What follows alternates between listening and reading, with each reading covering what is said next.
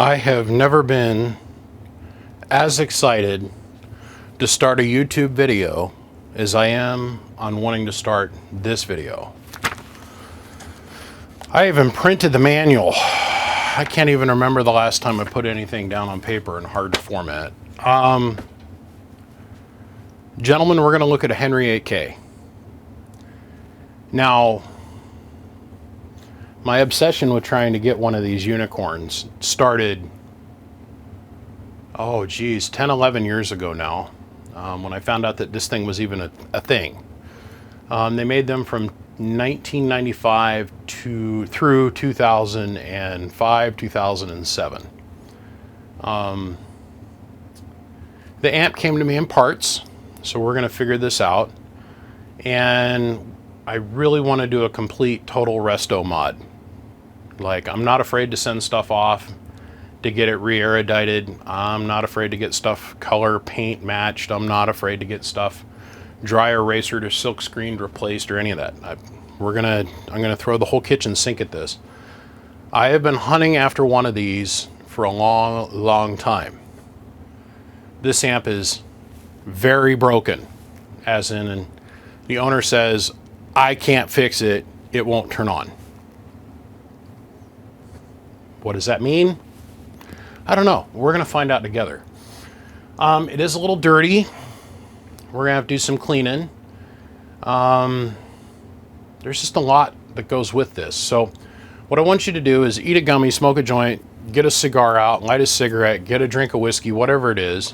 I want you to prop your feet up. I want you to relax. This is probably going to be a multi-part series because this is not going to be quick, nor is it going to be easy.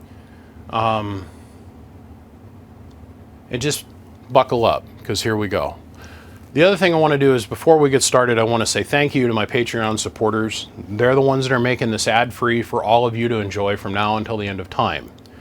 So if you're not a Patreon supporter yet, but this is your first time tuning in, could you at least give me a thumbs up, maybe a like? If you think about it, maybe subscribe. And if you want to see more content like this, because this is what I do, you might want to think about scrolling over and coming and joining us on Patreon, and then I can make sure to add your handle to the end of every single one of these YouTube videos. The other thing that I'd really appreciate is if you guys share this video. For some reason, the algorithm is not pushing my videos anymore. I understand. Like, how many Texas Star videos can you guys watch before you go, God, I'm not watching anymore? This is going to be an interesting rebuild. I swear you guys are going to enjoy this. I have very good solid bones to work with, and we're going to make ourselves a gem that anybody and their brother would be more than proud to say they own. So on that note, gentlemen, let's get in to rebuilding the Henry 8K.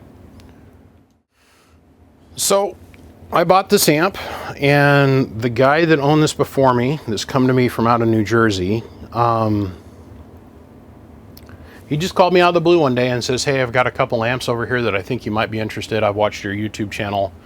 You might find some of the things I have for sale interesting. And that led into about 2 or 3 weeks worth of negotiation. I had a very good friend of mine, a very, very nice gentleman. His name's Thomas. He lives in the northern portion of New Jersey up by New York. This guy lived in the southern port of New Jersey that's down by the bay, farther south, like the opposite end of New Jersey. Anyhow, Thomas, let's just say neither one of these guys are spring chickens, but Thomas drove down there, was kind enough to prepay for this amplifier for me based on my word, and believing that I would come get it, and stored it for me for over a year until I was able to get my shit together enough to where I could get out to New Jersey. So this amp has been sitting in the back of his Subaru for almost a year, believe it or not. The one thing I asked of Thomas was that he would take the tube out of the amplifier, because the amplifier was going to be laid down in transport in his car. I thought, man, this old tube laying on its side getting banged down the road, not a good idea. So the tube is out of it. It looks like it's in fairly good condition, but that doesn't mean shit. I cannot stress this to you enough. Just because a tube looks good on the outside and the anode's not discolored and it doesn't look like it's got a lot of talk time on it, doesn't mean nothing. So we'll eventually high pot that tube and we'll go through all of those steps together. So part of the process of him, I'm assuming this is the top of the RF deck, I would assume. And I'm assuming that this is part of the support bracketry for the inside. When I picked the amp up, I literally got a thing worth of screws, a whole bunch of extra parts, and this is what it is. So even if we're missing a screw or two, I'm going to be okay. Even if we're missing one or two little things, it doesn't matter. I know a lot of people, I'll find those parts. But I've got all the basic guts for it. This is the auxiliary unit. They didn't make very many of these. Okay, first off, let me back up. This unit has spawned a lot of conversation, this guy here. And a lot of conversation between me and Ted Henry. Thank God we still have Ted around. He is no longer has anything to do with the daily operations of Henry Radio itself. Is able to get his email, and from there we've developed an ability to be able to talk back and forth. He's struggling with communication, so I'm very grateful that he takes his time to carefully type the responses to me of all my questions.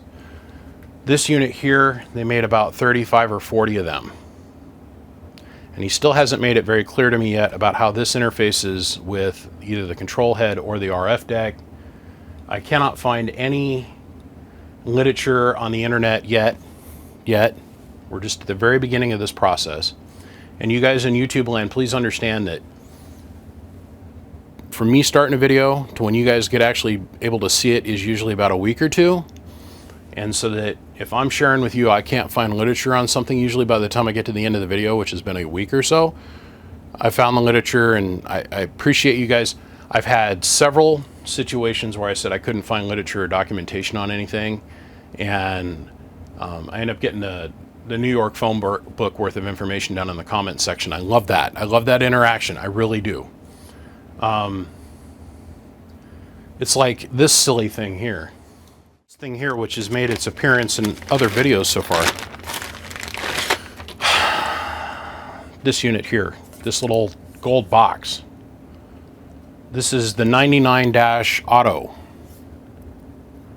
Okay, made obviously, this is block 1 or version D1, and it was produced in the year of 2003. They built this unit as a prototype unit. According to Ted, they did A1, B1, C1, and D1, and this is the last version of this. They only made about 20, 25 of these total. And they seem to work okay, but this was not a product that they put into mainstream manufacture. This is an AutoSense unit that automatically changes all the bands for you on the Henry SS750 and the Henry SS1200. This is rare. This is unbelievably rare. His response to me when I sent him the pictures and asked him questions about it was, wow, how did you find one of those? We made very few of those, and they were all for prototype. We started out at lot A1, and we built them all between 2002 and 2003, right? Rare. This is the equivalent of that. This is the Ultra controller, and this is built by Henry. Its actual lot number is 3K-8K-Ultra 65-420. That's the serial number, 65-420. This is supposedly got something to do with the Henry 3K and the Henry 8K. And this allows you to have more presets and more fine-tune adjustment. There's not an obvious plug for this, but I'm sure we'll figure this out as we go. There is no reference to it in the manual whatsoever. I have found one YouTube video where the guy shows this sitting with the remote control head explaining how this works, and then he never demonstrates anything. But he's got the first like 5 of these, like 160, 80, 40, 20, and so on, all the way out to 10 labeled. And this is in theory supposed to allow you even a finer 10-tune step adjustment, which we'll get into once we start getting this thing put back together and we can get some confidence that we're going to get it running. This is our head unit for the 8K.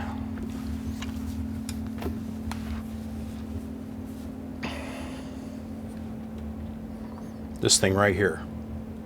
I am so tickled that when I pick this up, that the anodized coating on the ring face is not faded, scratched, chipped, dented, dinged. All the meters still have movement in them. See, some of these are frozen, and I'm not too sure if I'm supposed to click these or not. I don't know anything about it yet. So to me, I think that this points to this band, and this is our presets for each band. We're going to get into that. We're going to go over that together. I'm going to show the inside of everything as we go. I always thought that this was red lettering, not according to Ted. I mean, it is his company, so you would think he would know, right? This is the back of the remote head unit. This is the 8K Ultra head unit, okay? 65-154. And they're no longer based in Los Angeles, by the way. Just saying. This head unit is designed to be run remotely so you can have the amplifier up to 100 feet away from you. So you can have your whole transmitter shack in a completely another part of the building. And the idea behind this thing is that you can just hook up your umbilical cord, hook up your amplifier in another place that's closer to your feed point, and run the whole amplifier remotely. The only other mainstream amplifier builder that I know that did remote heads like this was Glenn at the Galaxy Corporation, which is now way defunct and has nothing to do with Galaxy Radio. Not even close. Old Doc Glenn. I have a 4-tube Glenn that's got a remote controlled unit. I've seen a 6 and an 8-tube Glenn that were remote controlled, 250B tubes, by the way. And we're talking 4 250Bs, 6 250Bs, or 8 250Bs with remotes. The Henry 3K and 8K are the only two that I know that Henry makes as remote faces, but I could be wrong. I'm sure there's somebody out there that knows way more about this than me and is currently rolling their eyes and going, oh my God, what the hell? Look, I've built magic on this workbench. This is nothing more than some meters, some lights, some wiring, some switches, some 10-turn knobs, some labeling, step motors, some chains, some drive gears. We can't let it overwhelm you, just bite it off one piece at a time. I was watching this video the other day of these guys. It was the best series I've ever watched on YouTube, and it was about Australian armor, the Australian Armor Museum, and they do beautiful YouTube videos. And it was on a Stug 3 German tank, and they got this tank that was in a bomb range and had been used as cannon fodder for 30 years by the Australian military. They drug it in their shop. This thing was a blown up, twisted up piece of steel. And 19 months later, one guy, with the help of about 10 other dudes, but one dude at the head of the thing, completely restored the thing back to fully functional military readiness, as much as legally allowable in Australia, because, you know, they're really strict on guns and stuff down there. So painted, schemed, rebuilt the wheels, the whole torsion bars snapped, the whole side of the tank bent in a U. I mean, completely restored everything. I do that frequently and often here, but with amplifiers. So I'm fairly confident that I'm not going to have really that big of a problem. The cable that comes with this thing, I think, is about 25, 35 feet long, but it utilizes the 1980s, 90s form of tech, the good, inevitable Clinch-Jones technology. You can make this cable up to 100 feet long if you can get enough conductor, right? High enough strand count conductor. This is the stock cable configuration. I have heard many different things over my years in my travels, because don't think that I don't know people that don't own Henry 8Ks. The official number is they made about 220 to 250 SS750s. They made about 150 to 200 SS1200s. They made about 350 Henry 3Ks, and they made roughly 400 of these, and only about half of them actually managed to make it into amateur hands for amateur use this year. So this is one of 400. Based off the serial number, let's say this is number 164 out of that 400-ish. Ted says he doesn't have access to those files anymore. The people at Henry Radio that have bought Henry Radio don't have any literature whatsoever at all. By the way, thank you, my friend Peggy down at Henry. She called me, cold call, me calling her, talking to her on the phone. She spent about 35 minutes with me, talking with me about the history, how they come about acquiring Henry Radio. Absolutely a pleasant person to deal with, and that's saying something, taken into account today, where when you call, everything is, you know, some call center in India, or nobody's got any time to help anything. That wasn't the case with her. She was sweet, she was supportive, she answered all of my questions. She was able to give me the direct contact to Ted, the owner and the founder of Henry Radio. And there was a lot of different guys that worked with Ted at Henry, many engineers. There's run across several people in my life where they said they were, quote, the head engineer, or were the head engineer, or worked with the head engineer. I don't care about any of that. The owner, who's still alive by some miracle, is the guy that gave me these numbers. So it's a pretty rare unit. In my travels through the internet to look at different things associated with this, I seen two that literally got scrapped for parts because the guys said it was either a crap design, they felt like they'd be married to it forever, they had some kind of moral qualm with it, or they didn't understand how to fix it, or they felt like they couldn't acquire the parts. And they just got scrapped. So there's 398. I know of at least 8 units, 8, maybe 9 units that have come into the CB community that have gotten completely gutted and turned into something else. So we're down to what, 380 units. I know 4 CB operators that use these as drivers, and they don't need them to do much, so that they just accept that this is what it is. See, the problem is that this is built to a spec design, okay? See this little number that's on this tube, that 3000 digit means it's designed to produce 3000 watts of power in a continuous operation. Period. To a ham guy, this is an insane tube. That's an insane amount of watts. The fact that we can get 8K peak out of it, to an amateur operator, that's just silliness. That's way more than they'll ever need. To the CB guy, a 3000 means 10,000 bird, 10,000 average watts, and somewhere in the area of 22 to 24,000 watts peak from this tube. And if your 3000 doesn't do that, there's something wrong with your 3000. It's just the mentality in the environment.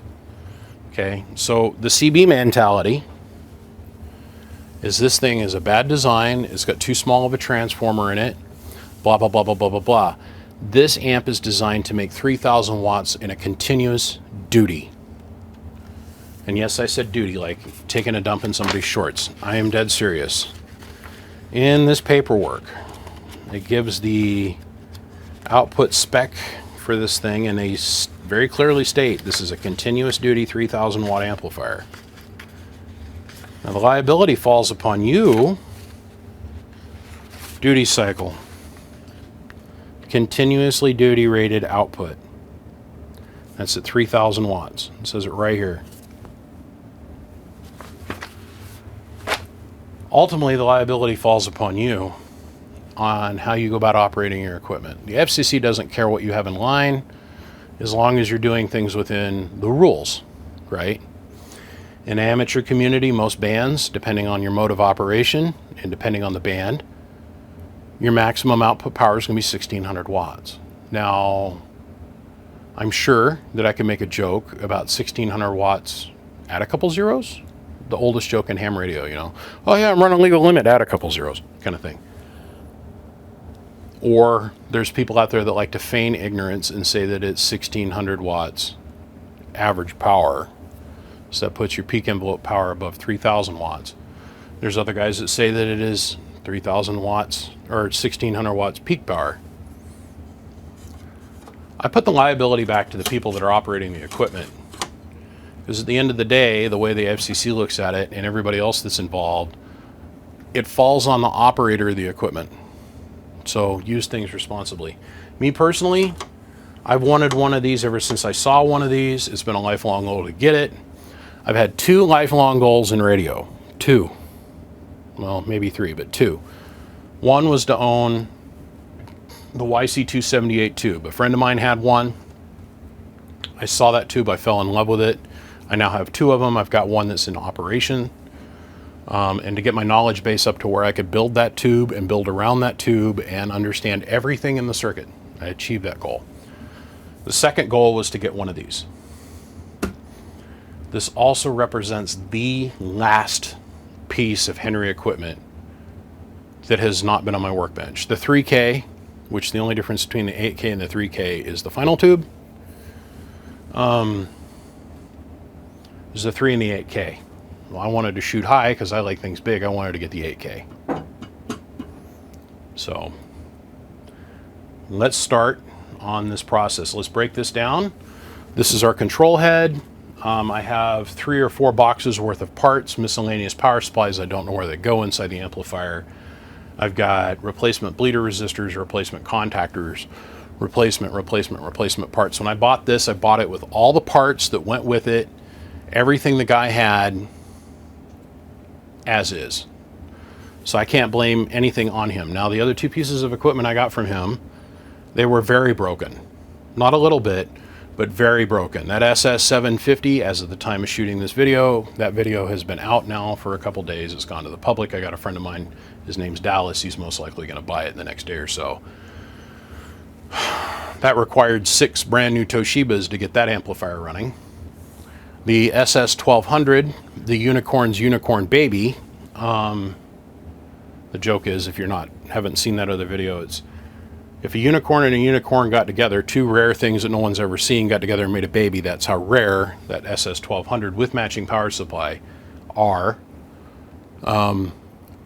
It's got MRF 422s in it, and out of the 8 transistors that are in it, 6 are bad. But the bones of the equipment are there, so $400 or $500 in transistors will get that one running too. This one here, I don't care what it costs to get it running. And I'm excited because this will be the very first beginning to end. Let's completely disassemble, let's clean, retest, and recertify every single part inside of these amps to ever come out on YouTube. There's multiple YouTube videos of people operating these, showing them operating, blah, blah, blah, blah, blah. Nobody has done a YouTube video where they would take it apart and actually show the guts of everything, how it works and how it works together and what we got to do to get it working. And how to repair some things. The number one major thing that fails with these, well, it's not number one thing.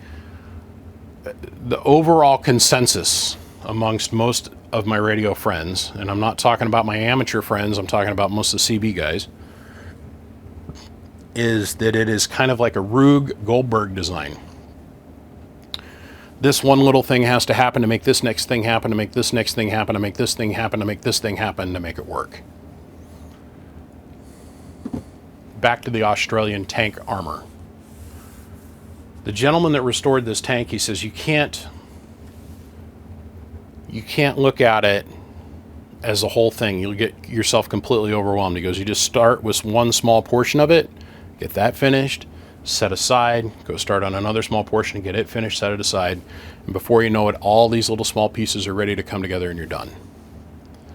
And that's the way I handle a lot of these big projects that I take on. You know, the 15s, the 10s, the 3000s, the 6s.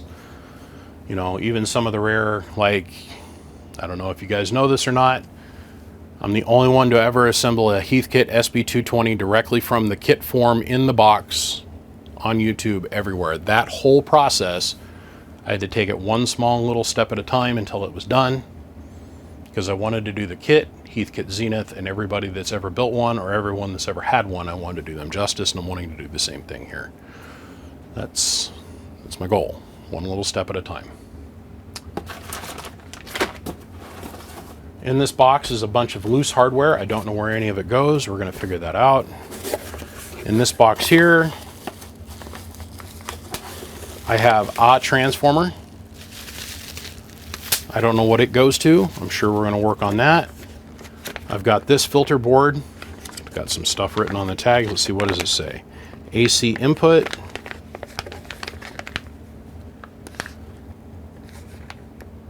"26-volt output." Bet you that's the transformer that feeds that. I don't know. We'll work through this. We're going to figure it out together.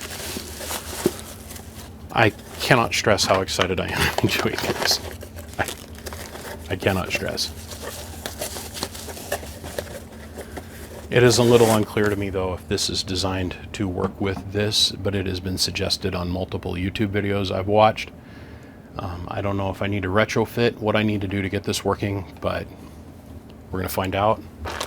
This is its interface cable.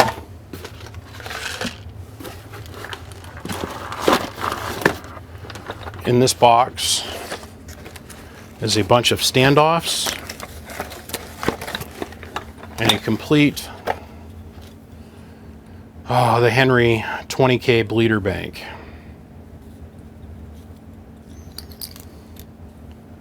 This is our high volt bleeder bank. I don't know why we have all of these parts, but we do.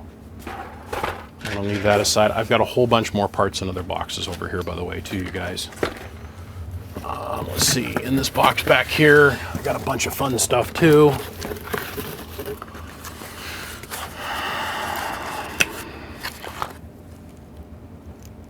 Some kind of contactor.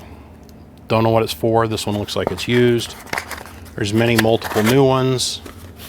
I don't know what's good. I don't know what's bad. This is a brand new contactor. If I'm not mistaken, that's our primary contactor. We'll find out.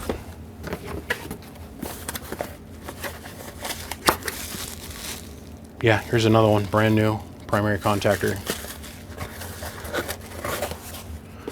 This gentleman seemed very frustrated, like why he couldn't figure out why it wouldn't turn on. And he didn't seem like he was too interested in trying to really figure out why. At this point, he just needed it to be out of his life. He didn't want it to get ruined or thrown away. It's a power supply for something. I have spent 2 seconds looking at this. This is made by Astron Corp. I don't know what it does or what it powers. I don't know what the primaries are. I don't know what the secondaries are. There's no labels on this, but it's in this box as being part of the parts for this thing. So we'll figure that out as we go. It wouldn't surprise me at all if that's what runs the step motors, runs the lamps, runs... We'll find out. We'll find out. So, 8K control unit. I was just tickled that all the labels on the front of this are in perfect condition. All the lettering, all the labeling, all the meters, everything's in perfect condition. The knobs, none of them are broken. The toggle switch, none of them are broken. The power switches, the plate volt switches, all of that. This 10 and 15 clicks, but the 20, the 40, the 60, and 160 don't. I'll be taking these apart to clean these. I mean, they're very easy to disassemble. You just walk the lamp out. I've got to go through that here in a minute. This thing's in super great shape. But let's go over here. Let's switch points of view. This is the actual Henry 8K unit. This is the power supply, the step motors, the tuners, the contactor, and the RF deck. all inside that little gray monolithic box.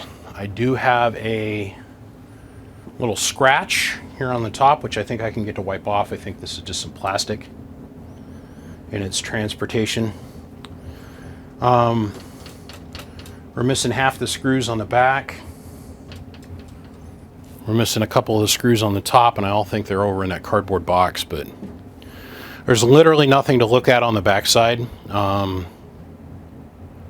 There's an end connector and an SO239 connector. They're both panel mounts. And the umbilical hookup in the filter, air filter. So I'm going to start here on the RF deck is where I'm going to start. So I'm going to get the head unit moved out of the way. I'm going to take off the front access panel, which all this is going to expose to us is the gear drive system on the front. That's our gear drive system for our steppers, which is yet, according to the consensus of most people that have either never owned one and only heard of somebody that's owned one, this is the weakest link in the chain, is the drive system for this.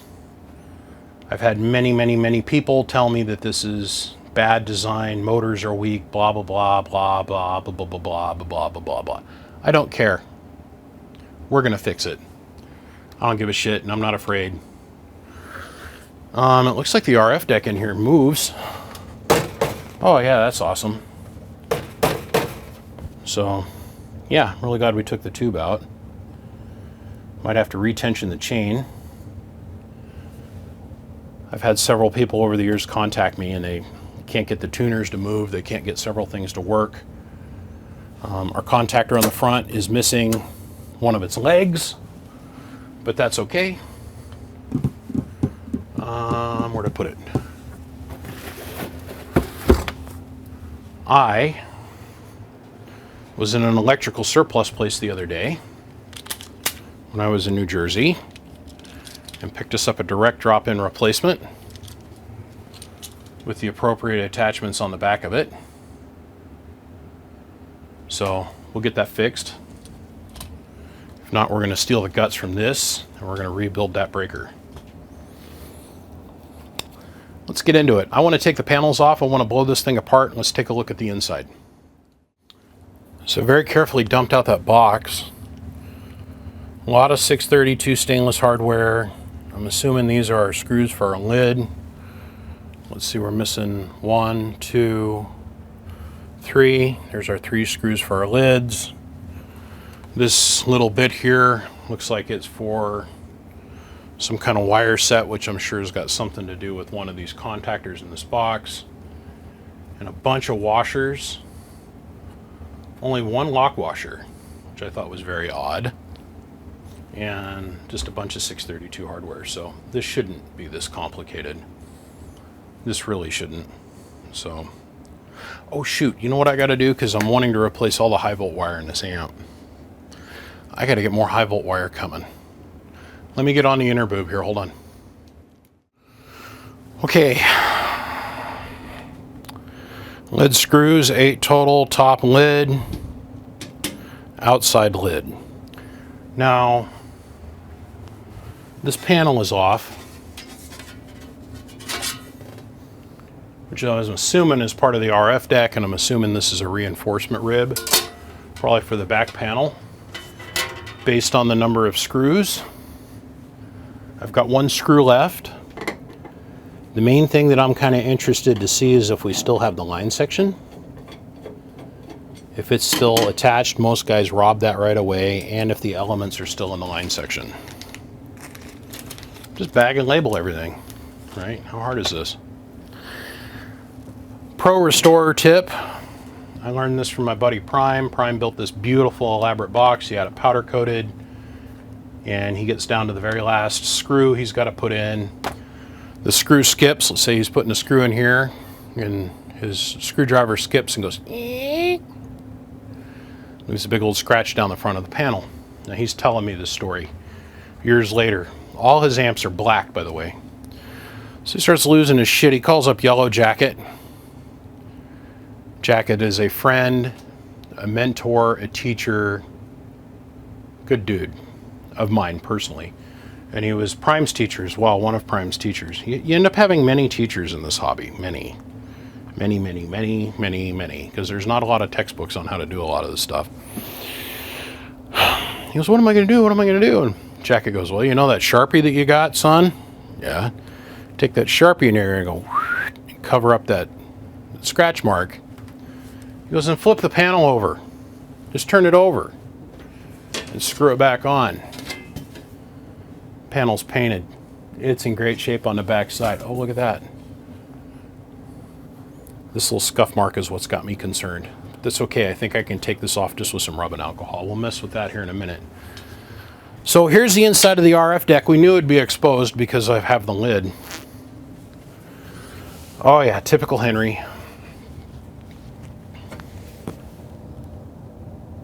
This is our blocking capacitors. Why do you do that with such small doorknobs? 1,000, 1,000, 1,000. So 250, 250, 500. Okay.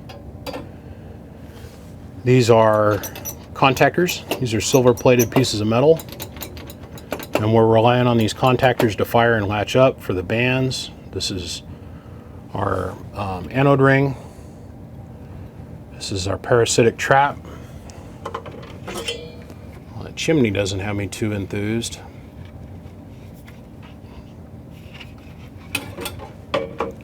How well does that work? Oh, I think I just seen something in my brain. Yes, that's exactly what happens. Henry is top cooled. It's just the right size to go over the chimney. The chimney, then in turn, makes contact with the lid, I bet you. And I bet the anode ring supports the weight of the chimney. So this sits like so. Just like that. So all the air in the RF deck has to go through the tube. In my opinion, that's the best way to do it. The last 8, 9 boxes that I've built that run with a ceramic tube, they are top chilled, as in like the chimney attaches to the lid. I am going to order up a 3000 chimney from my friends over at Fat Boy that's made of billeted Teflon instead of this sheet, even though the sheet technically works. And we're going to upgrade that. That's a fact. L jack. So this attaches to here. You know what? Now that I'm letting my brain relax for a hot minute, I bet. Let me think of it. Let me.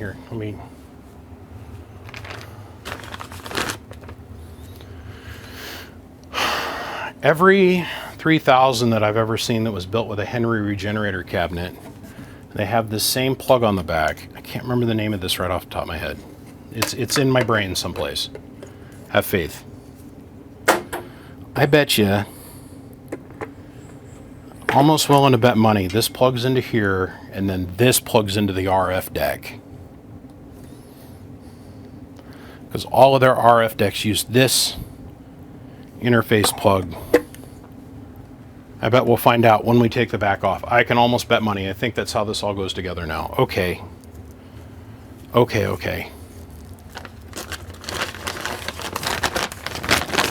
That gets us more presets. We're going to open that up and look at how that's built, the remote box. So the finger stock on the socket looks great. It's not dirty. We got a couple pieces of the stock that are bent. It's okay, we'll bend that back. It's super important that that finger stock make contact all the way around the grid collar on the tube for the thing to work stably.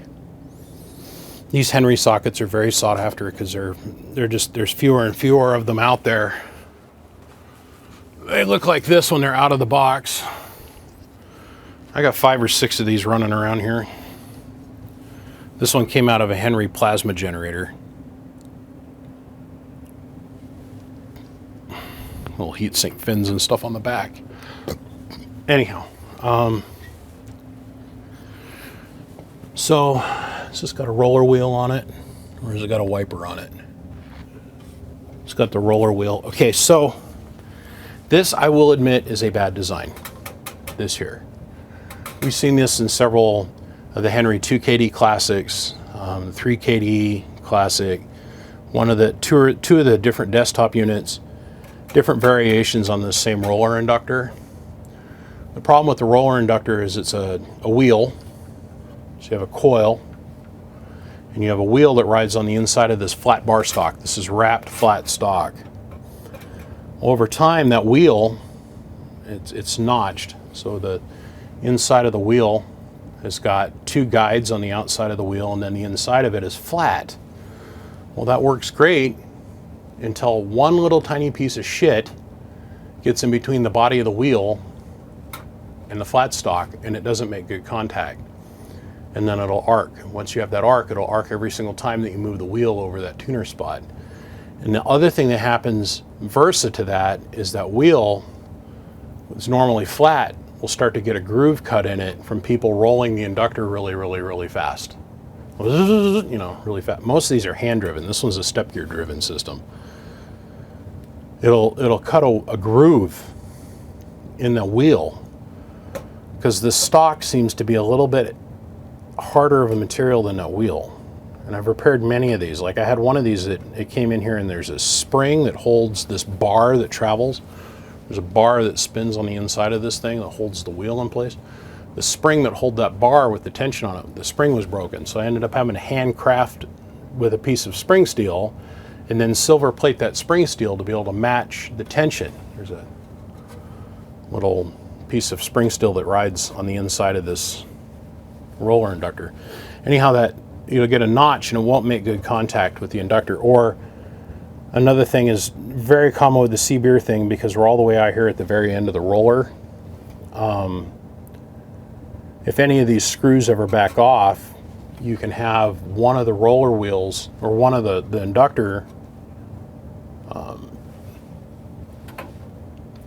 one of the inductor rings, as you're operating it at 3,000 watts, even though the amp's only designed to do 1,600 watts because you're driving it with way too much drive, this metal will heat, and when it does, it'll bow up and away and push into this Bakelite, and that wheel won't make good contact with it and it'll arc, and once it starts arcing, it won't ever stop until you take this entire assembly apart and re-clean the silver and take a jeweler's file and re-flatten, and then you've got to polish that with like 200 plus grit sandpaper, re-flatten the inside of the wheel so that it makes good contact with the flat edge of this flat stock. So that's bad. This over here is different. It's the same design but upscaled. This is different because the wheel that rides on the inside of this silver tube, once again, it's more surface area, more metal mass. The wheel has got a rounded bottom to it to match the curve of the tubing. So we don't have the notching issue, and because it's round, a little piece of shit gets in there and it doesn't want to stay caught. It'll push it out and you're able to make contact on the edge of the inductor as well. So this is okay. This is not the greatest thing in the world. I bet you that that's how that thing plugs in. It goes in the back of the deck. They've got auxiliary grommets here in the back of the cabinet for you to, not too sure for what yet, but they're there. Oh good, the line section is in here. It's got a 500 watt and a 5,000 watt.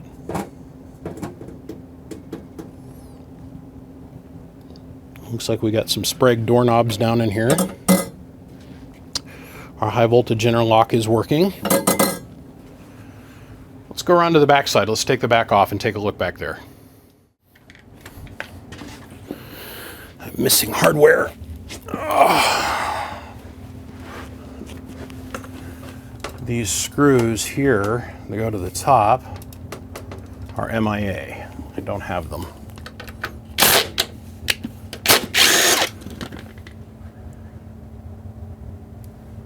I have a hard time believing Henry used self-tapping metal, sheet metal screw hardware.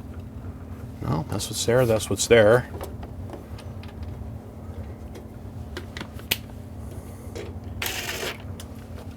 I'll be dipped in shit. SS164. Okay, so the head unit and the base unit, the parts match. This is the screwed up deal about this screen. I've had to completely restore one of these, and then I found that you can still buy these. This is like a common off-the-shelf thing. I had one of these come in that was completely destroyed. I got brand new screen mesh for it. Actually had to I built a jig, and I still got the jig around here someplace, to where I could re-punch this back out and make it square again, and then completely restored it. Yeah. This is made by the Masters Corp, and you can still purchase these. These are made today. I found that out after I completely by hand restored one of those, and then I had to bend up new channel. Most of the floor models, the top of the head unit is kicked back and you can't pull that screen all the way out. This is how you do all your wire tap transfers for 110, 220, 240. Well, you can't run this on 110, but the 220, 230, 240. And then in this amplifier, someplace, is an extra capacitor for the 50 hertz circuits that are out there in the universe. You know, like Australia, New Zealand, parts of Germany, that kind of stuff.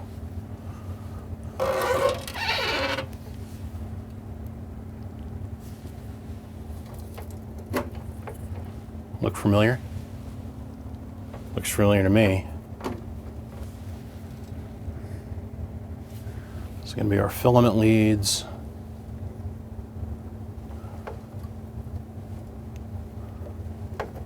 Our common case grounds, our high voltage to our RF deck.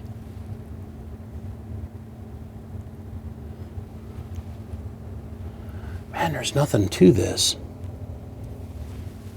Soft start circuit, auxiliary second power supply for lower voltages, filament transformer, plate transformer.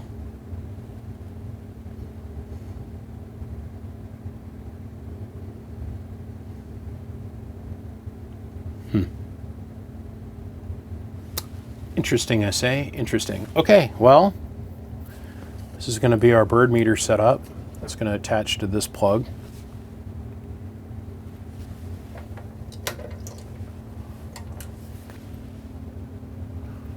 1.5 amp fuse is good.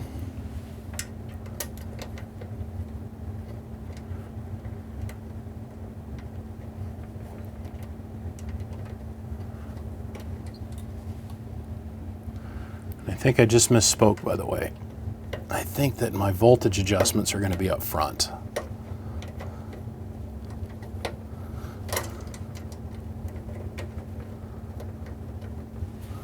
What the hell? There we go. No. There we go. There we go. Okay. I think our voltage adjustments are going to be up front because the power wire is going right by. I think this is the primary harness. The front and the back. Yeah, for sure is. Okay, well.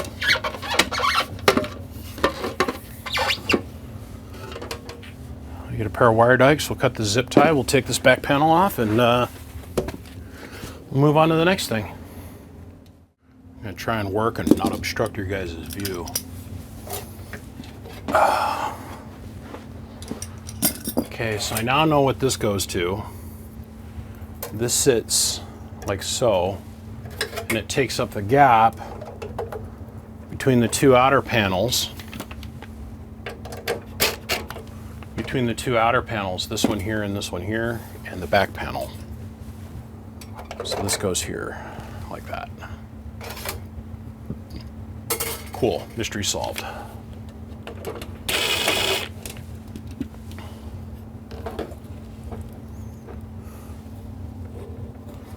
Let's go ahead and undo this.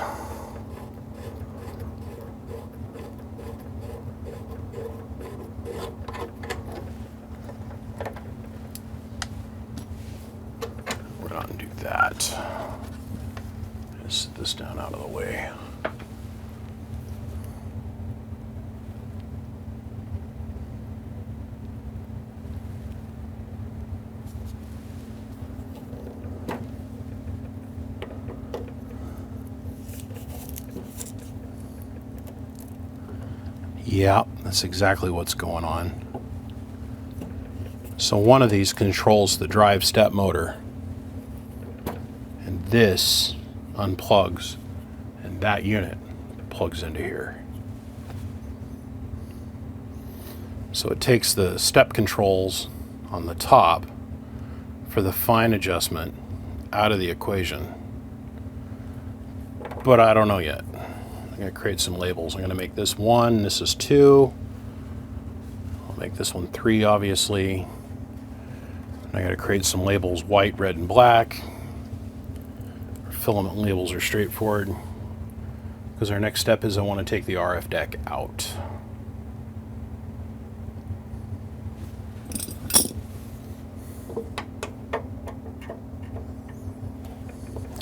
I am missing the hardware for the mounting of this.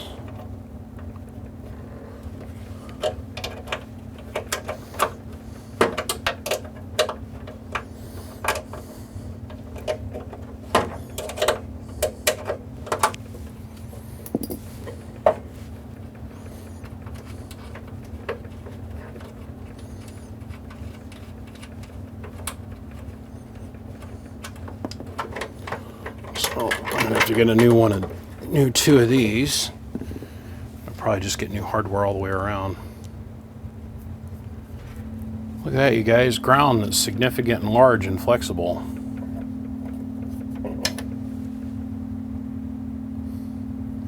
That high voltage connector has killed so many CBers. It's okay inside of a cabinet that's enclosed, but not the way a lot of the jack builders do. They build these 2-piece units and they put the high voltage lead on the outside of the cabinet, which is death.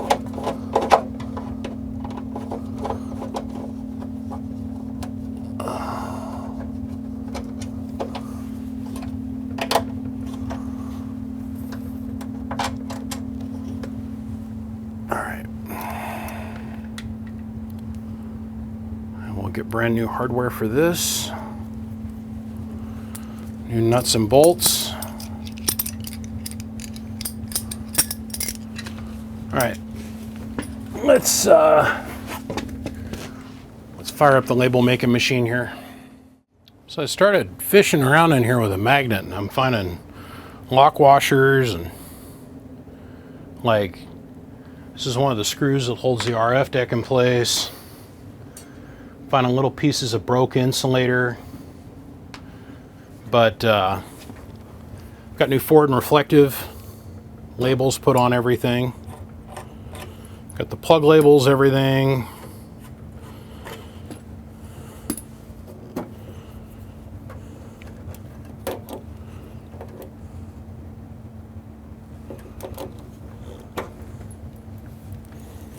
Let's disconnect all of that.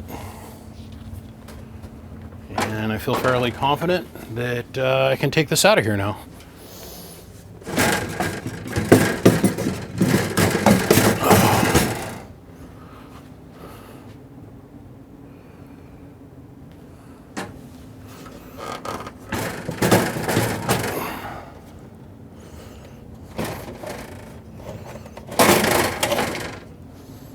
It's got to come out to the back.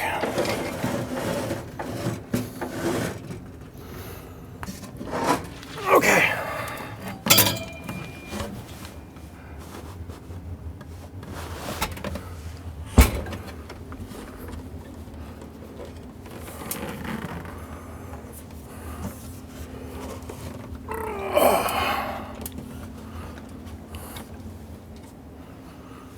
All right.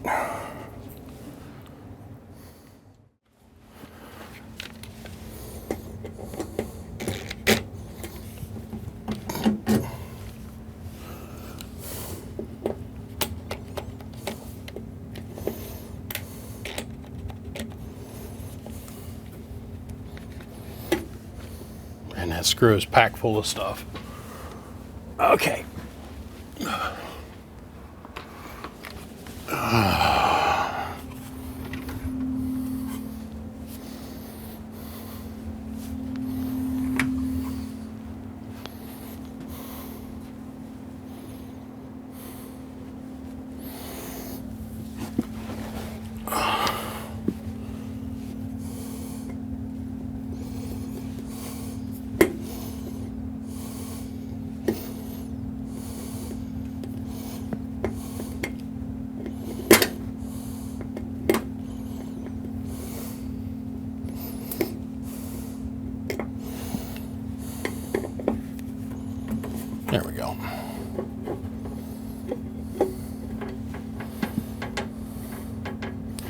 In theory, I could totally get away with not having to take these side panels off, but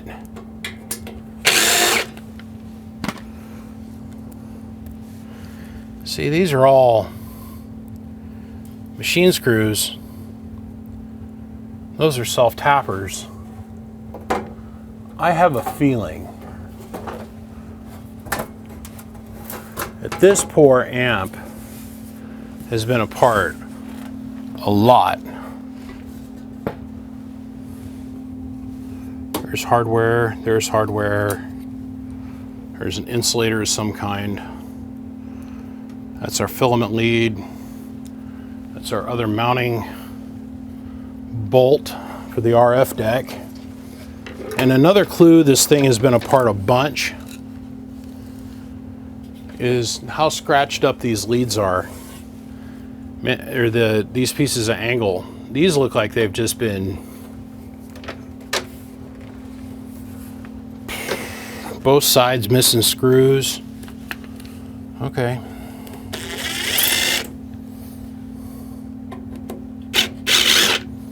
This will give me a chance to clean and buff these cabinets. Got a little scratch there I got to repair.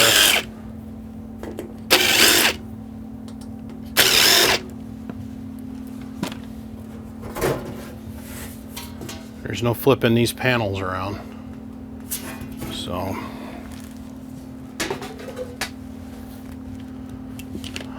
interesting.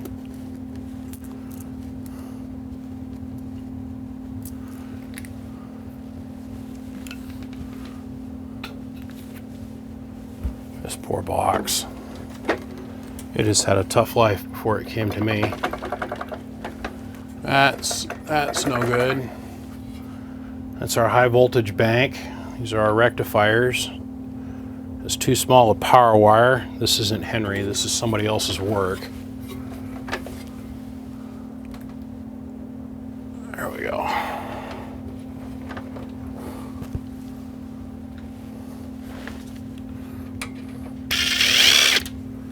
All these screws are just hagged out.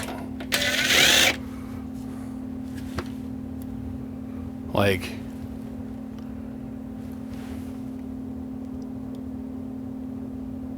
all slopped out. It's all right.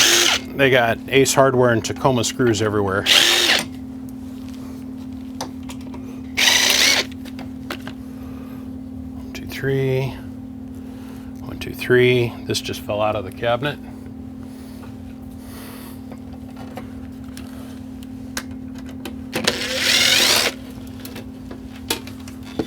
Yep, this is where we do our voltage adjustment, by the way.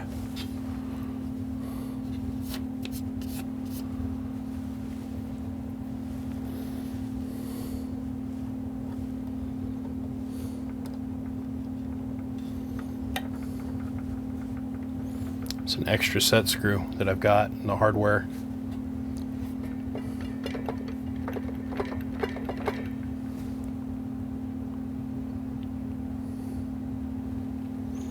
And it just won't turn on, is what I was told.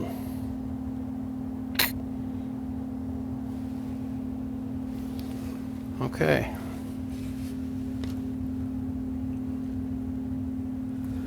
I got the high voltage switch through a vacuum relay that's down in here, and that vacuum relay is worth, those old school Jennings, they're worth some serious money. Let's grab a couple screws and we'll lightly put them in just to hold this on. This will say AC main. It does.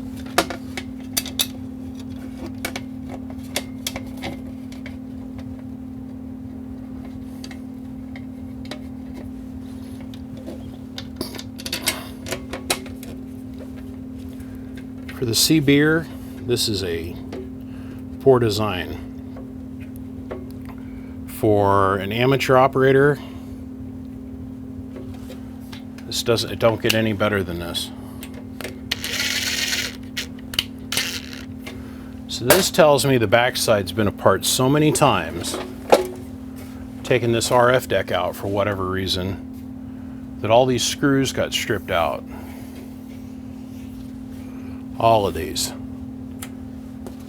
So I'll figure out whatever the thread pitch is of these.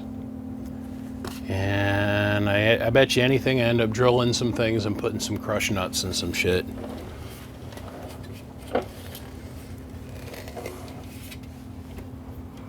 That transformer looks a little rowdy. This is our filament transformer.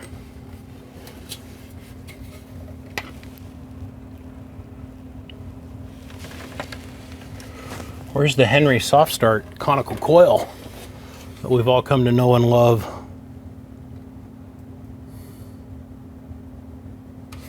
There's not even a timer for the soft start, unless it's done remotely.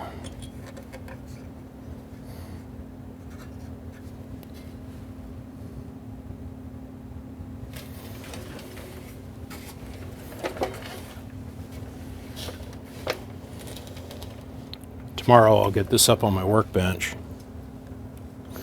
or up on my short table for me to work on. I'll roll the Bruce Jenner jack in here, the tranny jack in here, and we'll...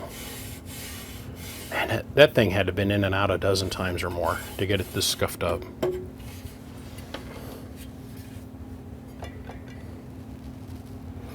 The bleeder bank's got a piece of paper stuffed underneath it as an insulator for the high voltage that's going over to our metering board. This is our metering board, by the way. Place that with Teflon.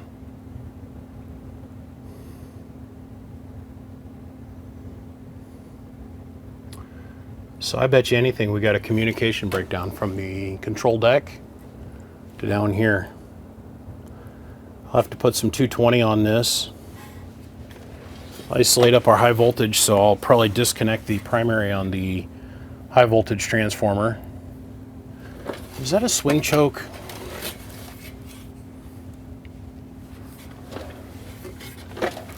Where's the primary and secondary? Yeah, this is a friggin' swing choke. So the impedance of this transformer is too high to hold the load. So they've got this secondary swing choke in here to knock the impedance down and change. And this also helps take out some ripple, but not much. Interesting. Yeah, it's a one-way swing choke.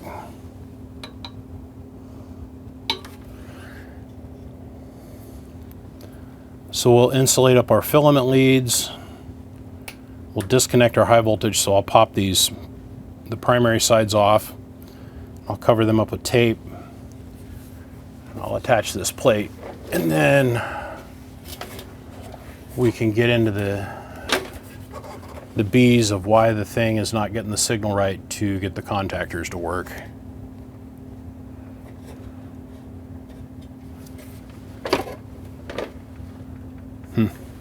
All right, let's go look at the RF deck.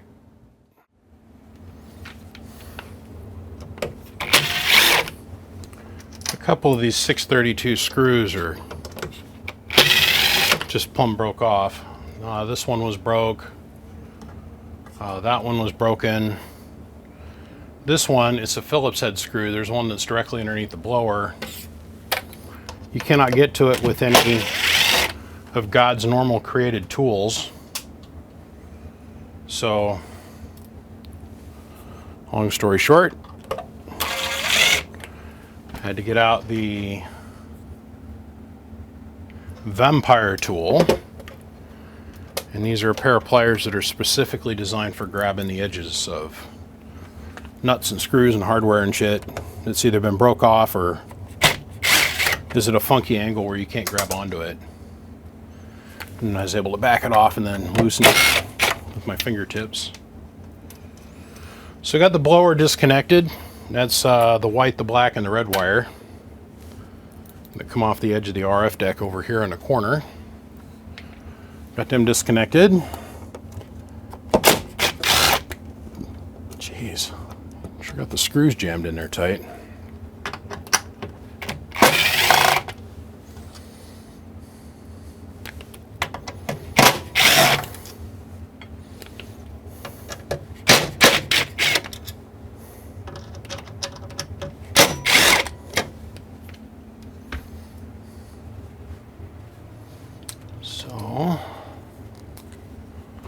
See, this would be right.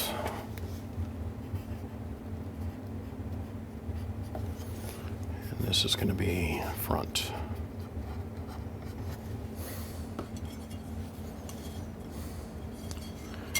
This is going to be left.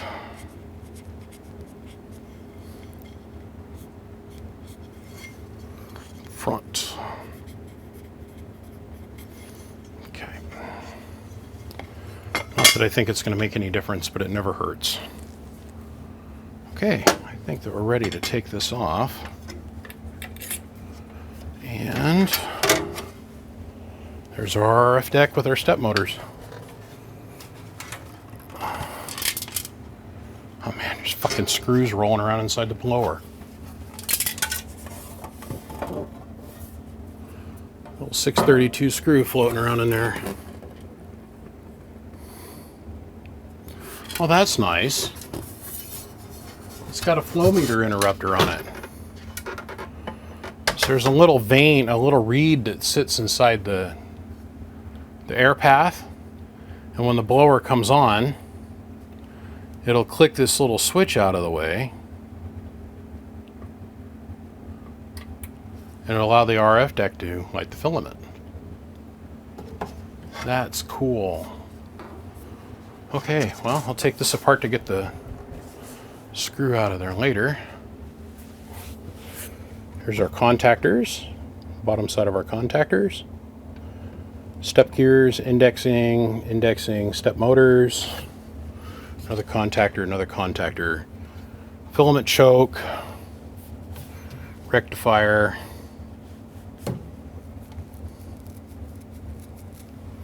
Huh. Very basic. And why does everybody hate on this thing so much? It's got stop switches and limitation switches that all they do is they cut the motors out. This is so basic. Okay. All right. Well, for your viewing pleasure, let me get in here and let's take a closer look at this. So remember, everything's upside down and backwards from what we've seen it on the outside. From the back, this is plug 1, this is plug 2. And plug 1 looks like it drives all of our stepping gears. Oh, that relay needs some work. There's some, got a broke wire there. So plug 2 handles all of our step motors.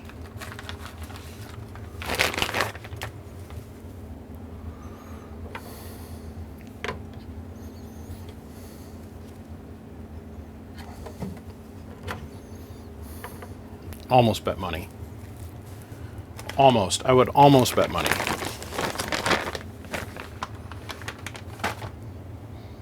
Don't count that as factoid yet. None of our contactors look burned. None of the wires look chopped.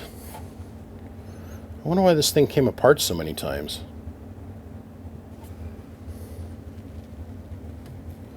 Yeah, plug number 1 is all of our voltages. Oh yeah, for sure. Here's our gray wires coming out. That goes over here to the indicator for the steps. The powers. The powers come through plug 1. Yeah, our blower motor, all that stuff is here. Okay. That just gives us a decent 1-over, I think. That doesn't look half bad. The big question in the conversation is the tube. I'm not going to lie to you guys. It does not take much to break the filament, and it does not take much to have a short. All right, let me bag all of this hardware, slip the RF deck forward, and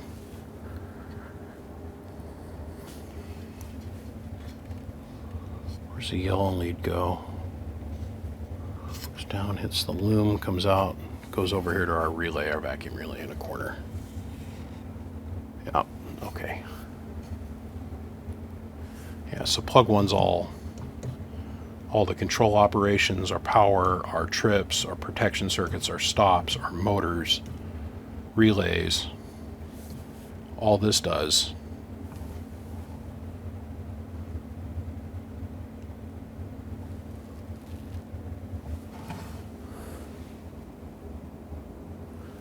This goes to the filament meter adjustment on this plug.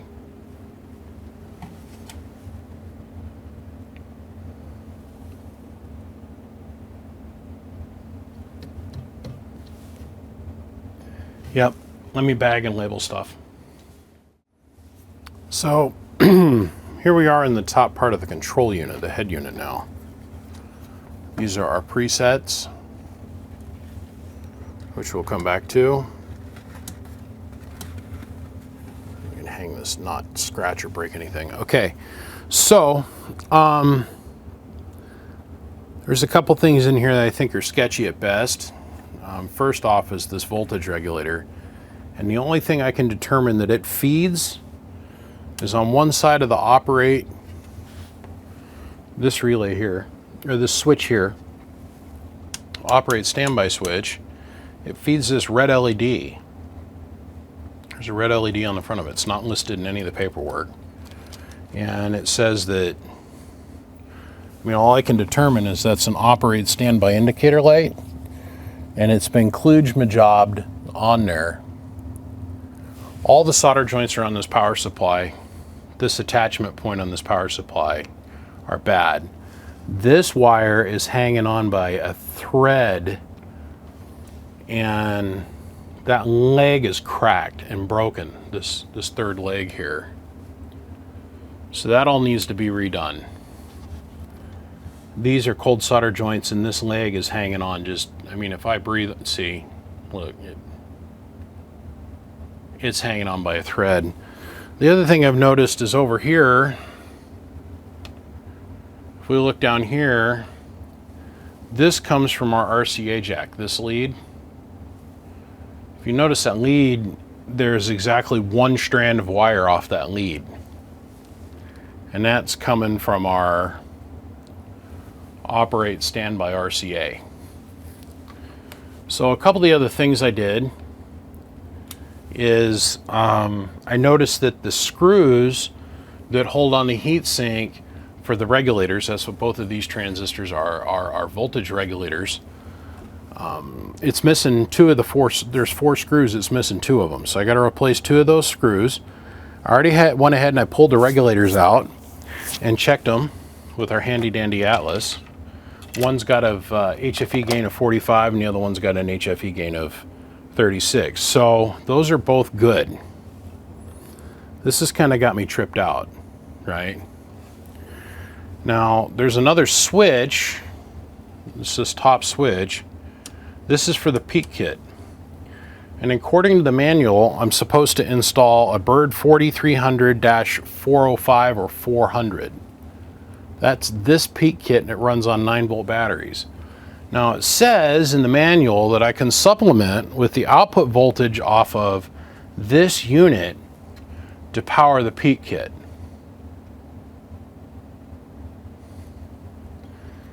I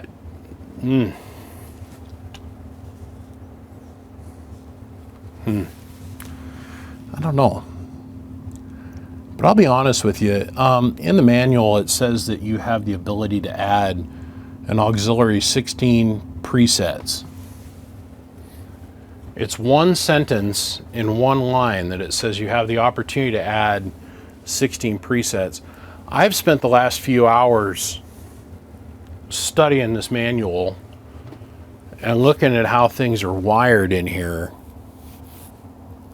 I'll be honest with you, I don't think this box is going to integrate with this. I just don't. I think this was for a later model Henry 8K, and this is an older model 8K. And the reason I say that is there's a band switch selector mode. I've seen some pictures on the inner boob now. The band switch on the front's got 2 extra positions that this switch does not have. Number 1. Number 2, there's no dedicated plug for it. Number 3, in here is all the presets. This box, this metal box here, This is all of our internal presets for A through M. Okay. And it's A, B, C, D, E, and then M. And the presets over here, this would technically get us 16 if we added this. There's 1, 2, 3, 4, 5, 6, 7, 8, 9, 10, 11, 12, 13, 14, 15. I think the M stands for memory for preset, for the band selector.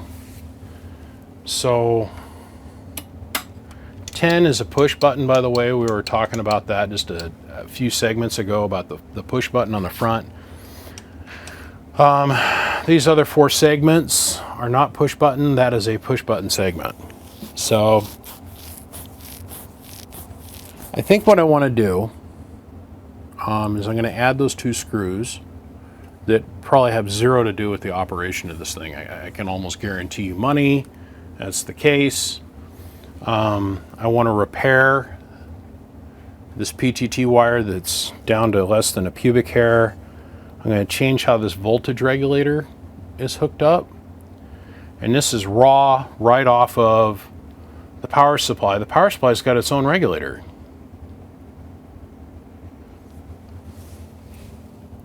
I'm also not going to lie to you. It is 3:30 in the morning. I've been going nonstop. My ex-boss called me in today and had me come down and help him at the fair, impound cars. We had a blast. Me and him literally had a blast. It's the first time we worked together in like 3 years. It's actually the first time I've been in a tow truck in about, well, towing cars anyhow. It's been a minute, right? It's been a couple years. So it was fun to saddle up and get out and go do that. I think what I'm going to do is I'm going to stop here for tonight. I'm going to go get a good night's rest. I'm going to get out here and I'm going to come hit this thing fresh tomorrow morning. And boy, there's little, if anything, I got to do to restore anything. I don't think the dude had this thing wired right, to be honest with you. I got to look at how the 220 volt mains are wired on the input of the amp. I got to look at that, and some of the things that I've seen that have been touched, they're just not, they're not right. Another thing is the RF deck. It's got a bridge rectifier, a bolt bridge rectifier, but in the manual they're showing a Zener, and it's the filament bias. But this brick rectifier they've got in the RF deck, I'll show you tomorrow, is blown wide open. I mean, it's wide open. And it's got one of the resistors is hanging out. There's a resistor that you use in the circuit to constantly allow you to have bias reference. So when you switch the bias on and off, you're never absolutely without ground reference on the center tap of the filament transformer. I find that that's odd that they did that in the RF deck. I got to verify that's what that goes to. And for that to work, I've got to get out the 20-foot umbilical cord. There, got it out. Jeez, it is time to call it a night. I got to pull that cable out and reinsert the RF deck and trace the wire out of the RF deck down to the center tap of the filament transformer. Because the manual doesn't give us, it gives us a pinout, but it's going to take a few minutes. It's just going to take a few minutes. It'd be easier just to clip onto it and plug everything, like slide the RF deck in, clip onto it, chase it down to the center tap of the transformer. And if that's the case, then we have no bias reference off the center tap that's switched. So that means the amp won't work either way. I've got to get a new one of those diodes coming, or use 4 10A10s and recreate the circuit inside the deck, but I want to keep everything as stock as I possibly can. So I've got to see if I can hunt that down. So a little bit of work in here. I won't know until I power this up exactly what I've got for voltages here.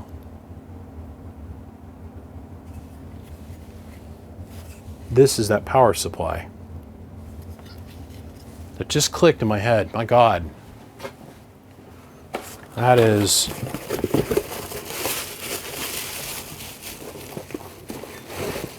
this supply.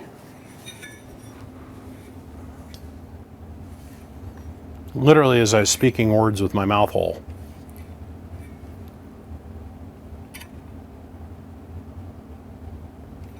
He blew this up, and he knew it.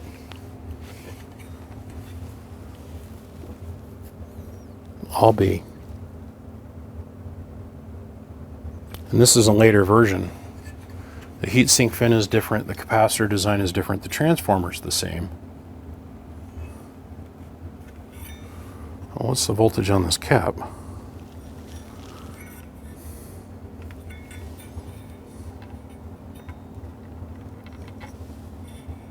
(16 volt, 222 UF). Okay, so I have 16 volts, max 16 volts.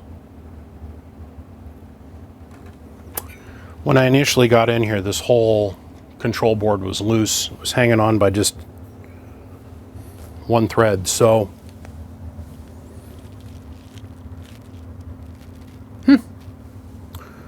well, I bet you this knocks the voltage down to 3.5 volts or 1.5 volts. I'm going to repair. Should I repair or replace? I think I'm going to repair.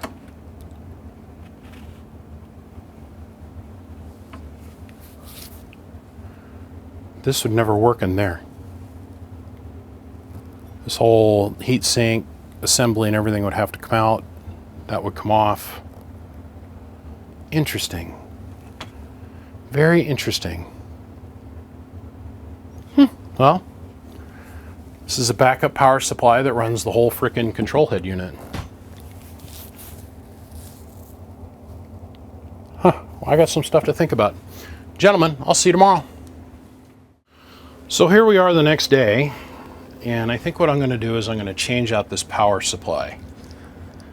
This looks a little hokey to me, so we're going to disconnect and replace this wire. We're going to disconnect this one. I'm going to disconnect the 110 volts that feed this power supply down here. I'm going to slide this out, and I'm going to put the brand new one in its place. Then I'm going to grab some voltage regulator units, and we're going to mount those up on the wall back here instead of just hanging out in free space to break off and cause problems. And I'm going to hand tie these wires and clean all this up. Hand tie this up and probably create some clips for this thing. This is what feeds the memory module, preset module per se, this unit, this wire here. Route all this differently. Try to clean this spaghetti mess up. So I've been looking at this. So this is the Bird 4305, and they want the 43400, which is a way out of date model. This runs off 9 volts. I think. I gotta verify if it's 9 or 18, but they want you to mount it to the back of this meter. And then you flip the power, so you'd leave this switch on, in and depressed. And then the peak kit operates standby, which is driven through this switch. All it does is flip the DC voltage on and off. So it pulls a common, you apply a common ground to it, and then you flip the regulated voltage on and off. So that's one of the things that we've got to create, is a regulated supply for this, which we'll do in a very orderly fashion that very much falls in line with Henry. So give me a little bit. When we get back, power supply will be changed out, the wires will be all organized. I am a little bit concerned about how this peak kit's going to mount up, because the way they have this set, I'm pretty certain I might have to build some standoff pedestals, or maybe remote the meter kit some other place. But if I bolt up to the back of these, I'm going to end up hitting the band control switch, which would be very bad. So we're going to play. I'm actually going to start doing stuff to this now. Like I said, we're going to repair this. So I'll probably bring it down with this loom, and then bring it around the way it should be instead of just having it hanging in free space. I'm going to retie these lines here, so I'll bring this down and bring everything together so it makes sense. But yeah, it's time to start organizing. So I'm getting ready to put the new power supply in. And to do that, you got to disassemble this whole heatsink assembly because it goes on the outside of the case down here. And I go to pull off this transistor. I don't know how well this is going to come out on camera, but this insulator was folded completely over and the transistor was going right to ground. Now it is an NPN, but I can tell it was never powered up. 52 on the gain on that transistor. If that thing would have been powered up, like if I would have not looked at that and powered that up, bam, would have been the only thing that happened. A big bada kaboom. Because the positive signal comes in on the body of the case. And then this gets grounded, the heatsink gets grounded. See this insulator that's in here?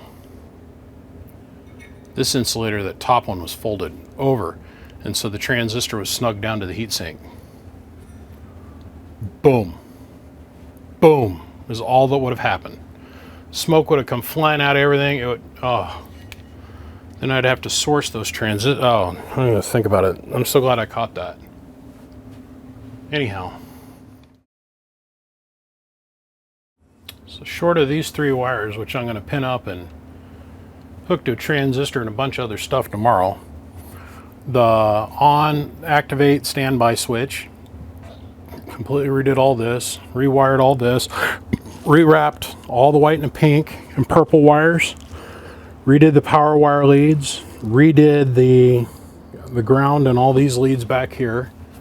And then on the front side of the cabinet where it was a spaghetti mess, I went ahead and hand tied up all of this and organized and unsoldered and resoldered all of this. Now down here, hiding in the corner, is this blank all copper board. And I thought, man, what is this aftermarket garbage that's in here? Nope, come to find out, that's the blink control module that allows the meters to flash on and off as they're going through their tune function. So I went ahead and rewired all of that, and then I grabbed a piece of Teflon. I grabbed a bunch of this sheet when I was at Fatboy 2 or 3 times ago.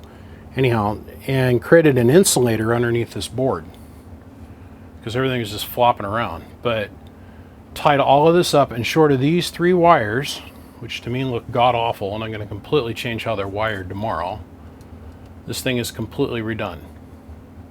And everything is hand-tied, including the wires that fit this transformer.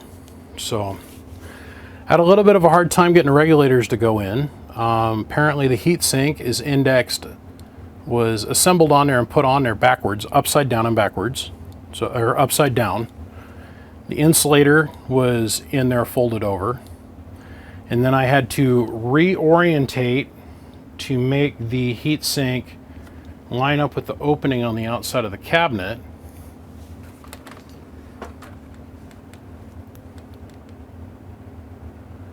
Had to reorientate the transistor holders 180 degrees out and then reattach the transistors. Even the hot wires that come off of here, I've hand tied everything. Everything is tied up. Everything has its own harness. The power supply. Here's this weird thing I noticed when I went to put it back together. There's 2 extra screws right down here and another one right down here. Remember how the power supply was flopping all around in there? Yeah, it doesn't do any of that anymore because it has all the fucking hardware in place. Imagine that. So tomorrow, when I get out here, because this took almost all day to redo this. I know it doesn't look it, but I mean, this is a night and day transformation, and this is a lot more proper than what I was given when we started. Tomorrow we're going to focus on the peak kit. We're going to focus on our 2 voltage regulators and our on-off indicator, and we're going to start restoring the front. Like, we're going to hand wash all the display switches, we're going to check all the lamps, we're going to do all that kind of stuff. This is a full day, and it was worth it.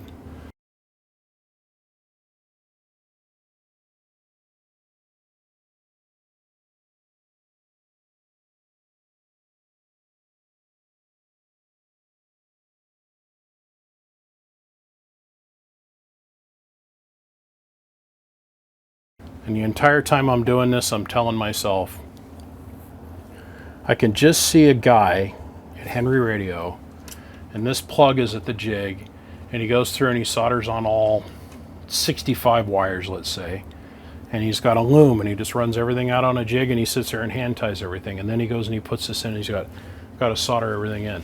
I'd like to envision that in my mind. These are all probably hand-built, one-off, bespoke, built by one dude at the company kind of pieces of equipment. But I'd like to imagine that, you know, some dude with a lab coat actually put this together. See you guys tomorrow.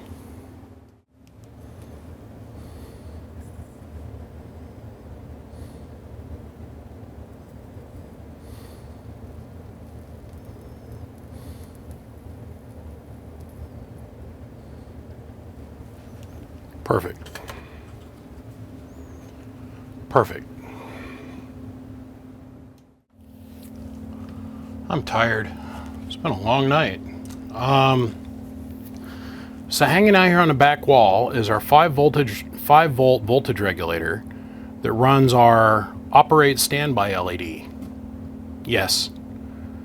The way this was wired before was with a 5 volt voltage regulator instead of simply a resistor on the 12 volt power supply. That's regulated. I shit you not, but I think that was somebody else's aftermarket hack, but we went ahead and recreated it. Instead, I put it on the back of the cabinet, so the back of the cabinet can serve as a heat sink. Yes, it's on an insulator. Yes, it's got thermal compound on it. This is a 9 volt voltage regulator for something I added. So initially I was thinking I'd do an 18 volt voltage regulator, or pardon me, 16 volt voltage regulator for the Bird 4300-400. But I don't know where they want me to put it, since the posts on the back of the meter aren't long enough, and the 4300-400 hangs down and it hits the band switches. So let me show you what I did instead. This is a modern equivalent to the 43-400, but at half the size consumes a quarter of the power, and it also allows us to have a multiplier. So now we have a peak kit installed, and it's fed by a regulated supply. I got rid of the blue but ugly switch that was on the front of this thing and replaced it with a new one, and I had to completely rewire the peak kit and had to build standoffs. That's what you guys saw me soldering together, was these little standoffs. I took a piece of copper, I created a spacer, I went and I got the appropriate actual thread size of a Bird 43 and not this screwed up, was it 440 or whatever size screw that makes up the back of this 30 UA meter. The posts are spread too far apart for a Bird 43-400 or 43-404 or 43-405 or the 43-406, all of which I own. None of them will fit. That and all of them are too long. They make contact with other things. I would have had to create some journals and build spacers and a whole bunch of other shit. So what I did as a compromise is I built these standoffs. They're made of brass, and you have your 2 posts for the meter, and to make them work, I had to build a standoff that came out this direction and went forward, and another one that came out and went this direction. They were off by about just that much. Just enough that if I went to drill the board, I would have cut a trace and would have ended up screwing up the peak kit and had to even do more solder work. So this thing is now fully on the accurate side of things for the peak kit. It's not powered up, but it has been tested. And we went ahead and we added some new labels on the front. So we've got peak and average RMS, however you want to refer to it, Bird. And now I want to move on to the front. But for me to move on to the front, I have to finish the peak kit. but I wanted you guys to see the inside of this. It turned out absolutely beautiful, and it was worth all of my times to sit here and replace the power supply and re-hand tie all the stuff that had been butchered by whoever had this before me, and make it all the way back to stock. So if a guy wanted to, a guy could take all of this out of line, undo the finger screws, and yes, these are knurled finger screws, take this off, take the spacers off, and just hook the wires back up. And there's no damage to the amplifier other than what was already previously here. Zero. So that was the best solution I could come up with, and I think it works great. I'm really ready to move on. I've spent 2 straight days inside of this control head unit, and I know it inside and out. And if you called me with a question, I could probably tell you down to the resistor value, color code, and the wiring code of the deck at this point, because I've spent so much time with literally my hands and my brain inside this box. So let me put the pre-selector band selector back on, and we're going to put the lid back on it, and we're going to start working on getting the face all cleaned up. Okay, so this is really simple and kind of cool, I thought, and I managed to do all of this without drilling no holes in anything. That's what makes me happy. It really degrades the value of things, in my opinion, my humble opinion, when you start adding holes. Like, I can almost guarantee you these aren't stock labels, but I know if I take them off, the paint underneath is going to be discolored. At least I'd believe it would be. I don't know, I might take these off. Somebody else added these. It's like, this is a stock switch, and that's the reason I felt comfortable with adding a peak kit switch, because it's stock. But what I did is, for the peak kit, because it's got a multiplier in it, you can open the door, and built on a shelf in here, we're now on 1x, that's 2 times, and that's 5 times. So in theory, this peak meter can read up to 25,000 watts peak now, and 10,000 watts slug, pardon me, that 10,000 watt slug that's in this thing can read up to 50,000 watts or whatever, but whatever, okay. But we now can reach back here with our finger and flip the peak kit to its different multipliers without affecting any of these other presets. So I thought that was pretty slick. There's no holes, and the guy could totally convert this thing back to the point where nobody would even be able to tell that I'd modified anything. And that's the way I'd like to do it. Another thing, I have checked every part. I've checked every gauge.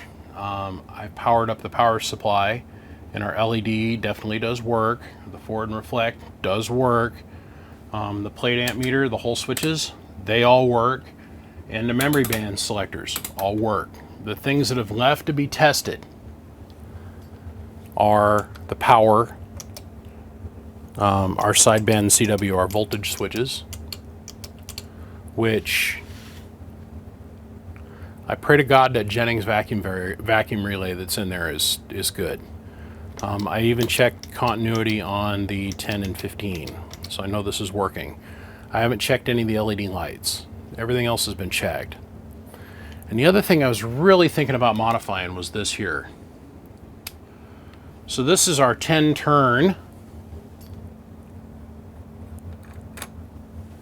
Scroll down one, so that one's set on 0. This is our 10 turn counter. And I was really thinking about taking this apart and eliminating, I want to go slow, these wipers are old that are in this thing. Making it so it's set on 1 instead of 0. So we get up to the top of things here.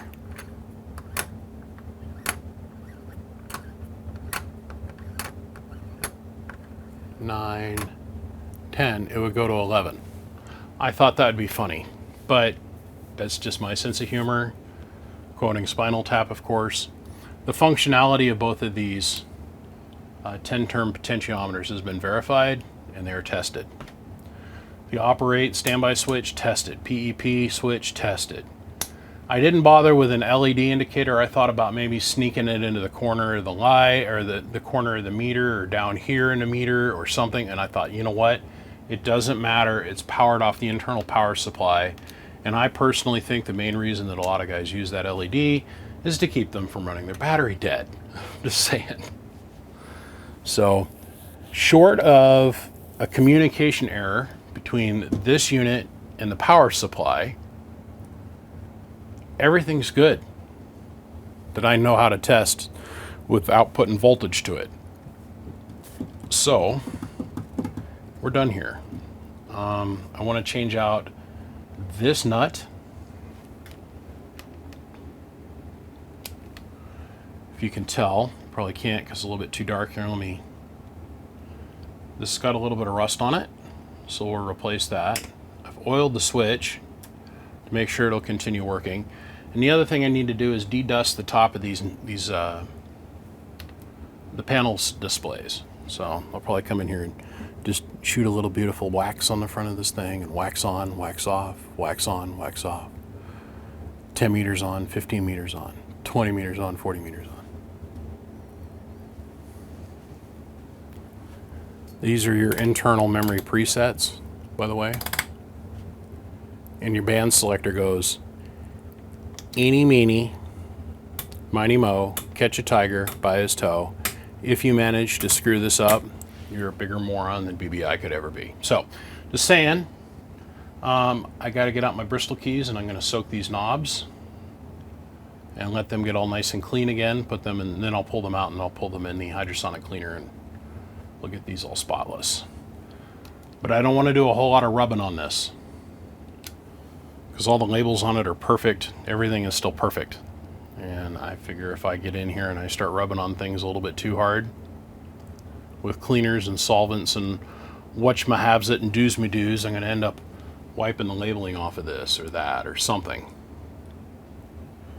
So this will take like 15-20 minutes. I'm gonna let these these three soak overnight. But when we come back, I think it's time for us to go check the remote cable and get that tested and certified and ready for us to use. And I think it might be time for us to jump over to the power supply. Gentlemen, take a minute and share this video if you can. My view numbers are slowly ticking down, and I can tell because YouTube isn't pushing my videos anymore. This is a big deal. This is the full length, let's take it all apart, let's look at everything on the inside of it video that's ever been put on YouTube ever about this amplifier. And this is the holy grail. So if you could, I'd appreciate it. And I guarantee you by the time I'm done with this thing, I'm going to know this amp inside and out like the back of my hand, which means I get to pass all this knowledge on to you guys. All right. So now I got to check the cable. This remote cable, I've had a lot of problems with Clinch Jones plugs in my life. And it all comes down to these connectors weren't silver plated or gold plated. Right, these are nickel plated. We just kind of, when I hear people tell me, well, I got a Clinch Jones plug in between A and B and C and D, and this won't turn on or that won't work, I immediately go to, it might be a bad connection, right? 1, 2, 3, 4. 1, 2, 3, 4. So I get to sit here and I get to test every single one of these leads, which is totally cool. I enjoy this kind of thing, right?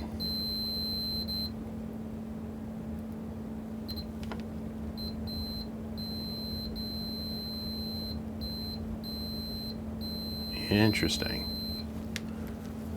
So we'll take this plug and we'll give it a little bit of a, not a lot, just a little bit of a twist. Okay.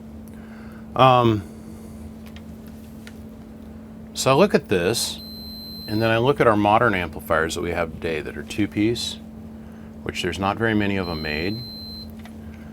And then I look at how this entire system's driven on the inside and how it's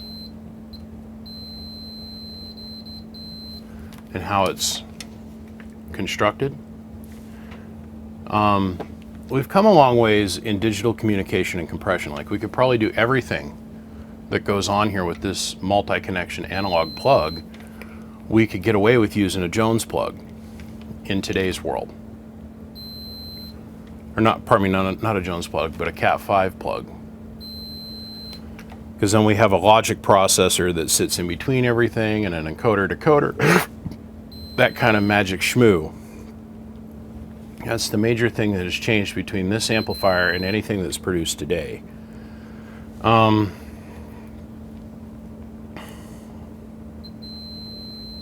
Good, we got a good solid ground. Good deal. There are some neat things that are out there today. Like, I would be surprised if in the next 3 years, 4 years, anything new has an analog meter in it at all. And we're not all completely liquid crystal display. Me personally, I'm not a digital kind of guy, but I'm saying that's the wave of the future. And I had a guy ask me the other day, if I was to buy a 3000 from you, what would it cost? And I told him, well, it's like 14,000 in parts. Just 14 grand in parts, right? And I said, what you'd end up getting, and that's without me charging any kind of labor, what you end up getting is a black monolithic box that you plug in, and it would run from just an app on your cell phone. He's like, well, how would I turn it on? From an app on your cell phone. Well, how would I tune it? From an app on your cell phone. Well, how would I, with an app on your cell phone? I laying in bed this morning, and I had to call my buddy Robert that runs Steam and Coax. These guys. Because I had an idea for a completely different meter other than this for version 3. We'll talk about that down the road. Ooh, that pin's loose.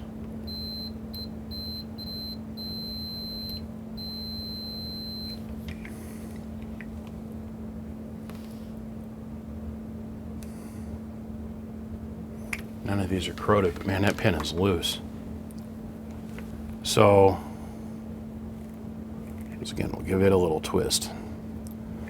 So now by having this little twist, it allows me to have a visual, excuse me, allows me to have a visual indexing mark on things that I might think have a bad connection. Like this plug here will never see this plug here. It just won't happen, right? This one here is going to see the amp head. This one here is going to see the RF deck. But I can pull this off and go, well, I know that this plug here is loose because it's got a little bit, it's a very, I'm like, you can see it's just a slight twist. And then I can go and I can transfer those same twists and those plugs to the RF deck and to the control unit, right? Make sense? I pulled the Jones plug cases off because I like to get a look at everything on the inside, make sure none of our grounds are broke up. I mean, they did these right. These are all soldered connections that have got heat shrink on them. So I can't give anybody a hard time about it. I mean, they did what they were supposed to. Hence the reason why we're here almost 20 years later and we're looking at this and it's still being a viable project. Now I'm on this, I've been on this now for 3 days straight, right? For me to spend 3 days straight on a project, it's usually a new build. It's just how important this is to me. If you sent me this amp to repair it, yes, I would do the exact same things to it that I'm doing to it here on video, because you have to.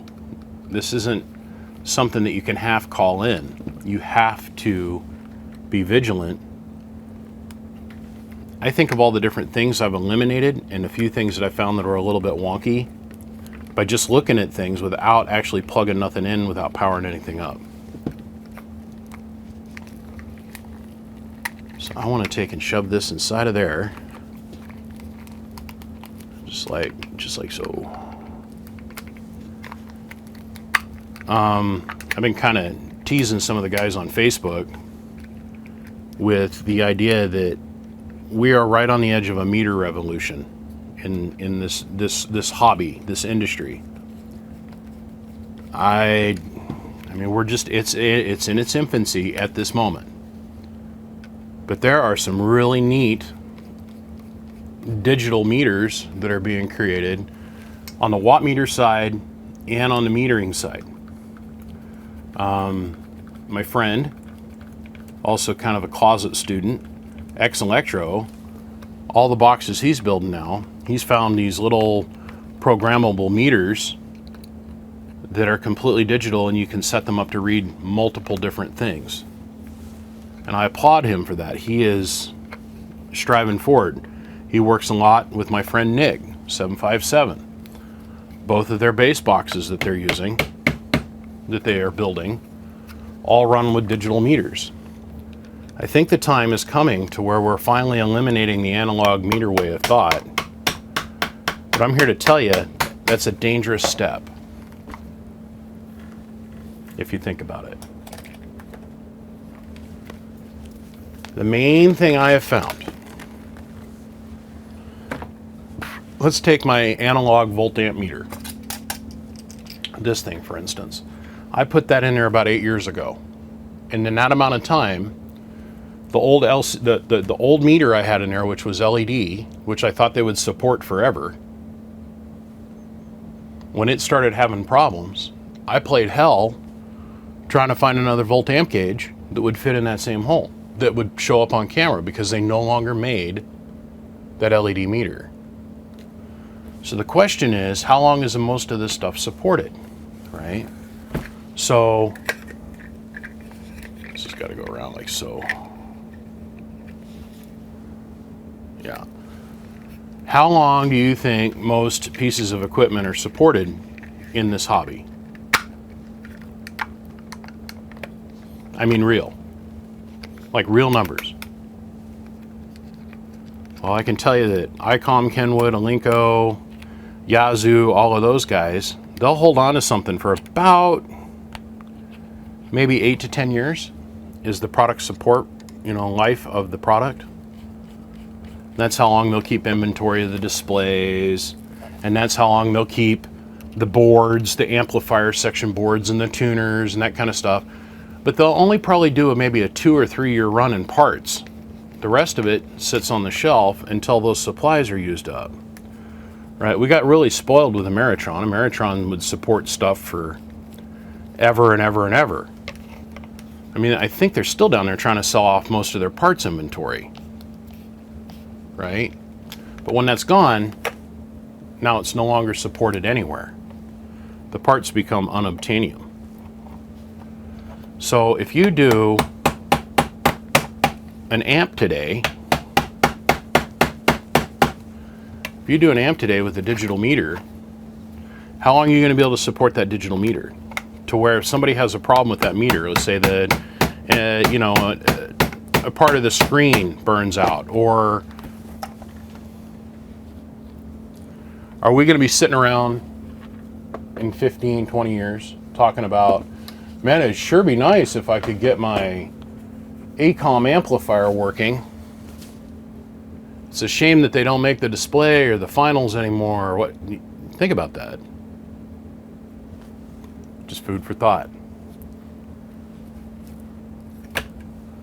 Let's go play with the RF deck for a minute, because I got to get some things in my mind un-effed in the RF deck a little bit before we can move forward any further. I got to look at the RF deck, and then we're going to start playing with the power supply. Because the next major step I want to get to is I want to get the power supply hooked up without the RF deck in the cabinet, by the way.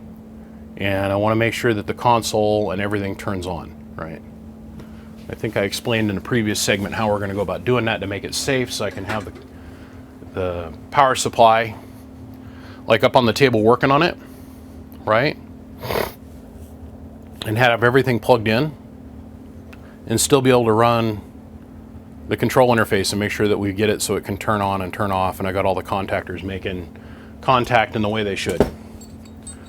Okay, let's reset one more time. Okay, so now we're in the RF deck, and I can't help but notice I have this bridge rectifier that is completely blown open. So, what I need to do is I need to get in here, and this has been reworked a couple times. Like, a couple times. What I need to do is get in here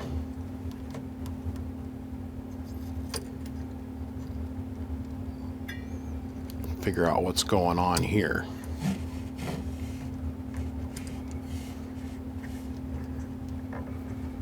I need to pull this, get this all broke down.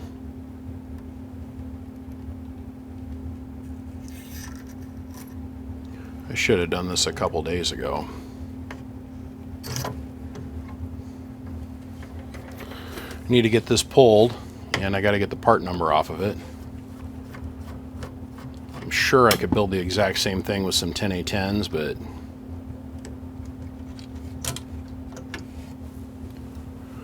oh yay, more thermal compound, yay.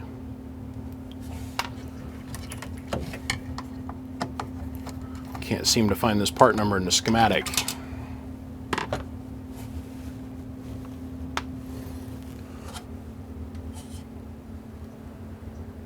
A 18050. I know this part. Seen it before. Okay, let me get the thermal just cleaned off my fingers here. While I'm in here, those inductors are good. That diode's good. That diode's good. That diode's good. Let's check our Zener here.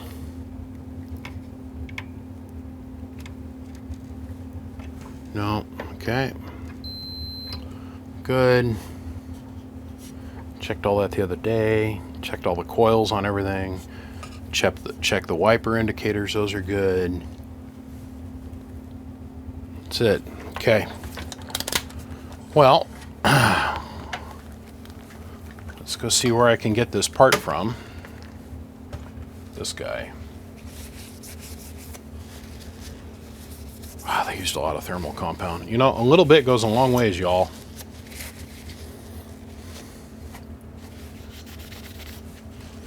So there's a diode between here and here, and a diode between here and here, right?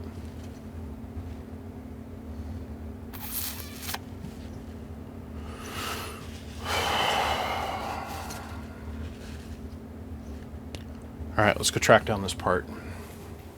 This is interesting. What it's telling me here on a computer is that this part number doesn't exactly match, but this is an 1800 volt. Man, that can't be right. 1800 volt, 50 amp. But then when I back up to the previous search, I love how AI is able to put all this together for us. This is the one few things that I enjoy about it. The 1805 appears to be referenced discontinued high voltage rectifier block formerly sold by RF Parts Company.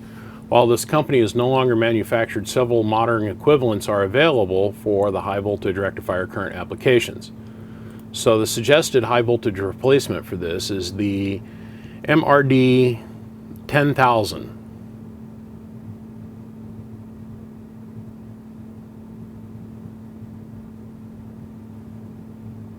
Rectifier block with stud slots. So this is a standard 1000 volt half amp diode, or 10,000 volt bridge rectifier. Okay. And they want $95.91. Well, that's something.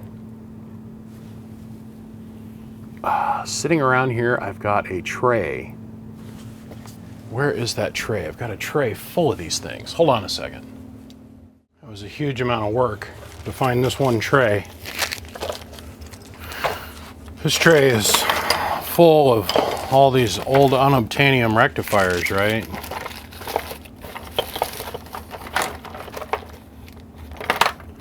These are all 12,000-ish, 10,000-ish, supposedly. But the ones I'm interested in are these, and this is what I remember seeing in this box. So, these here though, I gotta check the specs on these, but this might work just perfectly. Even though I know I'm going to end up buying the RF parts part, it doesn't matter. I had to go look. Give me a second. So, I think I got this worked out. This right here is our diode that's in question. It's D101, which translates to the cathode bias. This is our bias diode. EMI 12105-408, and that is so old of a part that Google over here on this side of the screen, you guys can't see it, doesn't even have a cross for it. So look at the direction that the diode's facing. This resistor here, this R103, is a 220 ohm 2-watt resistor. This is our fuse at the back of the cabinet.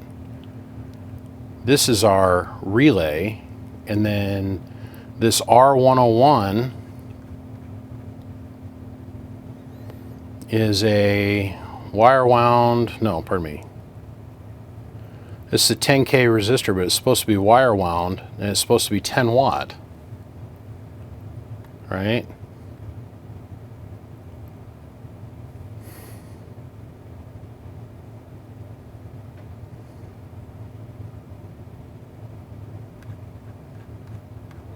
An R102, 130 ohm. Okay. So let's look at which direction this is feeding. There's supposed to be a capacitor across this too. C122. C122/28. Ceramic disc 0.01. Okay, 1 kV, no big deal. All right, so let's go back over here and let's look at what we took apart. So this is the way this rectifier brick was installed. Please note the way the diodes are faced. Okay? Across these two poles, we had this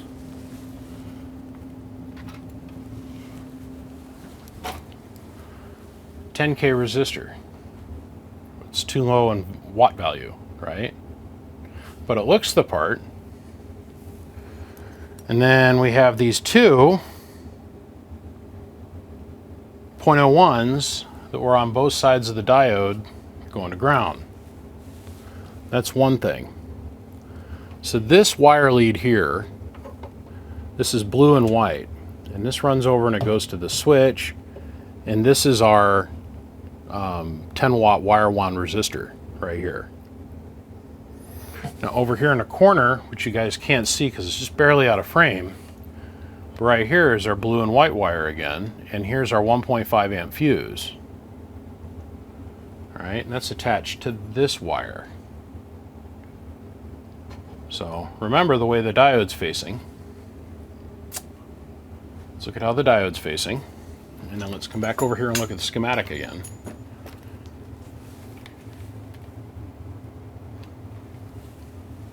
Look at where the fuse is at. Look at how the diode's faced. So I don't necessarily say that this is the appropriate diode for this entire situation, but I can tell you this diode was put in backwards. And that would explain why it was blown. And it would also explain why he probably wasn't able to get any power out of it, because you know you have your anode, that's the top part of the tube, And then the cathode, which is inside, and the only way that we have access to that is through the center tap of the filament transformer, which is down here.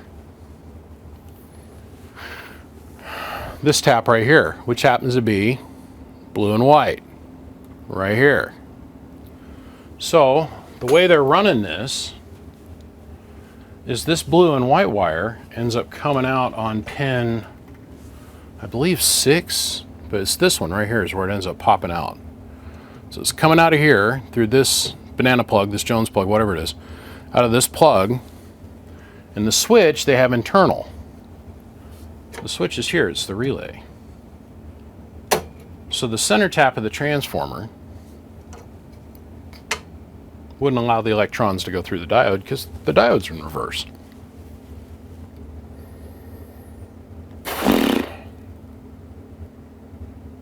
Wow.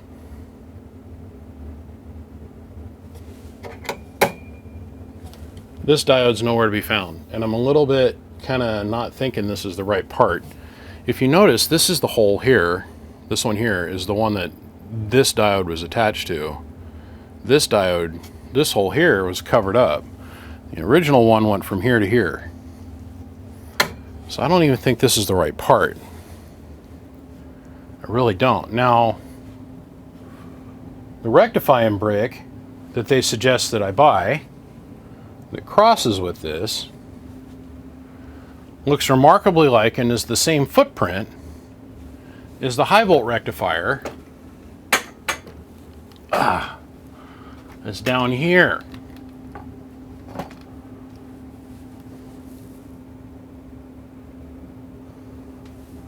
The high volt rectifier that's attached to this board. Well, let me stick my hand down in here.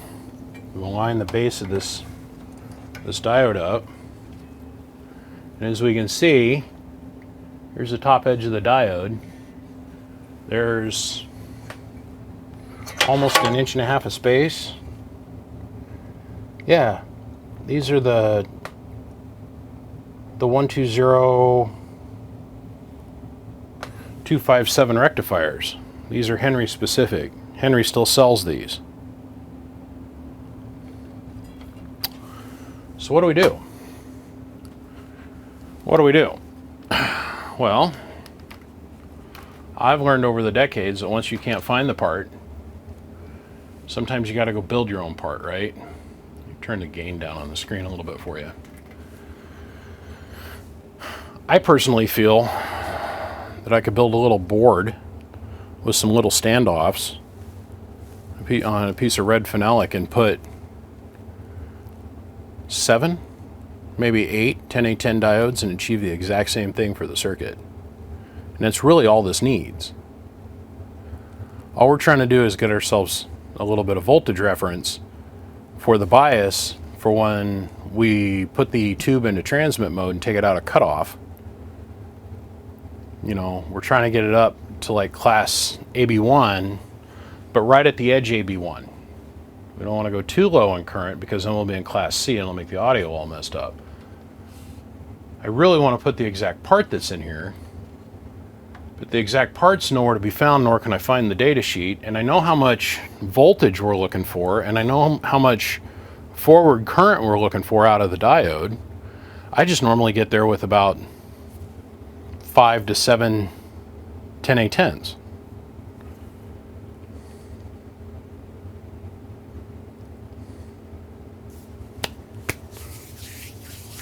This explains a lot to what the customer was saying. Whoever, I bet you he had a tube go bad at one point. He replaced, or he's not willing to accept. I almost am thinking that there's something wrong with this tube, right, at this point. But that doesn't mean shit until we test it, which we're going to do here in a minute. That friggin' diode's in backwards. Yeah, this is the back side of the diode string, and this is the front side of the diode string. And the way they had that diode in there was definitely 180 degrees out. So that's neither here nor there. Part's still blown, and I still got to make the box work. And it needed to be like this. telling you, the $95 equivalent to this is going to be much larger. And there's not enough real estate in here. I mean, there's just two diodes in here. There's two submerged here and two that are submerged here, and they can create that higher voltage and the higher current load because of the epoxy-based body and then the metal body for the heat sink.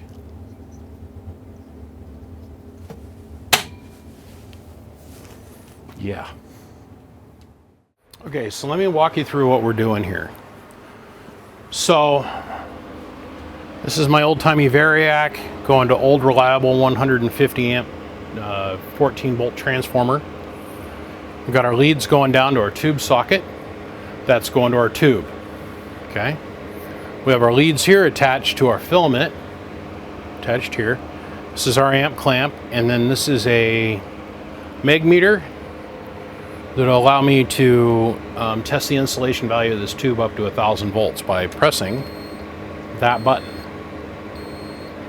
If we see anything other than 1 on that meter, we have a leak. All right. This will not tell us grid emissions of the tube. It's not going to tell us the output potential. It's not going to, none of that shit. The only thing I'm looking at is to make sure the seal for the tube is still intact. Okay. So first we're going to bring the tube up. We're going to bring it up to 7.5 volts. That'll be shown here. And we're looking for something below like 52 to 54 amps. Anything below that, that's a really good sign. And then we'll kill the light, and then we're going to look at the jade, the ceramic material, and see that it is a white pinkish color and that it's universally lit. Because if the filament, I've had them where the filament's been broken and like literally this half of the tube is lit and the other half is dark, right? And then we'll hit it with some high voltage. So let's go over here, put my hand on the Variac as you guys can see, and we'll start turning the knob. There's 1 volt, 2 volts, 3 volts, 30 amps, wow, okay. 5 volts, 6 volts, 7 volts. Oop, too high.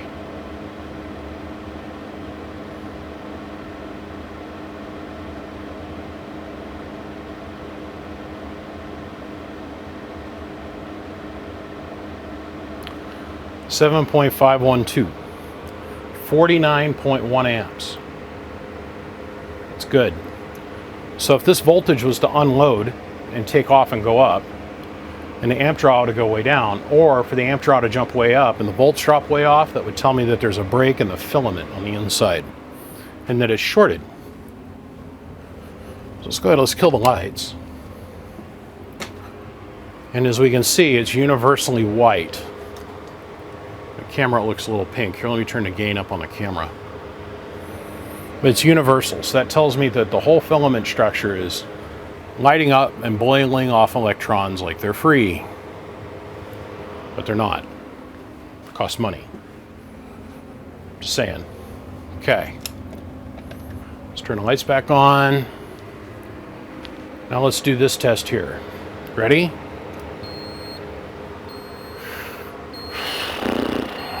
The way we have this hooked up is to the anode and to the ground ring of the tube.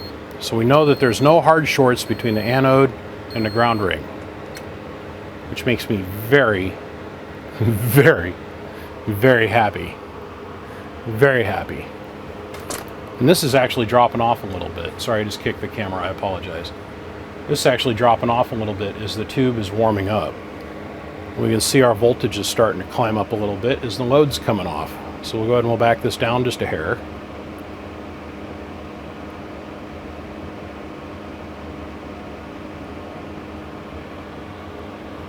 And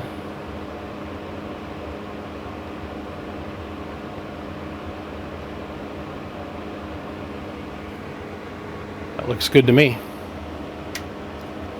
ahead and we'll shut this off.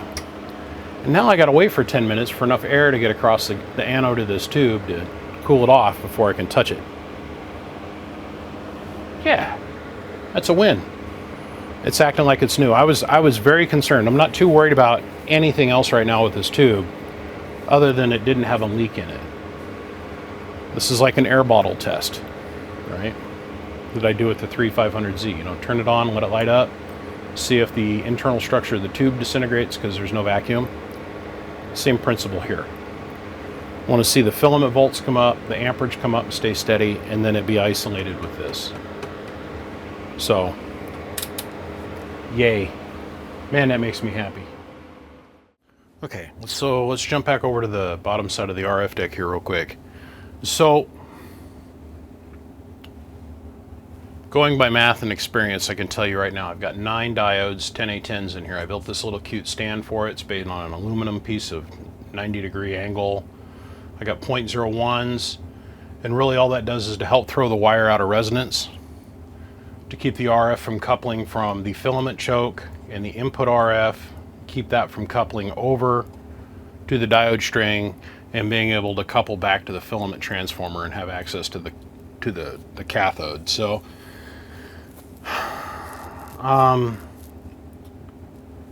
bet money that this will get us somewhere, these 9 diodes will get us somewhere about 3.75 to 3.5 milliamps worth of current at 0 signal idle.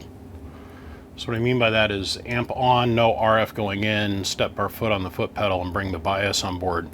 It'll take us from cutoff, which is provided by this resistor here, which is a 10K, which still allows us a little bit reference to ground until we turn the tube on by letting it have reference to the center tap of the transformer.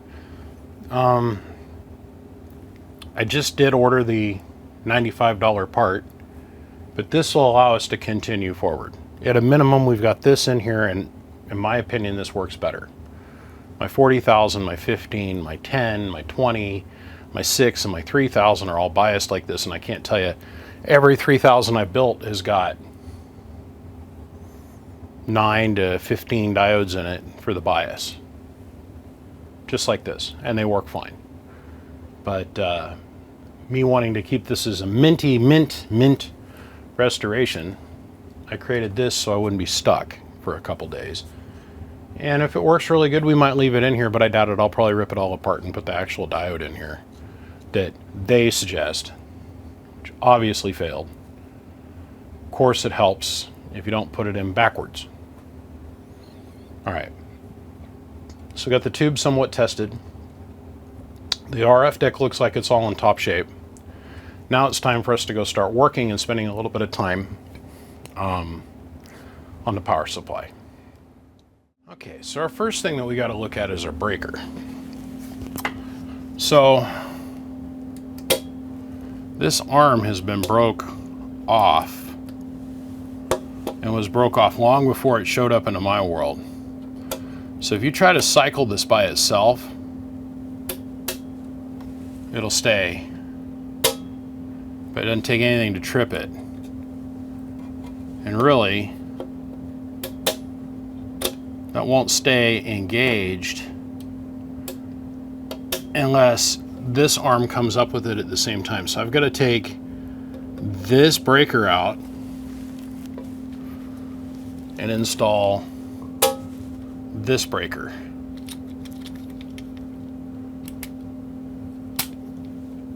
I think that's the same. They sure look the same. Same width, same opening. This is a 20 amp. I don't know what this is.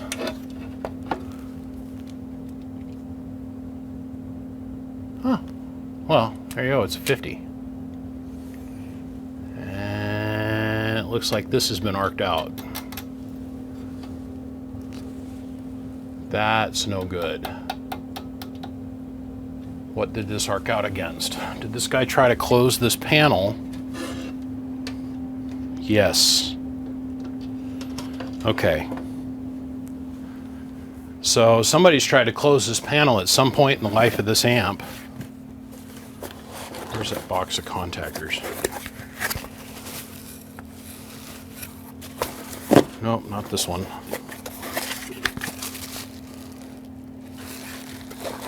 Not this one either.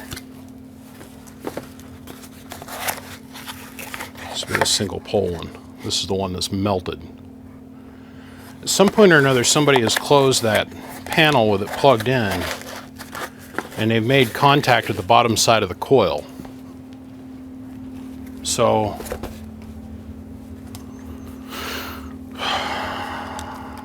okay.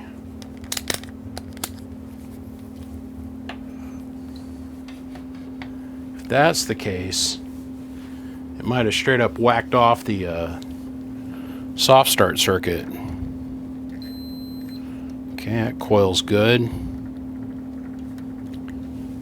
I in frame? Kind of. Here.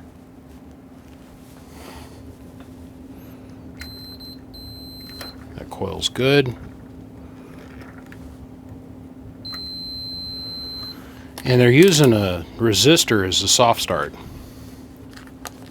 So I hope that when they dumped 110 volts on this lead and it shorted out, this bottom lead that's on this contactor, this one here, and you can see when the cabinet got closed, there's only like maybe that much clearance between the bottom of the breaker and the contactor, that this wire goes directly to chassis ground. As far as it running back, and I don't know, I don't think so. I really don't think so. Man, that vacuum relay that's in there is expensive. Okay, I guess I need to take a file and I need to cut all this burn that's on here off. Maybe I can zoom in there enough and you guys can see what I'm talking about. See that? See how the whole top of this is royally effed off? I don't think the breaker's bad, but the armatures on the front are broke off. Oh. Yeah, interesting. And these have been replaced. This stuff's been replaced. So, needless to say, these have been replaced. And these are what we got. I got all three of these contactors.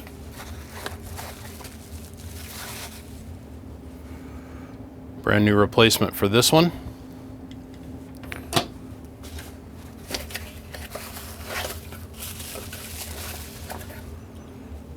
Brand new replacement for this one.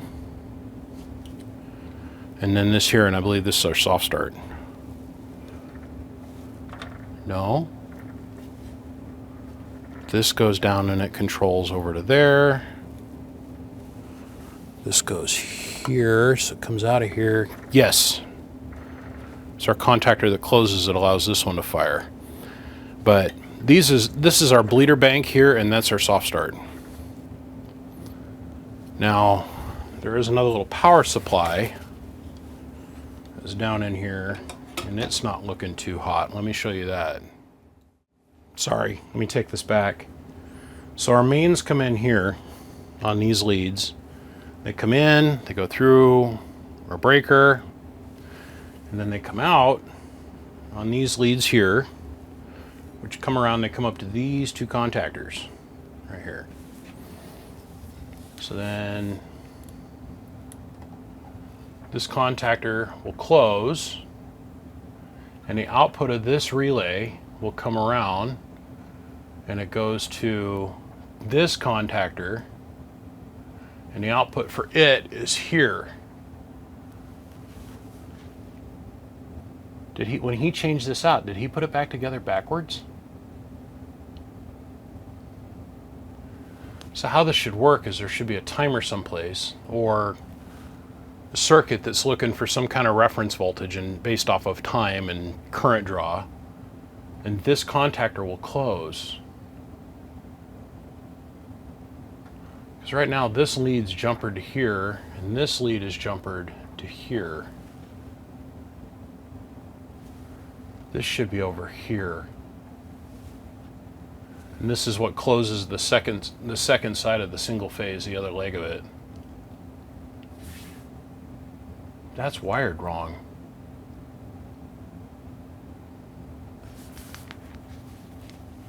Right now the way it's set up is 100% of the schmooze going through this wire. These leads run off and they run this little secondary supply that's back here. You guys can barely see it. Here, let me show you this from straight on. You see how they're crossing? So that's one leg and that's the other leg, and it comes in, this comes down. This should come over to this contactor, this side of the contactor.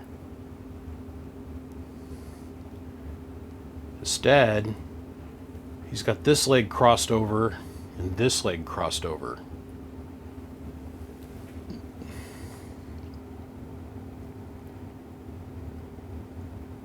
For that to work, these have to be equal in size. This wire and this wire. You can see where these close, this closes, and this trips to this wire, which sends the 220 volts up to the head unit, the control interface. And the control interface sends a signal back down. This here, I think that doesn't run the coil, does it? Yes, it does. This runs the coil, and then this opens, and then this closes here, chink, chinkladera, and then this fires this coil, and this goes to ground, and that's what causes this contactor to close. But this isn't wired right. This needs to be flipped around for sure. I bet you anything that this wire here takes off, it runs up to the RF DAC, or the control head unit, and that's what says, hey, secondary contactor's closed, we're good to operate. So the soft starts come into operation. But this don't add up to me. So these are 12 volt mercury. These are mercury grade contactors made by the MDI Corporation in Minnesota. But the coils are 12 volt. 12 volt we got. So let's check. Let's check this contactor. We have it shorted, well, we got our test leads across this. So the top one's ground, we're gonna go grab the bottom one here. Okay, that looks good.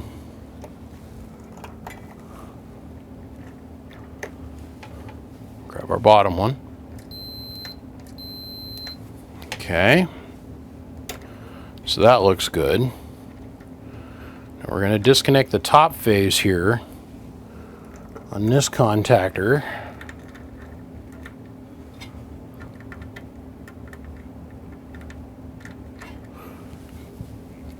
Let's see. Bottom one's ground on this one because somebody's dyslexic. That's good.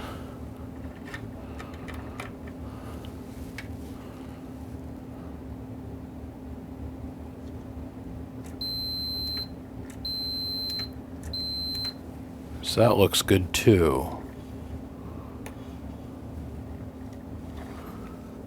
Let's see, how do I grab this one?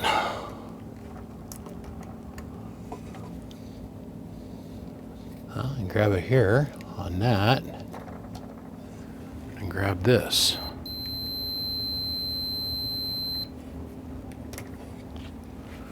That contactor should be closed, or open, I mean. Motion up.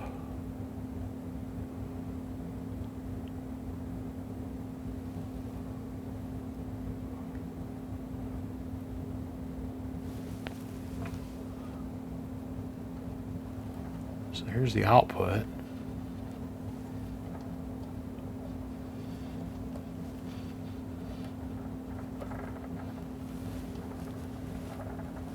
That's our ground lead. Okay, so if this goes here, means I need to grab this here. Yeah.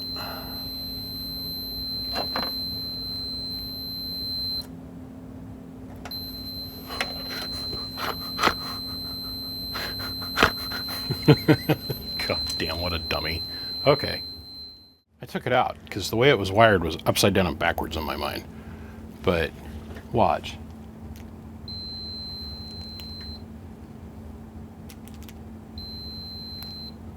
It's like engage, wait, engage, wait.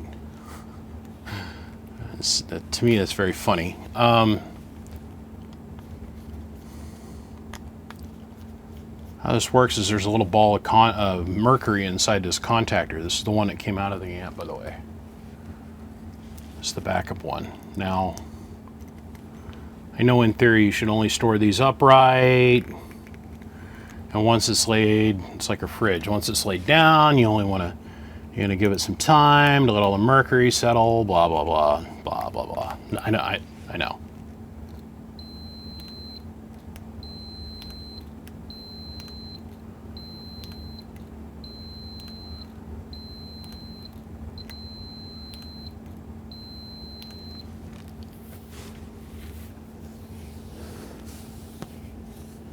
He had this wired completely wrong.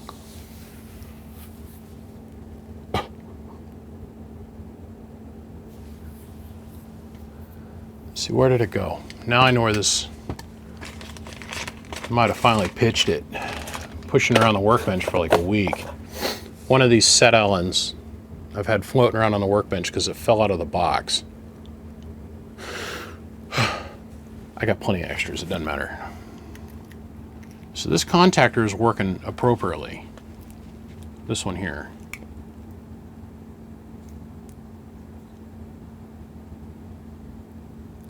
This is 35 amp rated, 240 volts at 35 amps. Yeah, 12 volt DC. 12 volt DC.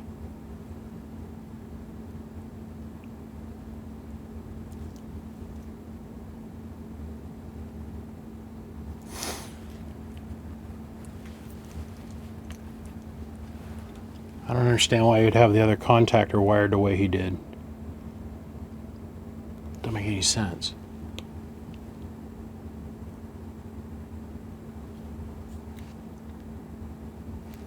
Oh well.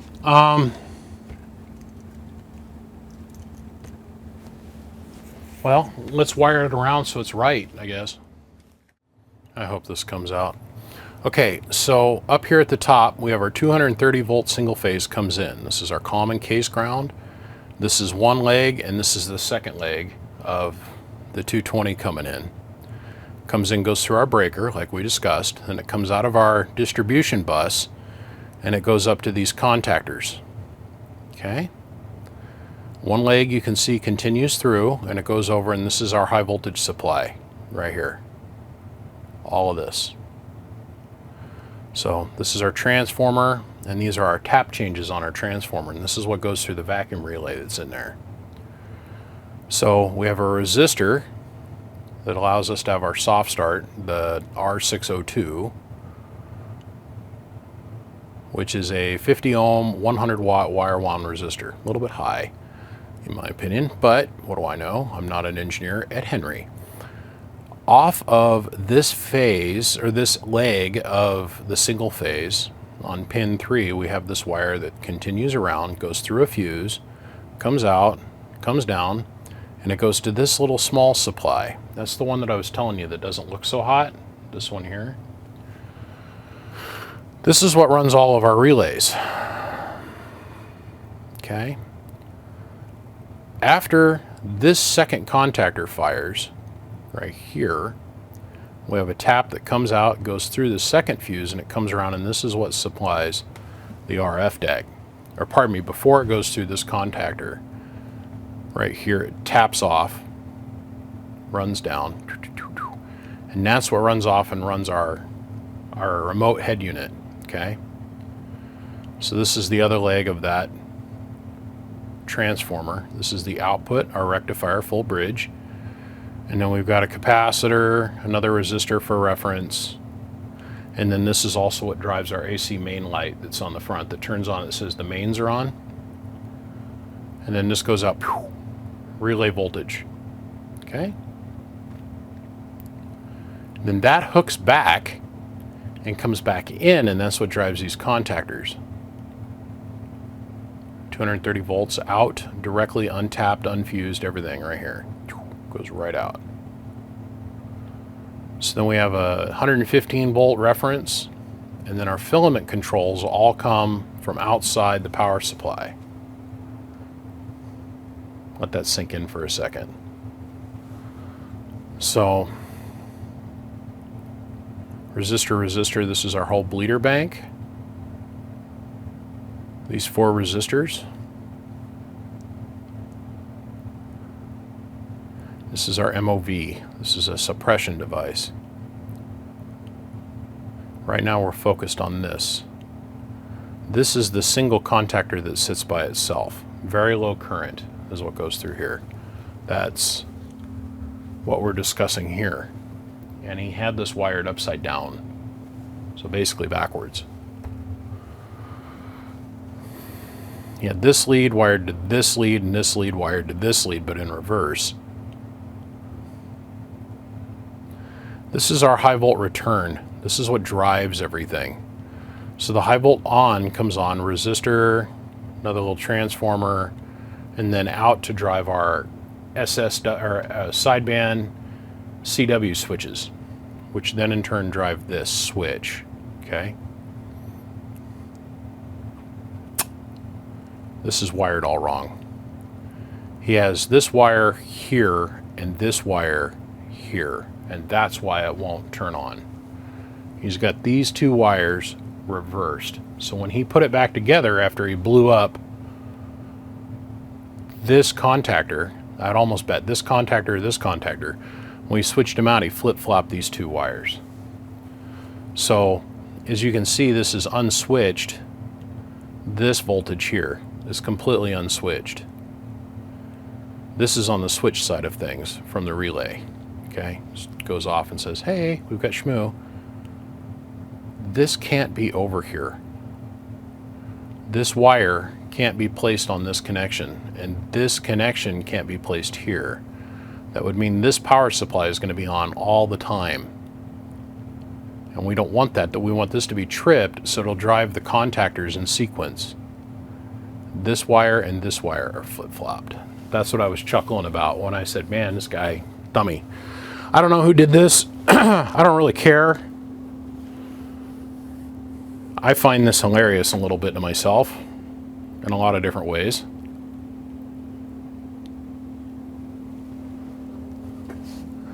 Walk over here. Yeah. It's got frickin' wired backwards. Okay, let me change some stuff around. Let's see if we can get this fixed here real quick. Okay, so we went ahead and rebuilt the 28 volt power supply. The old one that I took out, I rebuilt it and put it back into stock for a backup. And now we got to go look at this resistor here. As we can see, see if I can get this in frame. Turn the brightness up here. As we can see, there's no insulator on the top or the bottom of this. It's just pinched with the screw. That's a no good. So I've got myself some very thin porcelain insulators. I'm going to slip one down on the bottom.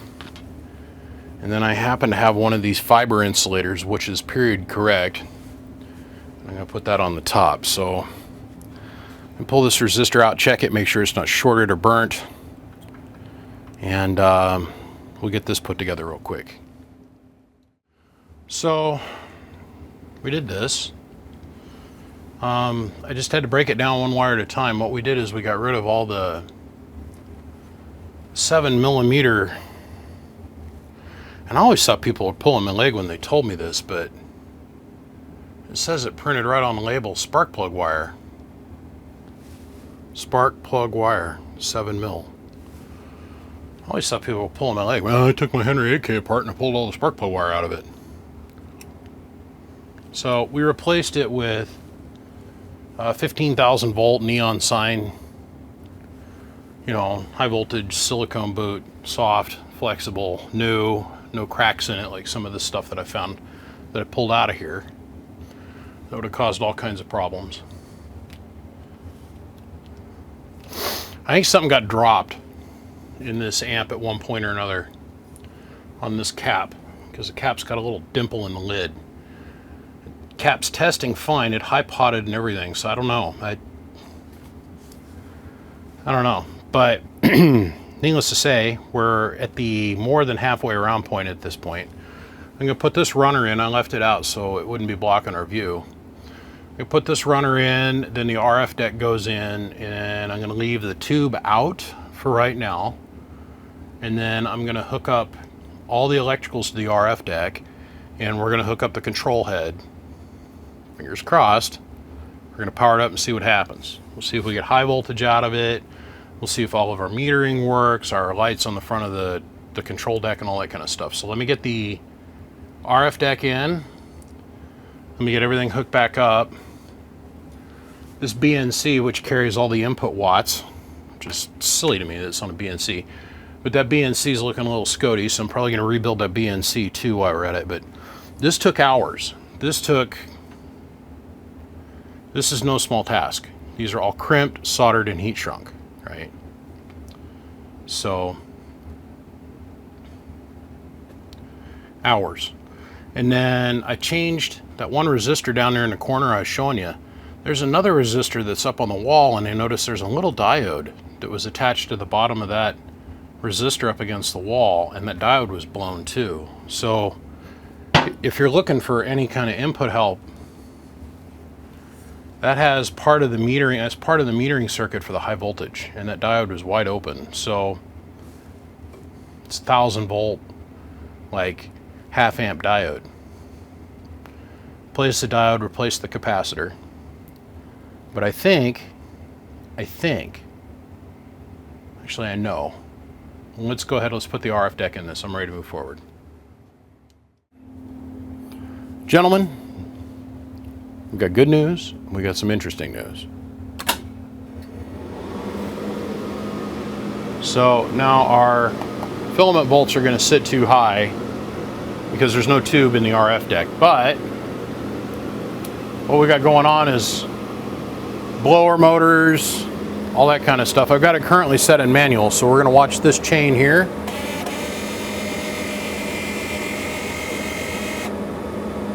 We can move it back. Now we're going to look at this chain here.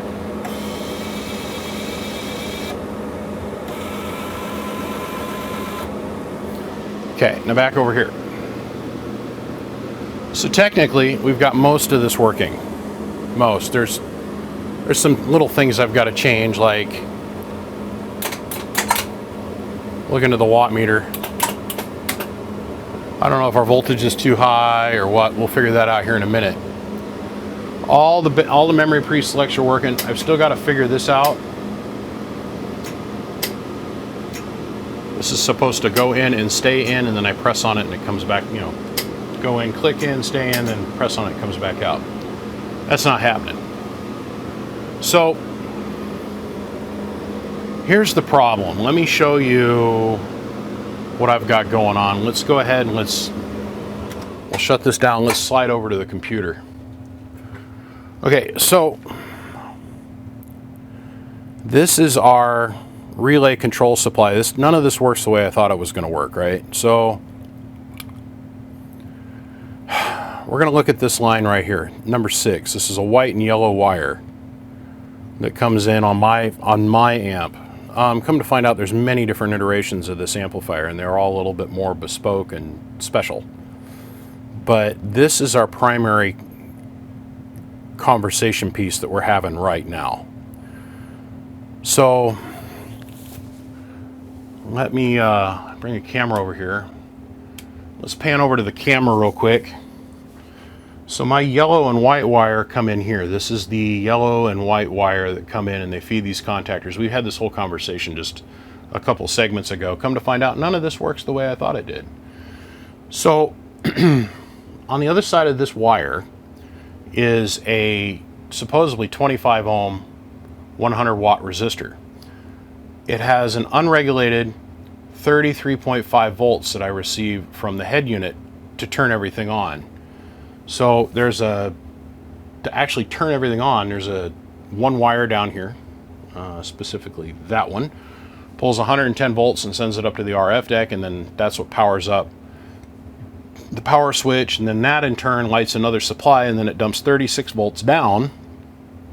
It goes through a resistor to knock it down for these 12-volt mercury contactors.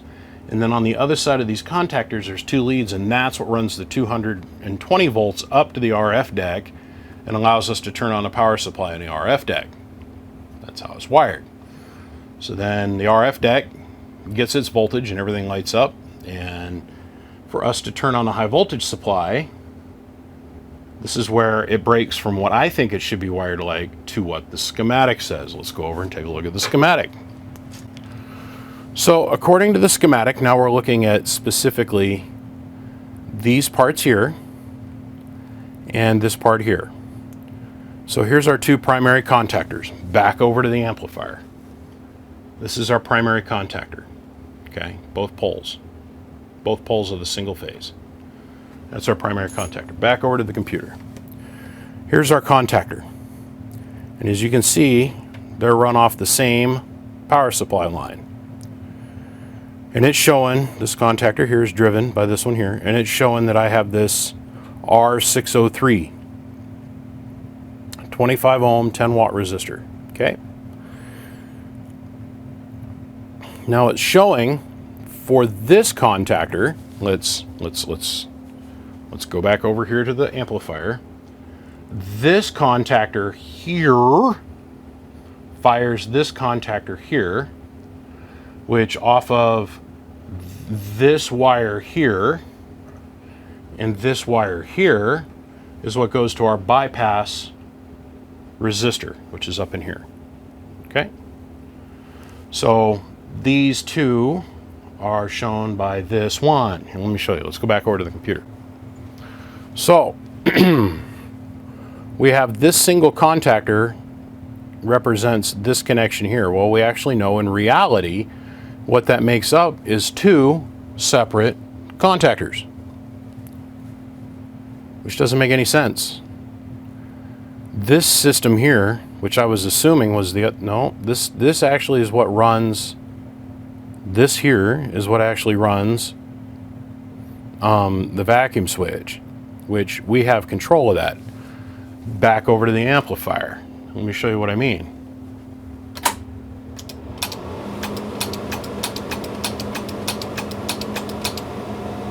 So we have control of that over here. This is supposedly our soft start circuit here. Okay. Back over to the computer. You see how this R604? Let's go here, R604. Wire wound, 75 ohm, 10 watt resistor. Back over to the amplifier. I assumed that's what this resistor is. No, this is somebody else's wiring. Somebody else's wiring. Now, I noticed in this amp, there's been some blue terminals that have been added. These are slightly different than these terminals, let's say down here on this distribution strip. I think this whole thing has been rewired because somebody else has been trying to figure out why it wouldn't turn on. Okay, now, I put power to the thing and it won't turn on for me. Literally, these lights will turn on, but the amp won't turn on. Well, I get to digging, and this little resistor, which tested good just a minute ago, I put it in line. Now this thing is completely open. It does nothing. It's bad, right? So, going back to our schematic, let's go back over to the computer. That would be this resistor here, right here. Yeah, was it R603, 25 ohm, 25 watt. Okay. So I've explored this both ways. Here's a 25 ohm, 25 watt Ormite. I put that in. And boom, now we can turn the thing on. Here's the problem. Let's go over to the amplifier. This lead that comes from this resistor bank I've installed over here is not regulated. And as the current goes up, because we're using a resistor to drop the voltage down from 33 volts, when I go and I tie in the second contactor, now it drops from this one contactor by itself, we'll say it's 12.5 volts. When I tie in the second contactor, because the load is thus that it adds more current to the circuit and the resistor can only pass so much current, or pardon me, so much voltage. Now we drop down to 8.5. And so then this contactor closes and it fires this contactor here, which is to close the soft start circuit. Remember, this is not shown in the schematic whatsoever. This doesn't exist. This contactor is not in the circuit on the schematic. When this one fires, it drops it down to 5 volts. So then, okay, let's go back over to the schematic diagram. This resistor here and this resistor here, this one doesn't exist. This whole wire doesn't exist. This whole circuit is standing completely outside of this diagram, right? This whole portion of the circuit is completely wired differently on this amplifier. So the only thing that's true on my amplifier is this wire coming in, this resistor, and this contactor. So, okay, let's go up and let's go take a look at the 230 volt two-phase 3K power supply. And now look at how this changes. Resistor, contactor, resistor, contactor, resistor, contactor. So then that made me think, do we have a 3K power supply with an 8K head somehow? Or no, we have an 8K power supply, but it's wired more like the 3K version. So I need to have not one, but two, but three resistors. Let's go back over to the amplifier. If that is the case, where are the resistors? I don't see the wires. I don't see the mounting hardware. I don't see anything in the harness. There's no evidence of this. So how did this work? That's my $6 million question. That's the dilemma that I'm at right now. I want to make this work as most true to when it was manufactured as possible. So, back over to the computer. I have an option. I can do a system like this, or I can do this system here. This system here, if I use this resistor, I'll end up putting like 18 volts on the first contactor, then the second contactor will pull it down to 14, and the third will pull it down to, let's say, 12. And it all happened instantly, and we need to have a soft start circuit. That's what this resistor, let's see, right here is doing. This soft start right here. Well, if I tie all these on the same peg, bam, bam, bam, these all close at the same time. So I might have to do some modifications. Just a hot skippity minute. Let's slide back over to the amplifier. Just a little tiny bit of modification. So let's talk about our options for modification here. Because the end goal is I got to make the amplifier work, right? I've had this whole wire loom apart. I've looked at every single thing in here. I had a couple wires that were cut and they were burned and abandoned. I'm telling you, when this guy closed this lid and shorted against that pole of that contactor, it wiped out everything attached to it. Thank God for this resistor that was popped, because this is what kept it from backing up and blowing up stuff in the RF deck. Okay, so I have a couple choices. I can take and add 3 of these resistors, bring the 35 volt supply, which is this mess over here in the corner. I can bypass the splice where they've got this single resistor, which will never carry enough current to run this whole thing. It won't. So I'm a little perplexed. I'm like, how did they have this wired? I wish I could have seen it before this all got changed and modified and wires got moved around. You don't know how bad I wish I could have seen this before wires all got moved around, right?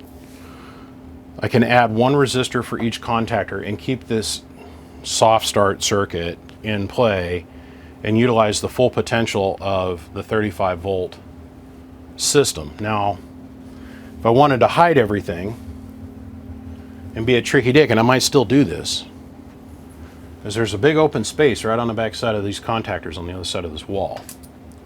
And I take something like this. This is a DC to DC buck converter regulator.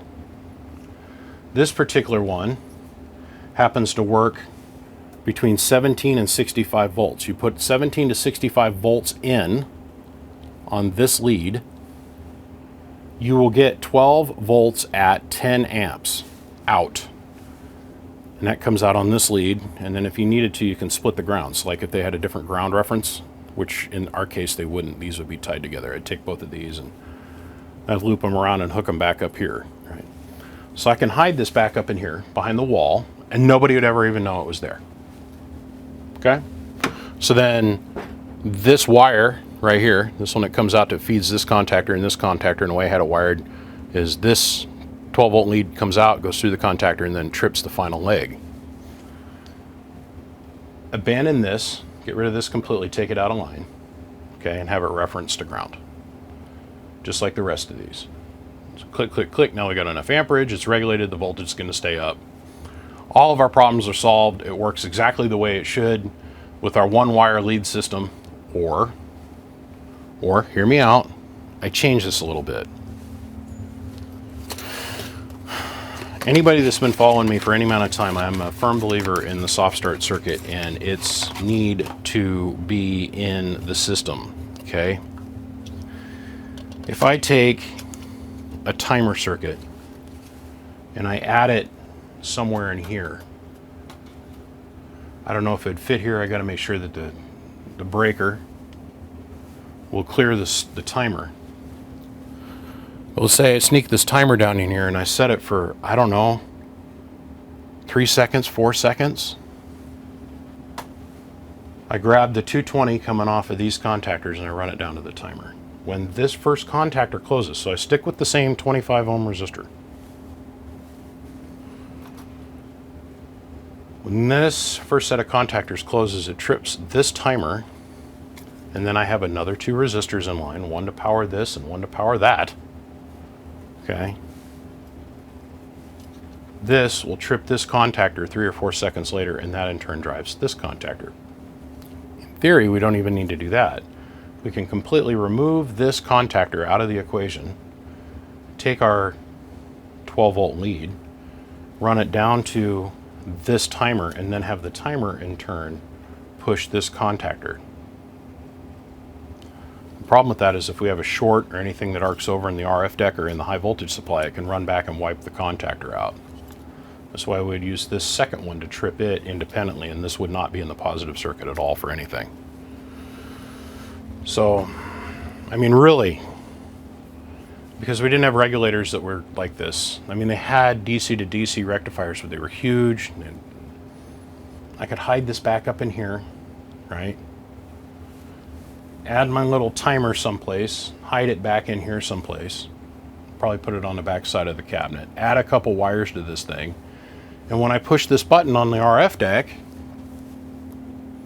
it turns the amplifier on, click, and then when I decide to fire up voltage, when it sees the signal come in for the 35 volts positive from the RF deck, that starts our high voltage sequence.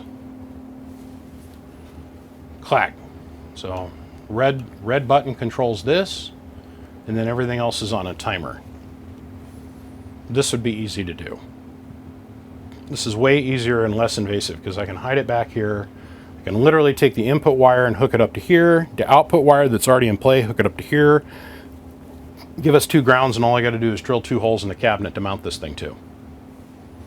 And then all of this will work just the way it's supposed to with a regulated supply, and we're not worried about a resistor and the voltage dipping up and down a bunch.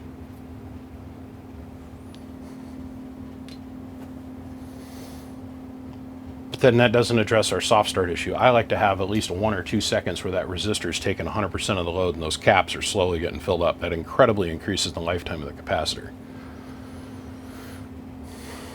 But at the end of the day, I want to do it with a resistor because that's the way it was originally built. The schematic is a good guideline, but this thing departs from the schematic because the way this is wired, the color code on the wires is all right, the length on the wires is all right. I only have one wire that's bringing voltage to this contactor or anywhere up here. But I don't know what else has been changed. There's a red and white wire that was here, but it was cut off and then taped off, and then it ran back to where this white wire hooks up. And I think the red and white wire come around, and I think it burned up. I think this AC mains light burned up all when he shorted out that the breaker to the bottom of this contactor? I don't know. This is the easiest fix. This is the easiest fix. And maybe the time that it takes the electrons to spool up in the coil of this contactor and it closes, and then let's say 100 milliseconds or 50 milliseconds later, when the current spools up in this contactor and it pulls it shut, and then the electrons can rush and spool up in the coil of this contactor and it shuts and it bypasses the soft start, maybe that 150 milliseconds is enough. Because all the evidence is pointing towards that's how it was wired. I just can't. With the same valued resistor, this is a 25 ohm, same exact valued resistor, right? I keep having to drop the resistance lower and lower and lower and lower to where the voltage on this first contactor is getting higher and higher and higher, and it's not regulated, so the voltage is going.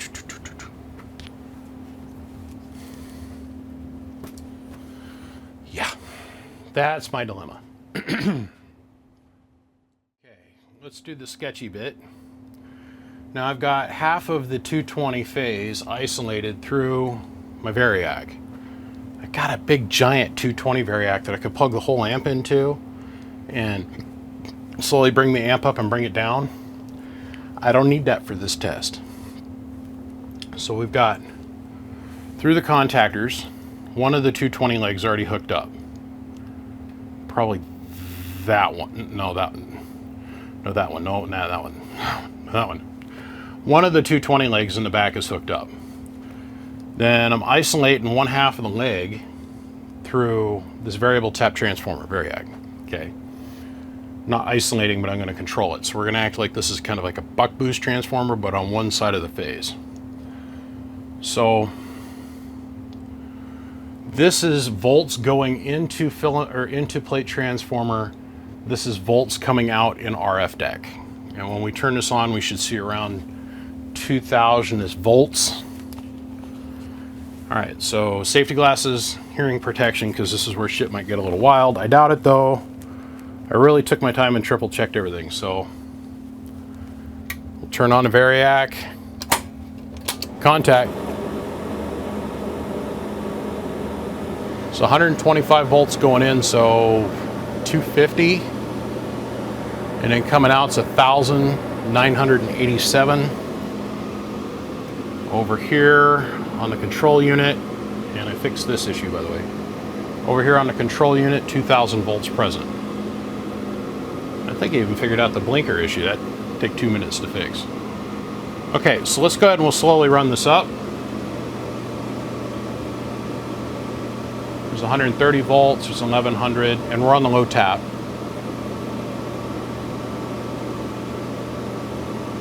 It's not fighting me at all. Of course, there's no load on the transformer. There's 200.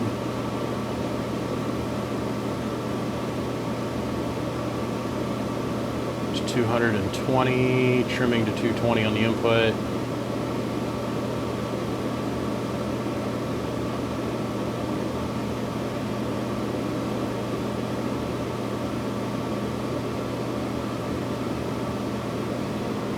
Okay, so 3,500 volts, and this is on the low. Switch over and go to the high, 4,700 volts, so it's a little under volted. Back to low. We'll wind this on up the rest of the way.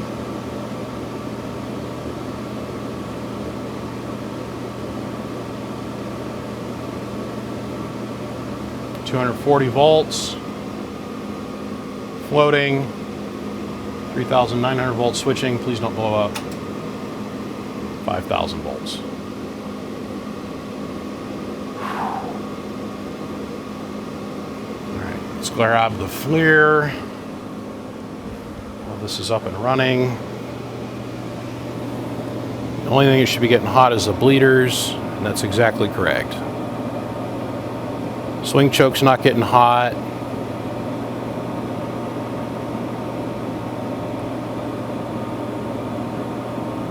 I mean, bleeders are getting really hot, 240 degrees. sure they're wired properly. I think they, oh, I know they are. I checked them like 3 times, but. All right, so we're stable. We don't have any leakage. Let's go ahead and we'll run this on down. Shut the variac off. Got how quick the bleeders are pulling the voltage out of this thing.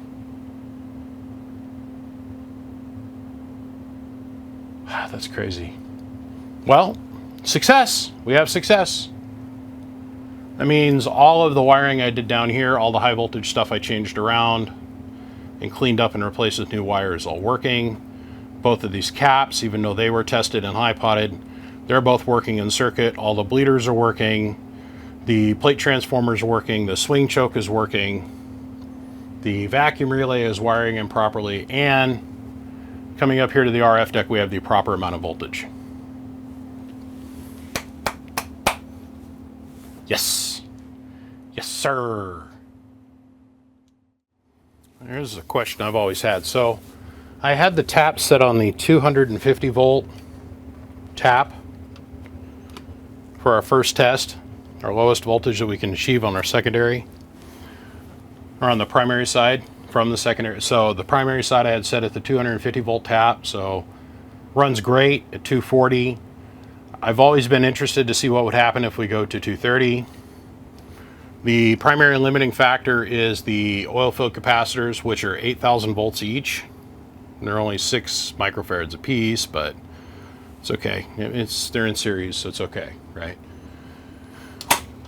So we'll start out on the low voltage setting. So we've got 116 volts going in, roughly, right? And our output voltage once again. So let's go ahead, we'll run this on up.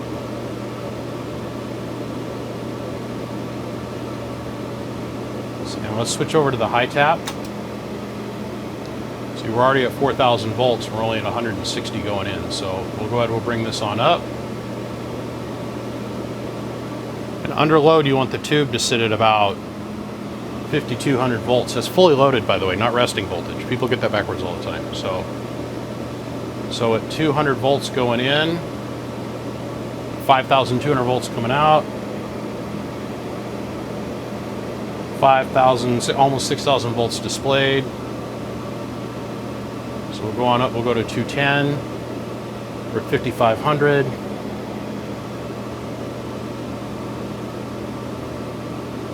220 volts,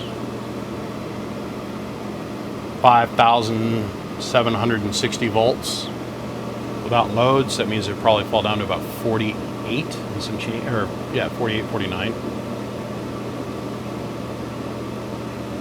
My wall voltage is 235 at 5,900 volts. It actually looks all pretty good. Yeah. Put a little bit more step in its pep, I think. Let's go, we'll back this off.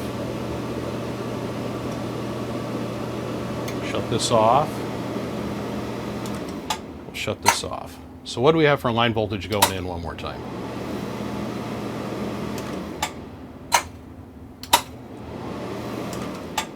Did our leads come off in the back? What happened here? Let's walk around to the danger zone.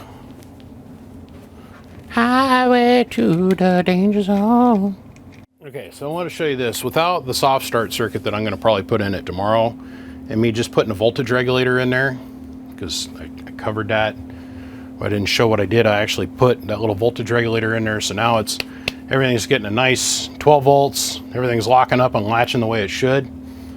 It doesn't show on the analog meter, but because the analog meter's too busy, or the digital meter's too busy counting, but it shows here on the analog. Watch this as this goes through its startup procedure.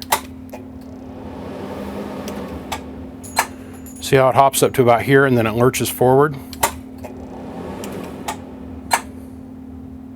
You can hear there's a click and then a click. That's the soft start. That's what they designed. Huh. Now we're going to slow that down. I'm going to slow that down just so I can sleep better at night myself.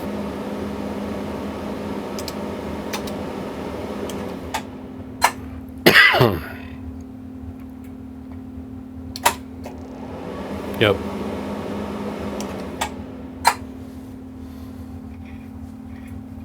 So now,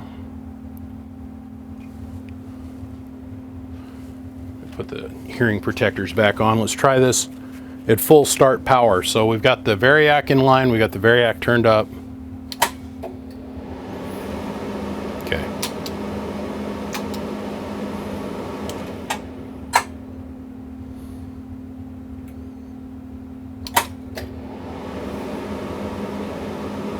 Works for them.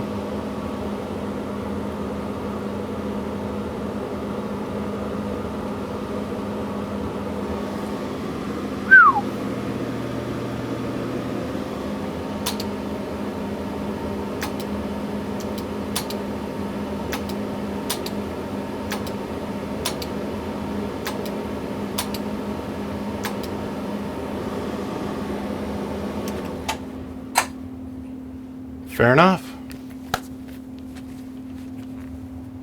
Wow, fair enough. Okay, so the things I got left that I want to play with now that I've figured this out, which was I had to move a ground, is the 10 meter / 11 meter switch position, how that works, and then a thing called the blink indicator. I'll show you what I mean here in just a second. Let me reset, disconnect some things, make myself safe again, and we'll try something different here. Okay, so let's talk about the blink indicator, which is crucial to the operation of this piece of equipment. When you first turn the thing on, it's going to sit wherever you had it tuned for last. So, what I very quickly figured out is in the beginning I was talking shit out of my butt because I didn't know anything about these. Now I know a lot about it because I've rewired basically half the damn amp. This is your band selector here. These are your memory presets. And I have a feeling that we're on 10. We're going to have our memory presets set to A. Okay. Go to 20, memory preset to B, 40, preset C, 80, preset E, 180, or D, preset E. This last position is manual. That's where we're going to start out at. So manual, we're going to fire this thing up, and you'll be able to hear the gears turning here in a second. So that's one turn, right there. Then we'll go back to 0. One turn. It's a 10 turner. Okay. So now the way I have the presets set up, and that's up here on the top, the adjusters are up here. I've got the preset for E set at 1 and for the load 1 and tune 1. So we'll engage the presets for position number 1. Look at this. So this is blinking. It wasn't doing this a minute ago. That crucial indicator says don't key me. Don't key me up. Do not operate me until that becomes solid and non-blinky.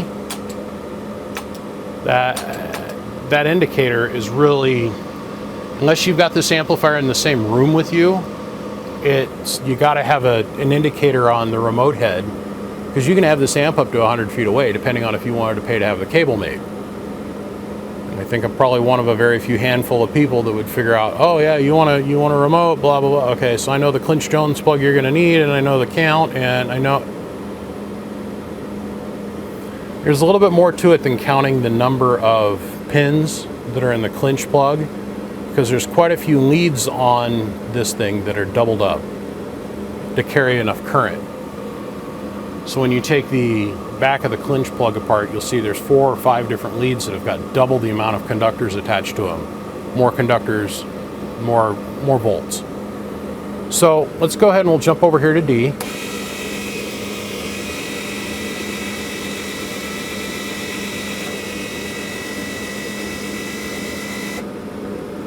Solid.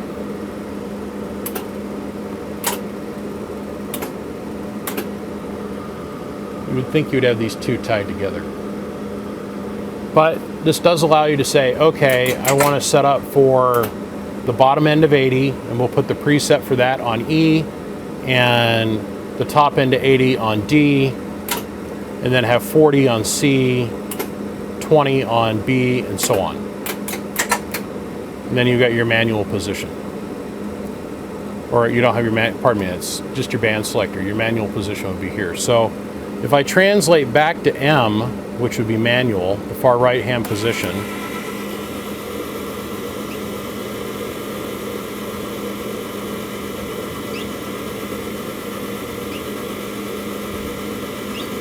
only makes that chirpy noise when it's coming in. I gotta add a little bit of sewing machine oil to one frickin' roller.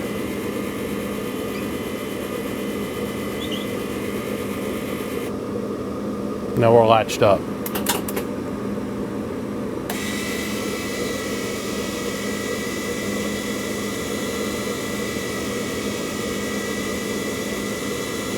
All I had to do was tap on the top of the blink indicator control board, and this started working. And that tells me that maybe the relay that drives that blink controller is either one, starting to go bad, or two, maybe doesn't have enough voltage to it. But three, I think that when somebody shorted out a panel, a lot of this stuff hasn't come back on since then. So I don't know. But this is all fixed on the watt meter.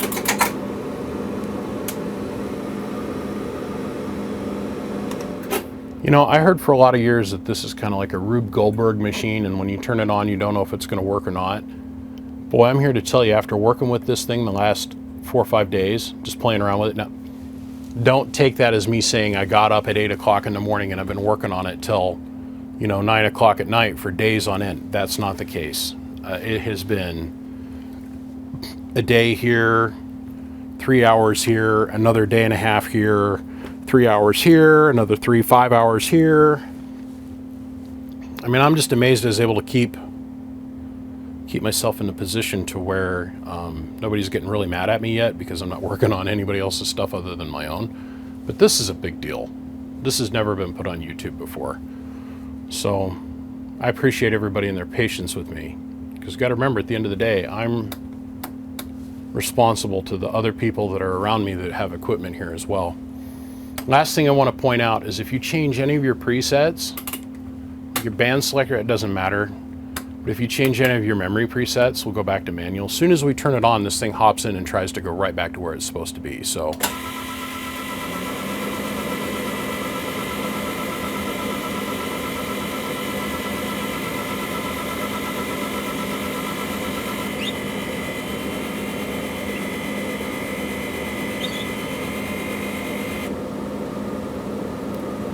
if you ever powered it up and it takes off and goes someplace, that means your grandbabies or you have jumped a switch and you didn't put it back to where it was. So, yeah.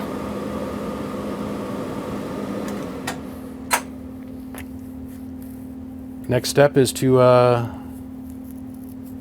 put the tube in and let the tube run for the rest of the night without any high voltage present on it. So it means I got to leave the secondaries disconnected. All tubes, if they've been sitting for a long period of time, in theory, you should be able to go and just plug them in. Just put them in the socket, put the high voltage on them, and start them and start running, and they run fine. That, in reality, how it works out, and engineers will tell you whatever they're going to tell you, but from what I've figured out is that the way the getters work in the tubes, they use the getters to suck up the last little molecules of nitrogen and CO2 and whatever else is in the atmosphere when they create the tube. The idea is to create an ideal vacuum inside that tube envelope. Well, when the tube sits for a long time, the getters are very porous metal. And so the getters initially are heated with magnetic field heating, induction heating, and they're made really hot. And they actually turn the tube upside down when they do this. So all the gas wants to rise, the getters will heat up, and I always thought for years they burned off the gas. No. The getters will absorb the gas, and they're just little tiny square, 3000, they're little tiny patches of metal. Actually, I think I got a 3000 around here someplace. Yeah, right here.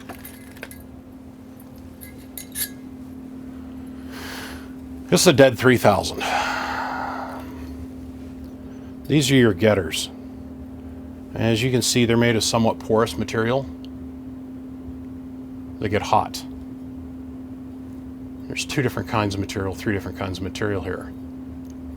So this is what captures the last little bits of oxygen, nitrogen, and whatnot inside of a 3000. Where's my 3000 for this box? It's right here. Now we lit this the other day, but we didn't put a lot of pressure on it, right? So before I go and I put this in the deck, I got to wipe everything down with alcohol and clean it up. We will avoid the very thin masqueration of paint on the thing. When the filament heats up, it heats up the top portion of this, the body of the tube, and it makes the getters move. It heats them up, but not as much as we get from the factory, right? Well, as the tube is sitting there over time, oxygen, nitrogen, and all the other little bits of gases can work their way out of the getters because they're constantly trying to escape. They're trapped inside the chain, the molecule chain of the getter. It's the easiest way to describe it. Not technically the correct terms, but it's, for the most part, to get the general idea how this works. That's how, general idea, okay? I'm not, you know, Noah come down off the mountain with the tablets or nothing. I'm just saying the general idea. This is an easiest way for me to describe it to you, and you guys have a visual in your head of what's taken place. So sometimes a couple little bits of gas can escape out of the getters and float around inside the bell, which is the ceramic body all the way to the top of the tube. Underneath the top of the tit of this tube is the vacuum stem where they hook up their Schrader. And yeah, it's a bicycle Schrader, but it sits like this far away, and they solder it in place, and silver solder it, by the way, and they'll solder it or they'll weld it with nickel copper filler rod, because the stem of the getter is made of nickel copper and the top of the anode is made of nickel copper. The whole tube's made of nickel copper. They'll pull a vacuum on it, and they'll maintain a hard vacuum on it, and then they come in with a hydraulic pinch, and they'll pinch off the top of the bell, the little stem, and then they put this cap over the top.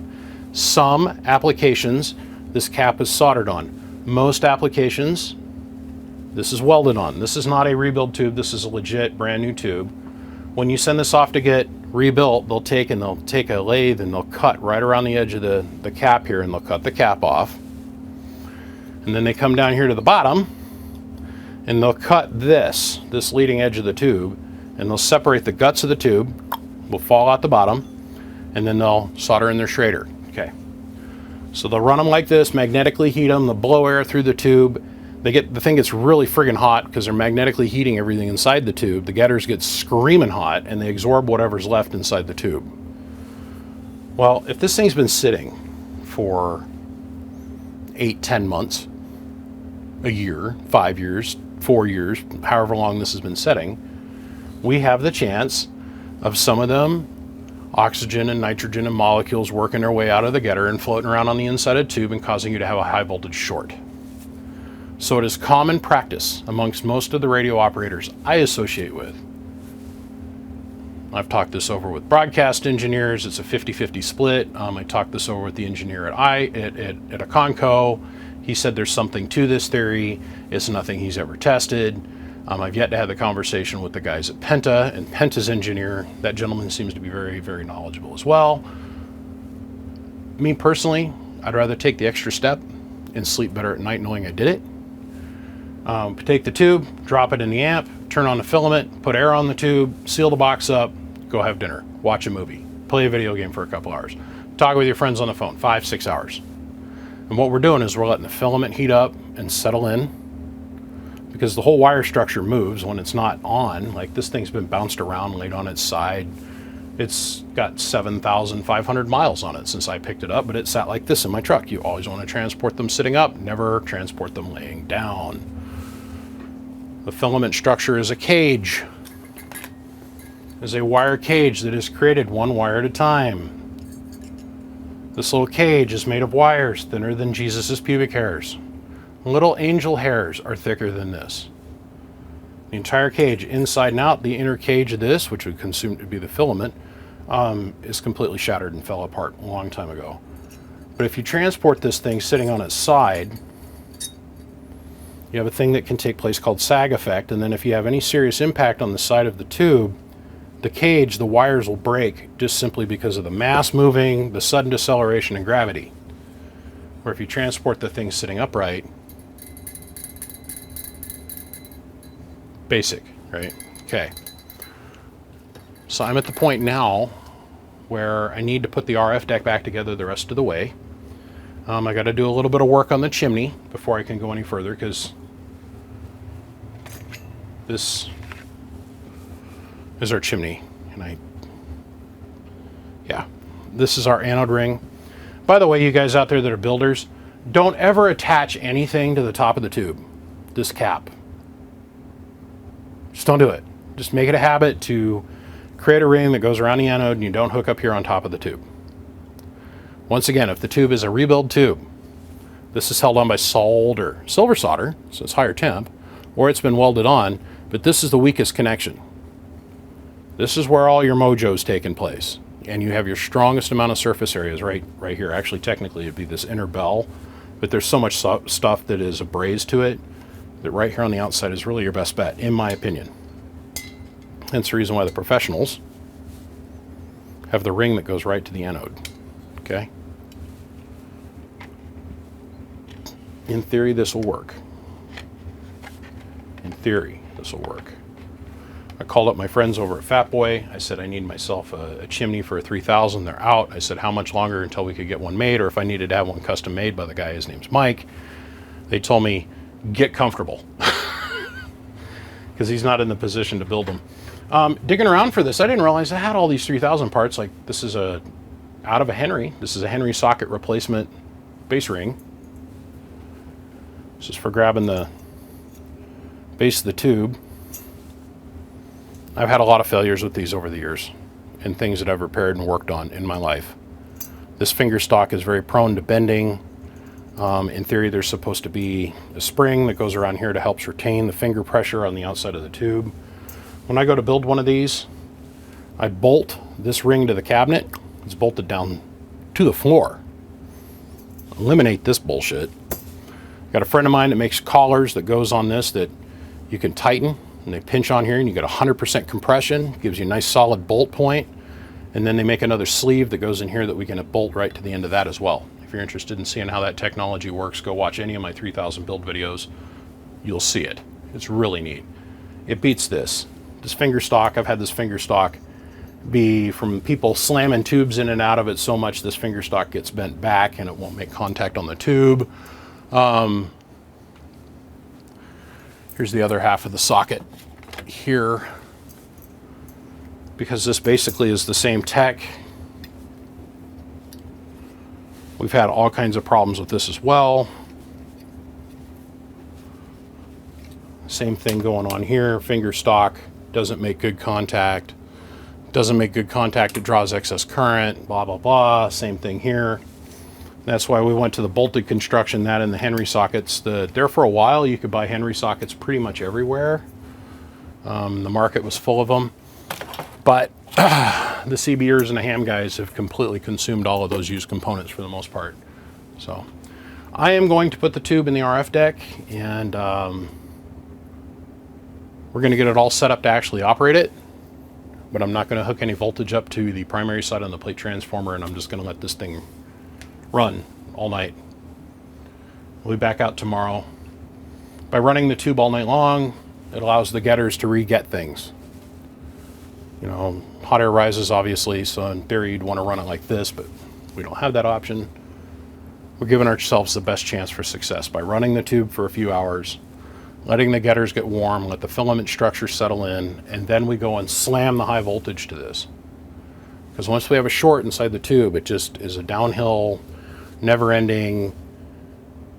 There's guys that say, I got a way around that, blah, blah, blah, blah, blah. You take a 12-volt car battery and hook it to this, and you lick your pee-pee, and then you stick your tongue out of your mouth just the right way and cross your eyes and twist your pubes, and bam, slam it together and it'll fix it. No.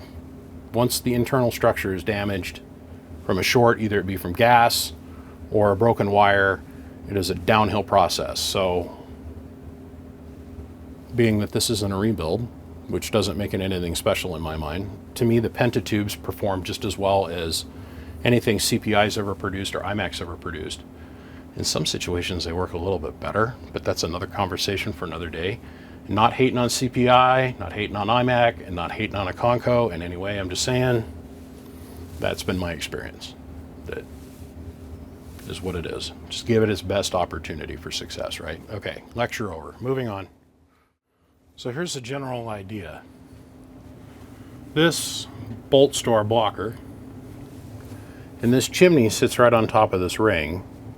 Then you put the lid on, and the lid seals against this paper-thin chimney, which is really all we need. We're just looking for something that can direct the air, okay? I mean, this is an aftermarket setup here. It has to be. I cannot see Henry. I don't know, maybe this is the way they did it, but this whole staple thing to me is just a ladder for the high voltage to run itself up. But I digress. We're going to come back to this. We're going to run it tonight with this chimney on there. I got an idea involving this piece of virgin Teflon and maybe a couple little adapter plate thingies that I've got to make up, but just saying. Here's my biggest qualm with this. So I broke this off intentionally because I knew I was going to change this. This little piece of Teflon wire comes down and attaches to this eyelet. Here's my question is, how do you tighten the anode ring? You can't get a screwdriver in from this side. Let me show you. First you got to rotate it out of the way of the secondary plate choke. Here's the back side of it. Why would you... I mean, I kind of get why they did this. But then you soldered the eyelet in place and...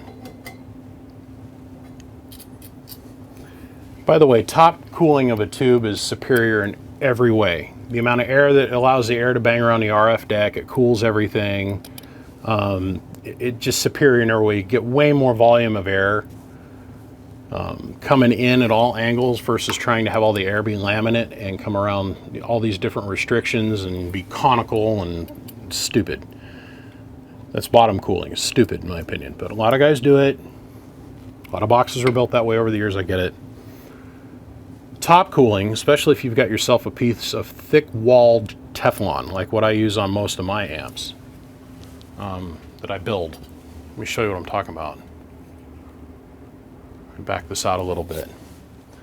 To give you an inference, this is an extra chimney that I have just sitting here for a 4CX 20000A all band amp I'm getting ready to build. Just the size difference between the two is just stupid. But if you take and you hook up your tube so it fits inside of this chimney, all right, and then you bolt this to the top deck, this leading edge, which is very easily done because the Teflon's so thick, it supports the top of the tube. So if you ever had to move the tube, you don't have to take it out. You trim in, machine in on this edge just a little bit, and now you're getting pressure from both sides. The socket, the top of the deck, the top of the, and then you've got side-to-side support. It's just a superior design, right? If you've already got one that's built, can you retro it around? Maybe. Are you wanting to do that much engineering? Probably not. Do I blame you? No, I don't. This piece of little virgin Teflonium is just a pubic hair too small for the top of this tube. And my goal is to chuck it up, and we'll turn the inside of this and give it a nice little shelf edge for it to sit on. And then I'll create a difference. I have to do some creative thinking on this because there's another ring and a collet system that's on the inside of this plate, the lid, that I've got to take up the rest of the gap for, but that'll work perfect for what I want to do. I create something a little bit more substantial. Okay, so the first thing we got to do is un-goat rope this. and make it so that the normal human being can use it. So let's do that real fast. Okay, so I flip-flop the side of things. The nut's now on the back side. So you can do this magical thing and take a flat blade screwdriver and grab it from the front and tighten things. I know. It's the basic things. I know. Put the little fancy curly Q in here to make it easier for us to move the anode ring around later. Not a big fan of this though. Not gonna lie. That one point of attachment to me seems, well, let me use my favorite word, woefully inadequate. My 3000s, I have a minimum of 4 attachment points for this plate. One 632 screw is not enough. The surface area, the total surface area making contact is the most important thing. Hell, that doorknob doesn't even look like it's tight. And don't tell me I got to crawl around every single connector on this flippin' RF deck, just like I have everything else, so. Yeah. Not tight. It's actually missing a washer, isn't it? Oh, washer's in there. So instead of using like HTC 57, like what these are, they've used the HEC 58s, or 53s, pardon me. Each one of these, let's see, that's 1,000, that's 1,000, that's 1,000. So 500 and then 500, so it's 1,000 total. Interesting design choice on their part. See, I don't like this. It can all move.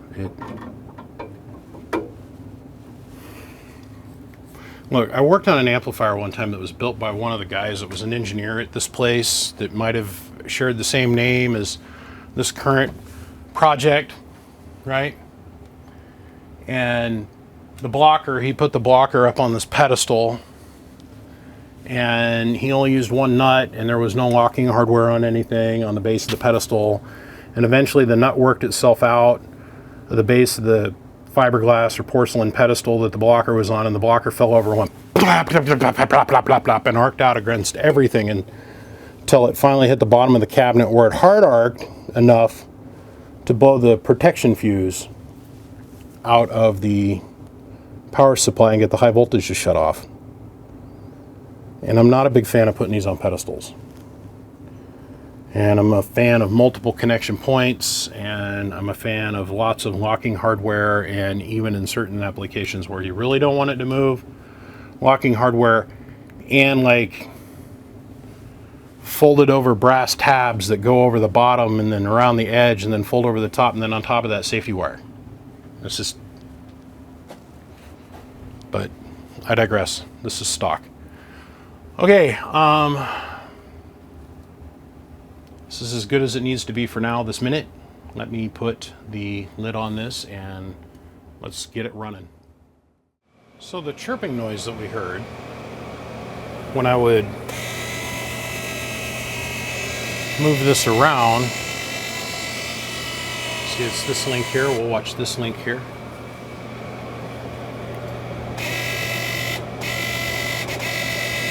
It was chirping when this link would come through. This link, and then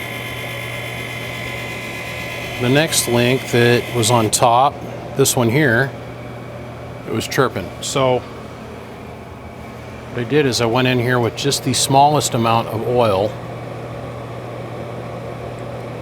and just put a little bubble on it and worked the chain back and forth. So this is a dry lube system. There's no real oil that needs to be put on this in any way. You want to avoid putting oil on this chain or any of these gears, because the only thing that's going to do is attract dust, right? So now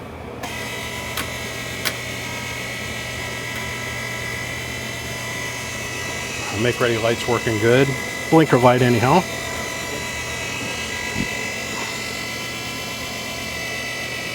And especially inside the RF deck, no oil. If anything, maybe the smallest amount of graphite, but once again, it's introducing carbon into a system, so cleanliness is better than anything here. So now we'll return it back to home, and then I want to give the drive motors a break. No more chirpy noise. It would make this cute little chirp sound when the link would go eek, eek.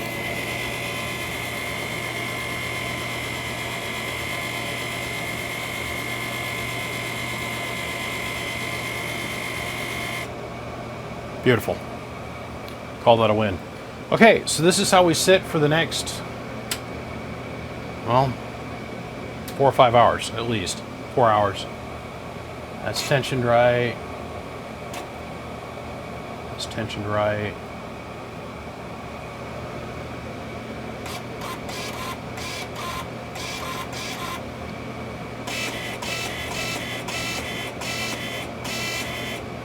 That is so delicate and accurate in its step movements.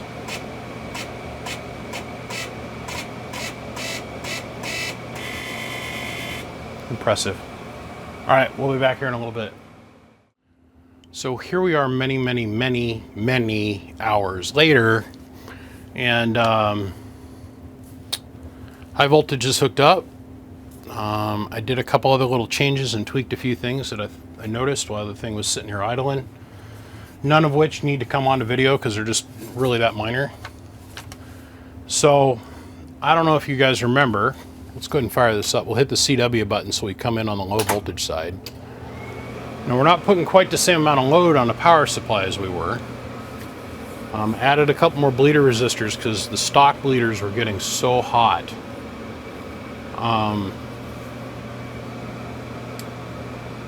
Filament volts right on the money. We'll sit here and we'll look at plate volts. So we're gonna step on the foot pedal now. We're gonna operate, sit forward. All right. So what we're gonna look at is this meter here. If you can remember about 5 or 6 segments ago when I was working on the bias, and I said that it would probably, by the math, be around 250, I think, or 280 to 300 mils, somewhere like that. So right now I know that we're gonna operate around 3,000 volts on the anode. So we got our zero signal, and if you can see, it's about 300 or 200 and we're pulling our power supply down to about 4,000-ish volts. I think this is off just a hair. That's okay. We have zero signal, and we actually stepped on a pedal, everything worked. So if we go to the high, 200 mils is dead over here. That's 200 mils. So we're about 280 mils with some 10A10 diodes facing the right direction. And the crowd cheers, I guess. I'm standing here going, woo! Nobody gives a shit. This plate voltage number isn't right. I know it's not right. That's right under load, about 5,200 volts. But we're not idling at nearly 7,000, so I have to look at that. I know there's a trimmer for this in there, but whatever. Zero grid. Filament stable. PA voltage is stable. This is still stable.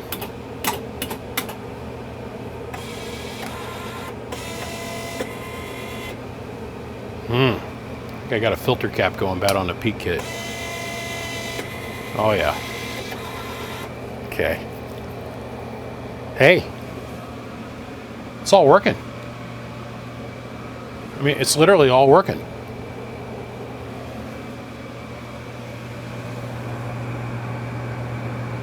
Oh yeah, good exhaust air temperature. This tells me as long as the relays are working,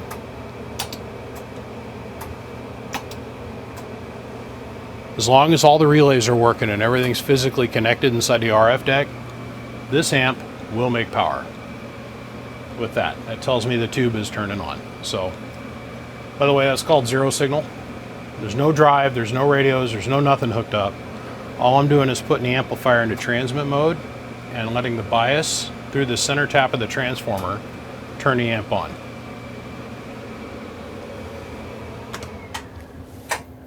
Cool. Let's put the rest of the screws in it so it quits whistling like a train. And I think it might be time to hang some side plates and some back plates and put the lid on it, actually. I'm not gonna lie, I think we're finally at that point, which is friggin' awesome. Okay, let's have a little bit of fun.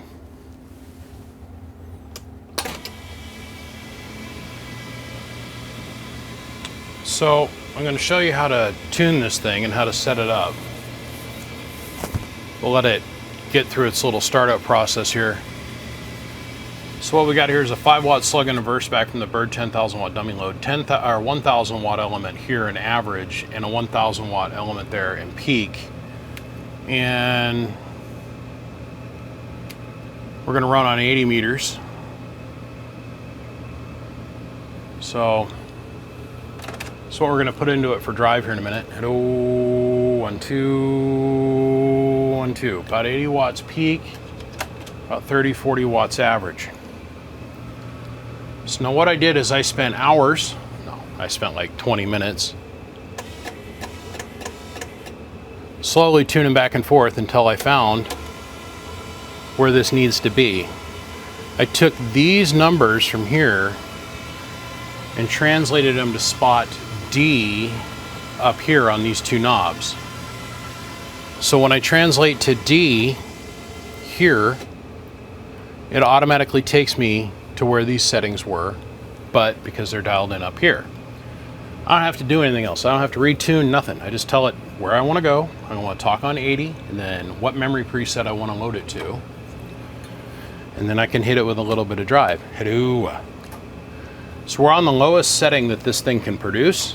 Hello, 1, 2. Hello.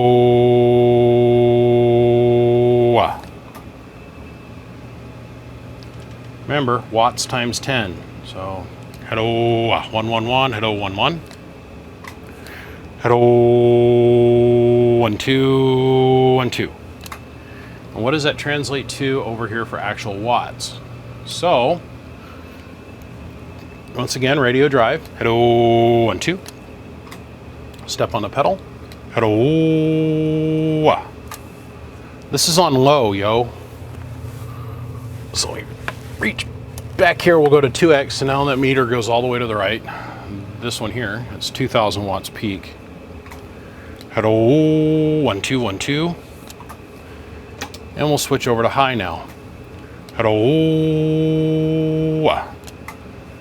Like legit legal limit, no problem on 80 with this radio drive. Now we all know that this is capable of much, much more. Here's the problem. Let's take a look at the input reflect. So we're going to look at this Schwer meter here. 1, 1, 1, 1, 1, passing through it, no problem. Hello, 1, 2, 1, 2. We have an SWR 1.8 going in.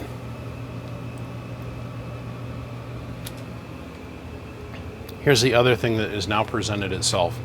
I've played with this a little bit now that I've got it working. 180 makes 7 watts. 40 meters, 0 watts. 20 meters, 0 watts. 10 and 15, 0 watts. So, I was hoping to be done. And I was going to be able to say, oh, look, guys, it's all done. Here's the big reveal. It's all put back together and ready to go.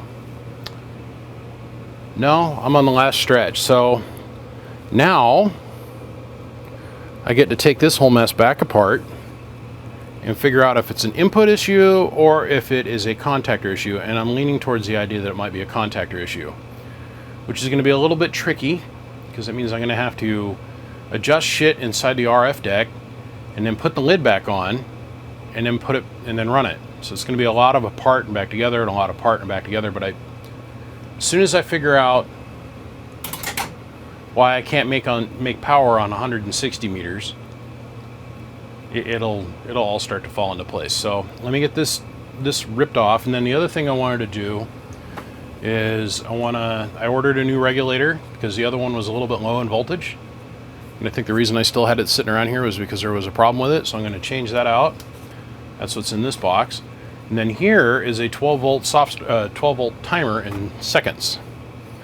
So we're going to mount that down here probably below the fuse panel for the soft start circuit. We're going to get that set up properly now.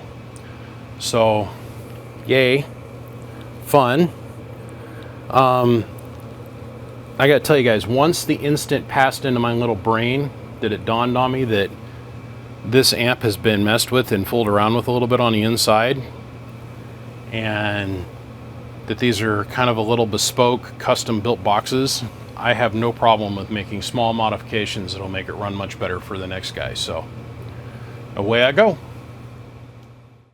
Okay. That's all the hubbub's about. So if we were to put this back stock, let's go in here and let me show you this. If we were to put this back stock, you'd put a jumper between here and here, specifically this one. And it'll come with the amplifier if you choose to buy it. I am really on the fence about selling this thing. I'd like to keep it for myself because it is literally the holy grail of amateur amps. But in the same breath, I have no use for this. No use for this. And I swear I could have built this thing in less time than it took me to repair this thing. But it's okay. It's okay. This was a great experience and I've really enjoyed this. I'm just tired. So this contactor here is going to show us that it's going to power up and then it'll engage.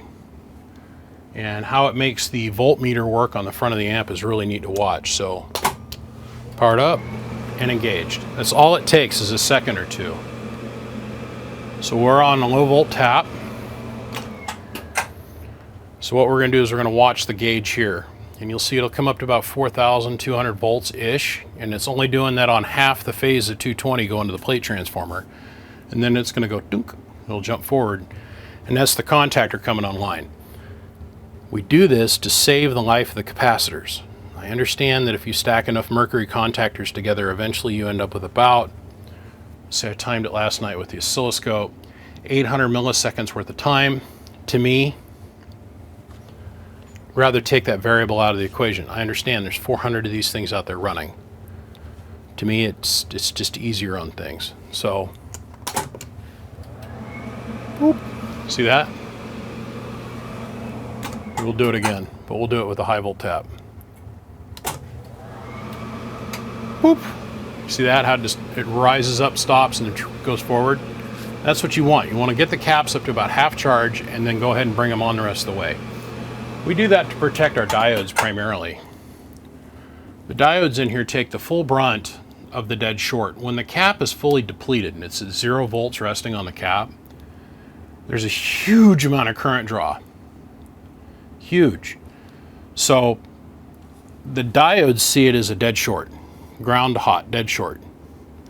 Or if we take and we only bring up one side, this phase, or this half of the phase, it allows the electrons to stack in the cap slower, and it slows down that current, that huge current spike. So like I was saying, I measured this at the oscilloscope last night and I was like, oh, okay, yeah, that's something. The other thing I did was the stock bleeder circuit in this amp was getting smoking hot. The bleeder bank in here was getting up to 450 degrees Celsius, which the last time I looked at any book or read anything about the ceramic dip coating, which is no thicker than a layer of paint on the outside of the resistors, it starts to fail at about 450 and max is 560 degrees. So I went ahead and added 3 more 20K Ormites. Exact same stock resistors in here, just staggered them. So I took the bleeder bank apart. It's all held together with stainless steel hardware, so we can take it apart and put it back stock if we wanted to. But by doing that, it went to 210 degrees just by adding that extra 60K worth of resistance. It's 200 plus degrees Fahrenheit we took out of the bleeders. And if you notice, I mean, if there's a fault or a problem, you want to have a significant load on the high voltage circuit to pull the high voltage off fast. Because if there's a short, you don't want the cap to be able to discharge. You want the bleeders to start pulling that back as quickly as you can. Yes, I know there's math. I mean, honestly, believe me when I tell you, I know that there's math and that you need to understand the proper ratio of power supply to bleed resistor ratio. I got that.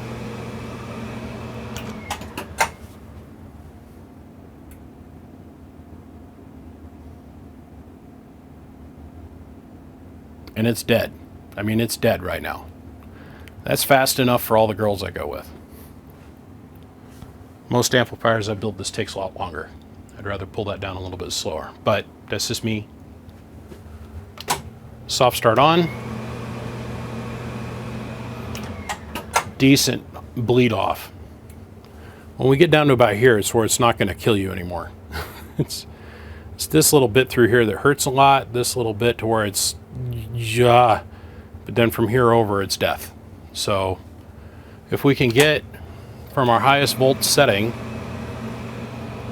1,000, 2, 1,000, 3, 1,000, 4 seconds, right? I feel comfortable turning this loose like this. I do. All right, let's see. What's the other thing I did?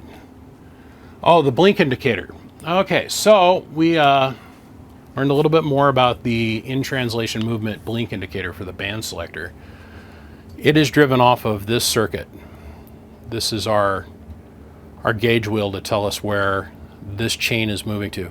This circuit is not tied to this circuit. So they're measuring off of this one. So now what I mean by that,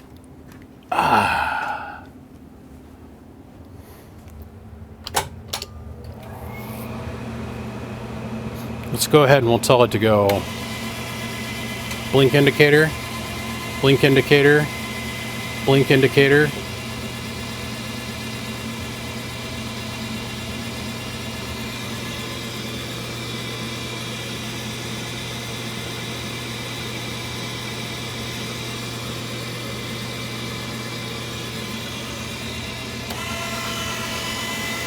Blink indicator.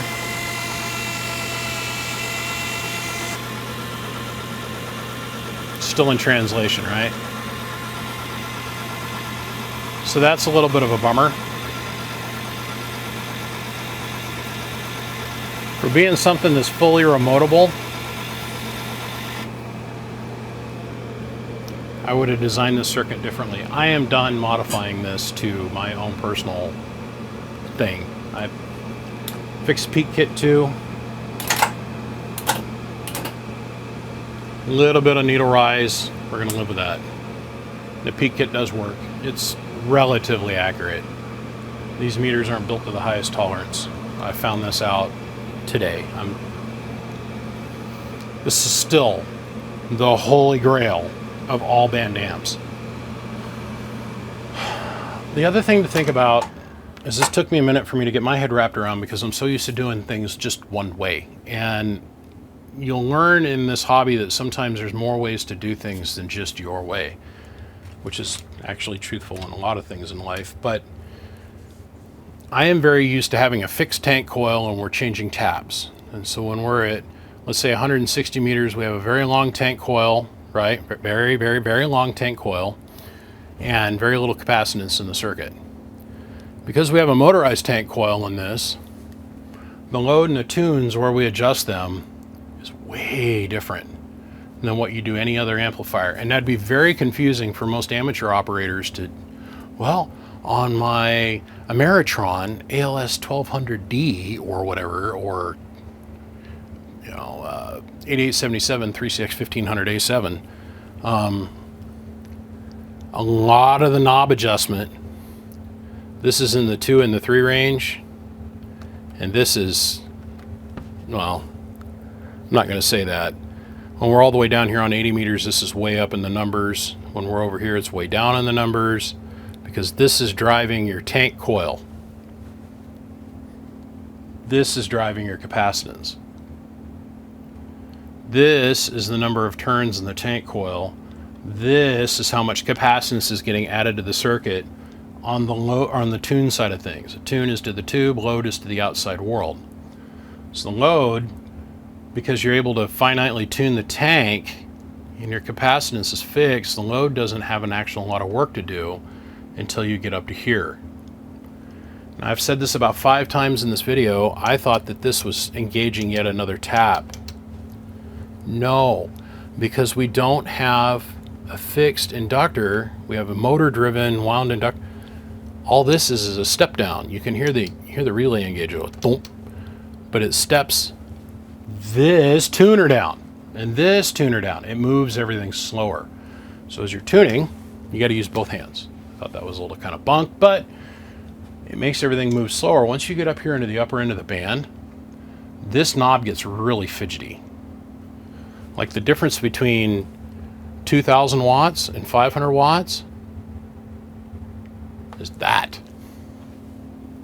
Literally this much adjustment. On the upper end of the band, you'll have this almost at 0. Like 10 meters is that. And there is a physical difference in the amp. Yeah, I'm telling you, I've spent a lot of time with this.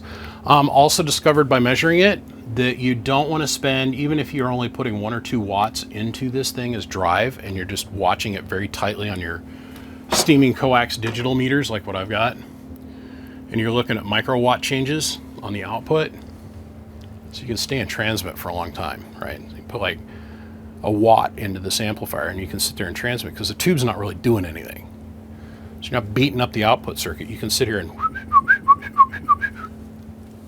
you don't want to spend more than about maybe 2 minutes with the motors moving. Then you want to stop and give it a good solid 4 or 5 minutes, let the motors cool off. There is no heat sink for them, but because we're in a blow-through cabinet, this is our drive motor, that's our drive motor.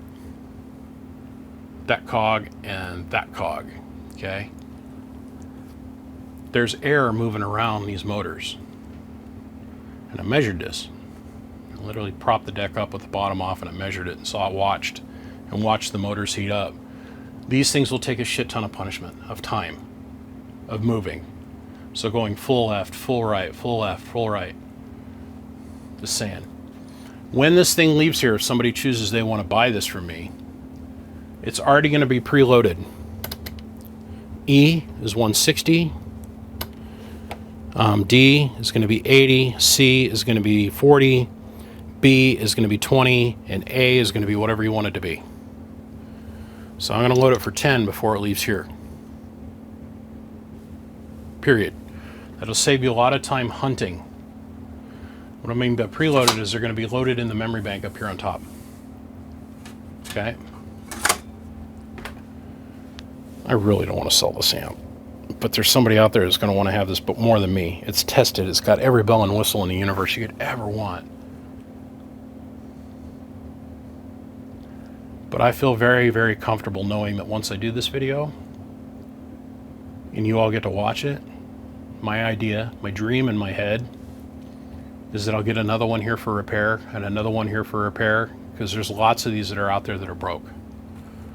It breaks my heart that I've seen so far 2 separate ones where either they were owned by a CB'er and the CB'er didn't understand what he had and tried to gut the inside of the amp to make it work the way he wanted it to work, and they're past the point of being repaired. But this thing's full chooch. I'm pretty sure that I'll be able to let this one go. And how I found this one was by putting it out there in the digital ethos to all of you guys in YouTube land, saying, hey, I'd like to find one of these and I'd like to repair one of these. And that's how I ended up coming into this. Is the guy watched the video and he called me up and says, hey, I got one of these, but it's really broken and I can't figure out why it won't turn on. Here we are. Fully working Henry Ultra 8K. All right, let's see, is there anything I left out? I don't think so. That's it. I want to run this thing on 10 meters and I want to put some watts in it on 11, because this will operate on every single HF band except for 6 because of the way this is designed. This is way more flexible than a fixed tab. Way more flexible than a fixed tap. What I mean by fixed tap is a fixed tank coil that is tapped because we're motorized. Okay, put this back to here. Let everything reset back to where I want it to be for 10 or 11. I want to hit this with some watts and see what it does. We'll be back.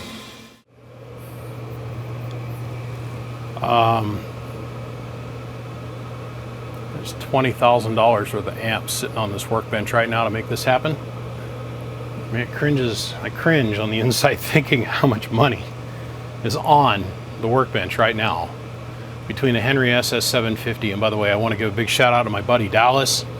Dallas has wanted one of these Henrys since he was a little kid, he said. And you could hear him almost quiver. And he even had to dive into his strategic end-of-world gold reserve. And I made him cash out a little bit of his gold reserve to be able to buy this. He was so excited. He called me. He's like, please, just work with me. And I'm like, yeah, dude, I got you. Because Dallas and I have been friends. I sold him a Tokyo High Power a million years ago. And he's just a nice, good dude. And he's legit going to use this mobile. Legit. So I wanted to be able to have the all-band SS750 here as the driver. According to urban lore, I can't find anything to back this up written on the internet or down anywhere or with anybody anywhere, but this was supposedly the designated driver for this thing. I don't know, man, I don't know. Had another guy tell me that 1200 I got, the SS 1200 is a designated driver for this, and I'm like, whoo, that's a lot of drive, buddy. Okay. So we're gonna start out on 10. And I'm not going to work all the bands because it's not necessary. We're going to start out on 10, and then we'll probably go work 80 meters. I think will be a good safe example of how the amplifier operates. So, believe it or not, all amateur radios have this thing. It's called a power knob. It's able to be put in some other position other than full bore, right? How we're getting around it today, and I don't want to overdrive this amplifier, is we're on 12.2 volts. So if you, on your side of the street, decide that you want to buy this, right?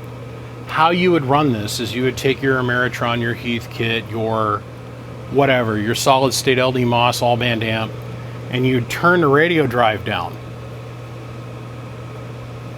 How hard is that? Don't detune the amp, tune the amp for its full output power, and then turn the radio down.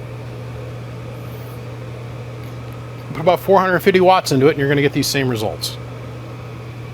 That's all I'm saying, because that's all I meant to say. Believe it or not, that power knob can be turned down. This amp doesn't care if it's receiving 100 watts worth of drive, or if it's receiving 450 watts of drive.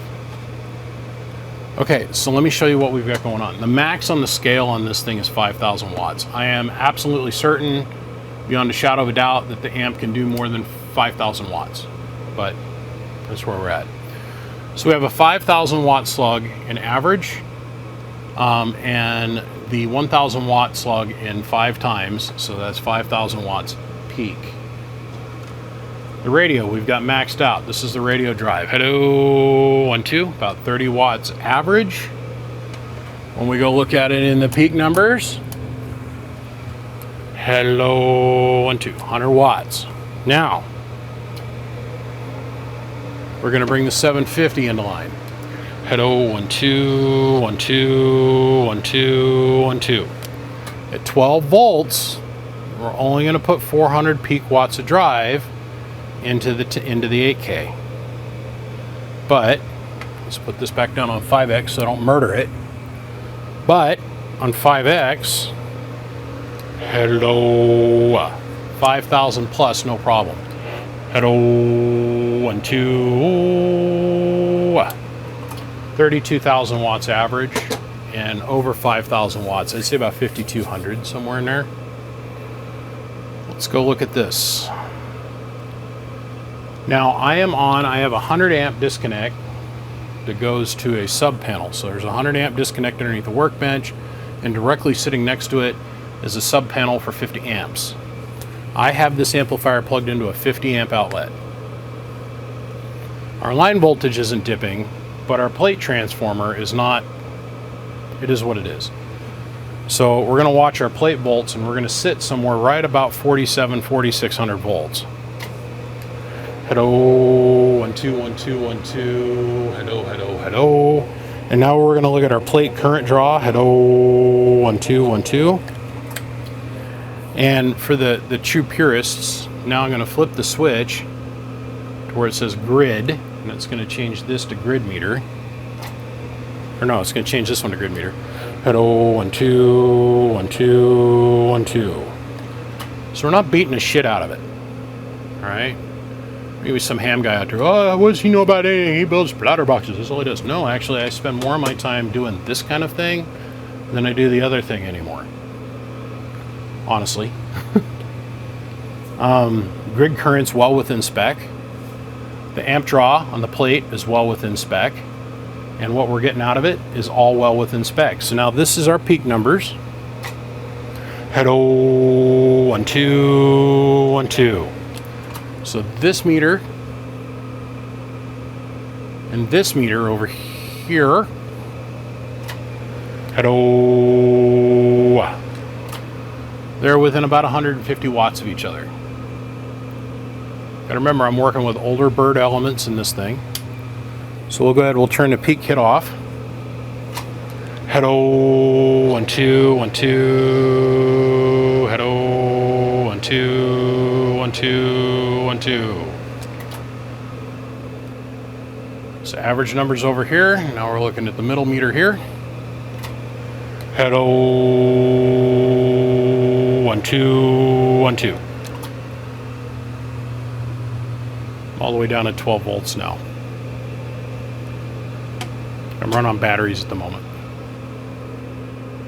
And I'm doing that so I don't overdrive it, because I don't want some purist out there to, like, their Wheaties to come flying out of their nostrils and, you know, their G-string to get right up over their left ear or something, and somebody call me and say to me, well, I owe them so much money because they had to go to the doctor because their underwear got caught around their ear and they had to get their ear removed. I'm just saying. All right.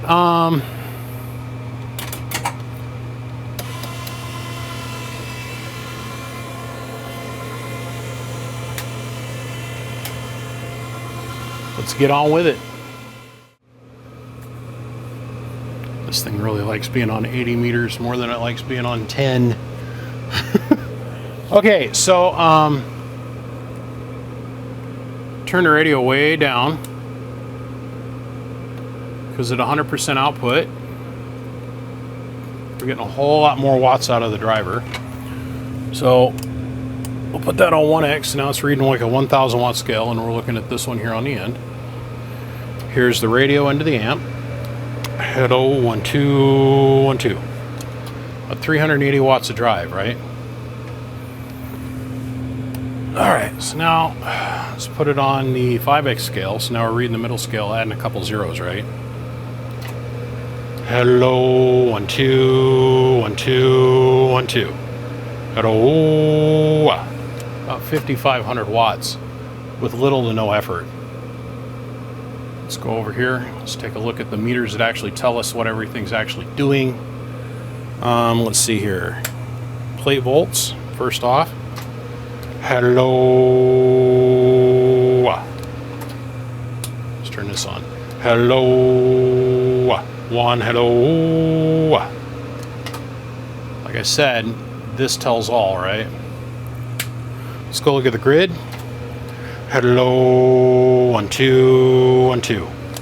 Well, you want to be able to bust through the pileup. This is it.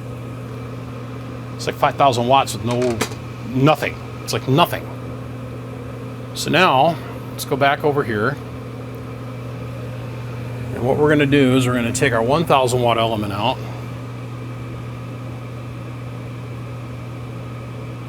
We're going to put our 10 kW peak element in here. Now we are pressing our luck. Let me tell you what. This has got an end connector on the back of the amp. So I've got an end connector to a PL259 adapter going to RG393.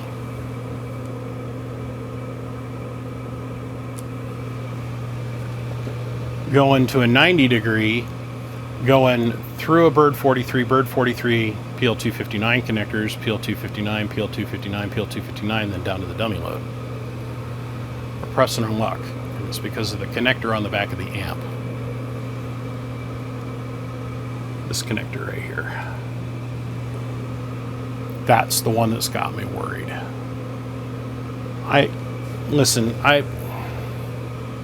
know a lot of things about little to next to nothing, and the PL259's got a bigger center conductor than the LC connector, and they rate the LC for way more power though. I'm like, whatever, I don't know. To me, it's about metal mass and surface contact area, and if the center conductor is bigger, that means the outer conductor connecting into the male and going into the female, and the black guy hit the white girl, and she'll whoop, and it's just better, right? Versus just saying. Okay, let's see if all of our numbers match up now. So we changed elements. We're not on the multiplier, and I bet you we see around 5,000 watts. So we're on the bottom scale now, adding a couple zeros. Hello, 111. Hello, 12. About 5,500. So now, here is the SS750. Hello. Turn the power up a little bit. Let's take our 10,000 out. Put our 1K back in. Put that on 1X. Hello, audio, audio. 550 watts of drive. What's that translate to in the output of the amp? I don't know. Let's go find out. Hello, audio, 12. 6,000. There you go. Hello, 12, 12, 12, 12. Now we're playing murder on the watt meter over here on the front of the amp, by the way. Hello, 12, audio. This thing's pegged in the corner. This is still low. This is stupid low. So our PA volts though. Hello. Staying pretty stiff around 5,000 volts. The grid is really low. I love this. Hello. 1, 2, 1, 2.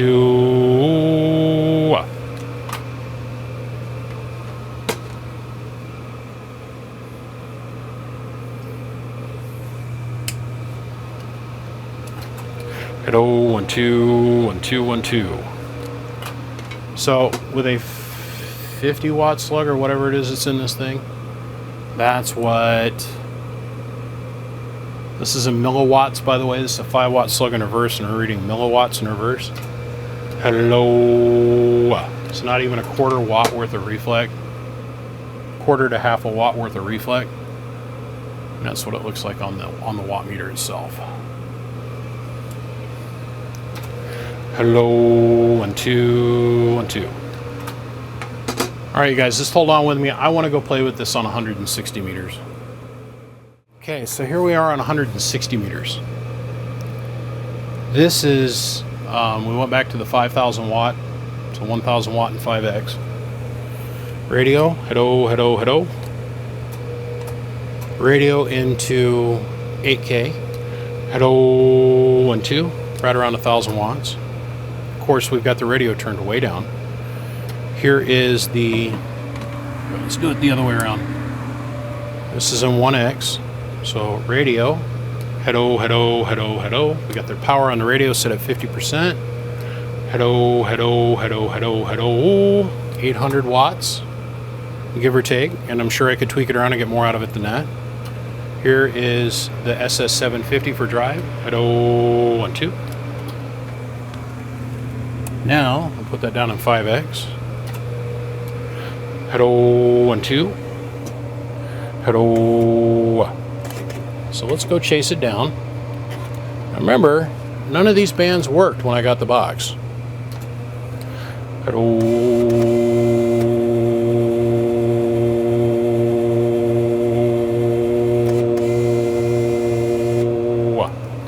Hello.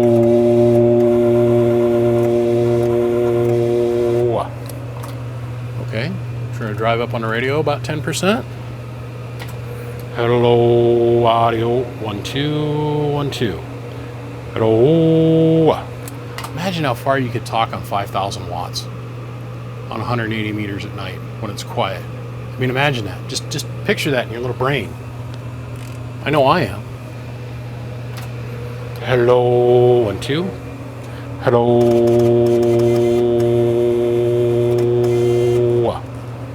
Hello.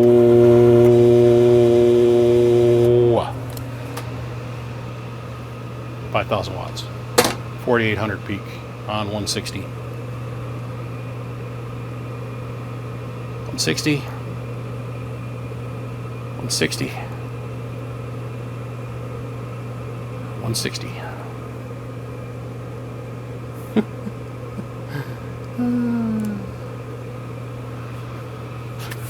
All right, well, I guess we'll wrap this up. I got 6 minutes left on this card. I think we're probably over 3 hours at this point. And for you guys that stuck with me, I appreciate that. The other thing I want to mention is this thing's got about 90% new hardware in it. All the screws in the control deck have been replaced.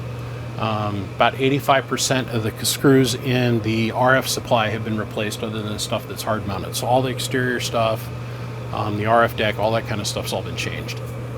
You know, the transformer screws and the caster screws and that kind of stuff they're all stock. But I've really took my time with this. I really have. All right, let me let everything cool down. We'll wrap this up. Okay, before we go any further, I want to say a big shout out once again to my friend Dallas for not making me ship this thing out immediately to him. I told him it'd be a week or two extra. He's like, I don't care. But then again, he texted me yesterday. He goes, you done with my amp yet? Dallas, thank you for leaving this here and letting me use it in this video. I don't own this. It's not for sale anymore. A very good friend of mine bought it. So if you decided to skip to the very end, like most people do, they'll watch the beginning, they get bored, they skip to the end, and then okay. So all good things must come to an end. I'm done playing with this Henry 8K. We're not done yet. I've got one more left on my list that I want to do, which is the Henry 3K, which is this exact same amplifier but with a smaller tube in it and a smaller power supply. But it's the same case and same remote head for the most part. There's a couple little differences between the two. And then I guess the unicorn horn would be the Henry 8K 3-phase, but that's just a power supply issue. So how much does the most rare of all amateur, all band, 8,000 watt type accepted amps cost? Number 165 out of 400 made. You know, if somebody came to me with an offer somewhere between 18 and 15,000, I'd take it, because it's worth every penny of that. They commonly go for $10,000 to $12,000 and you don't know what you're buying. And I've got a ton of time in this amp. And I drove it all the way from New Jersey all the way back here to Boise, Idaho, via LA and everywhere in between. I am planning on taking another road trip here in about another week or two. And I've got to go to Ohio. And I've got to go to LA. And I've got to go to Phoenix. And I got a couple other stops that I got to make. So if you are on that route, somewhere along that line, and you're interested in getting this, call me. There's the phone number. It's right there. I mean, it's everybody and their brother's got it. It's on bbiamps.com. It's right there in front of your face. If you're interested in buying this very rare, I mean, it is the gold cup standard of plug in a wall. I mean, it's a 3CX 3000. You're not even making it work hard at 6,000 watts, right? Give me a call. Will this amp actually do 8K? Yes, I believe it would. If I went in and I overclocked the plate transformer a little bit, made the power supply a little bit stiffer, and then drove the drive up on it, yes, it would do 8,000 watts peak on all bands, or close to it. 7,000 on 10 and probably 8,000 on 80. It really likes 80 meters, by the way. 80 and 40. loves it. So, gentlemen, thanks for hanging in there with me. My Patreon guys are about ready to pull their hair out. They're used to getting posts every day. I'm working on this cool thing and this cool thing, and all I've done for weeks is work on this or that, these two.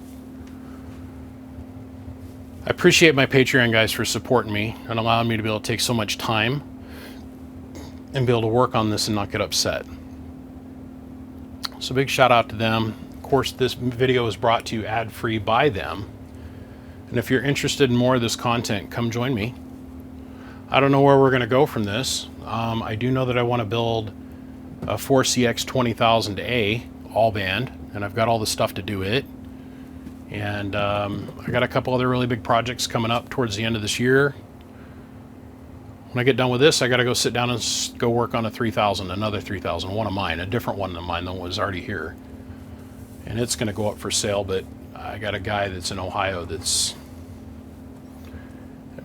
he got 99 million problems, but money ain't one of them, you know what I'm saying? He's very clear he wants to buy that. So, needless to say, I say thank you for tuning in. I appreciate you guys for being here. I appreciate everybody that's sending their equipment and they're patiently waiting for me to be able to get to it. I am currently at RO number 44. I'm the gentleman that's got RO number 48. I went and I pulled it the other day because he is tired of waiting. He says, I've waited 2.5 months.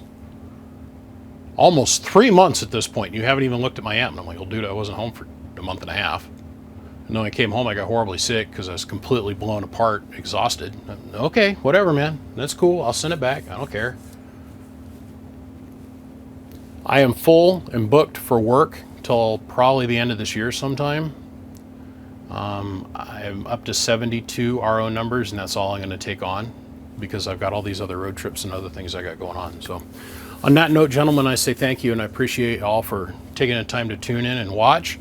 Hopefully I've provided enough content to where all of you can, if you have one of these, I've maybe given you enough help, or if you need help getting yours running, give me a call. I want to work on more of these. I'd like to be the Henry repair guy for the United States. I think that'd be a lot of fun. Give me a call if I can help you. On that note, I say, gentlemen, I appreciate you. My name is BBI. I'm the biggest mud duck in Idaho. And I'll see you. Click, click.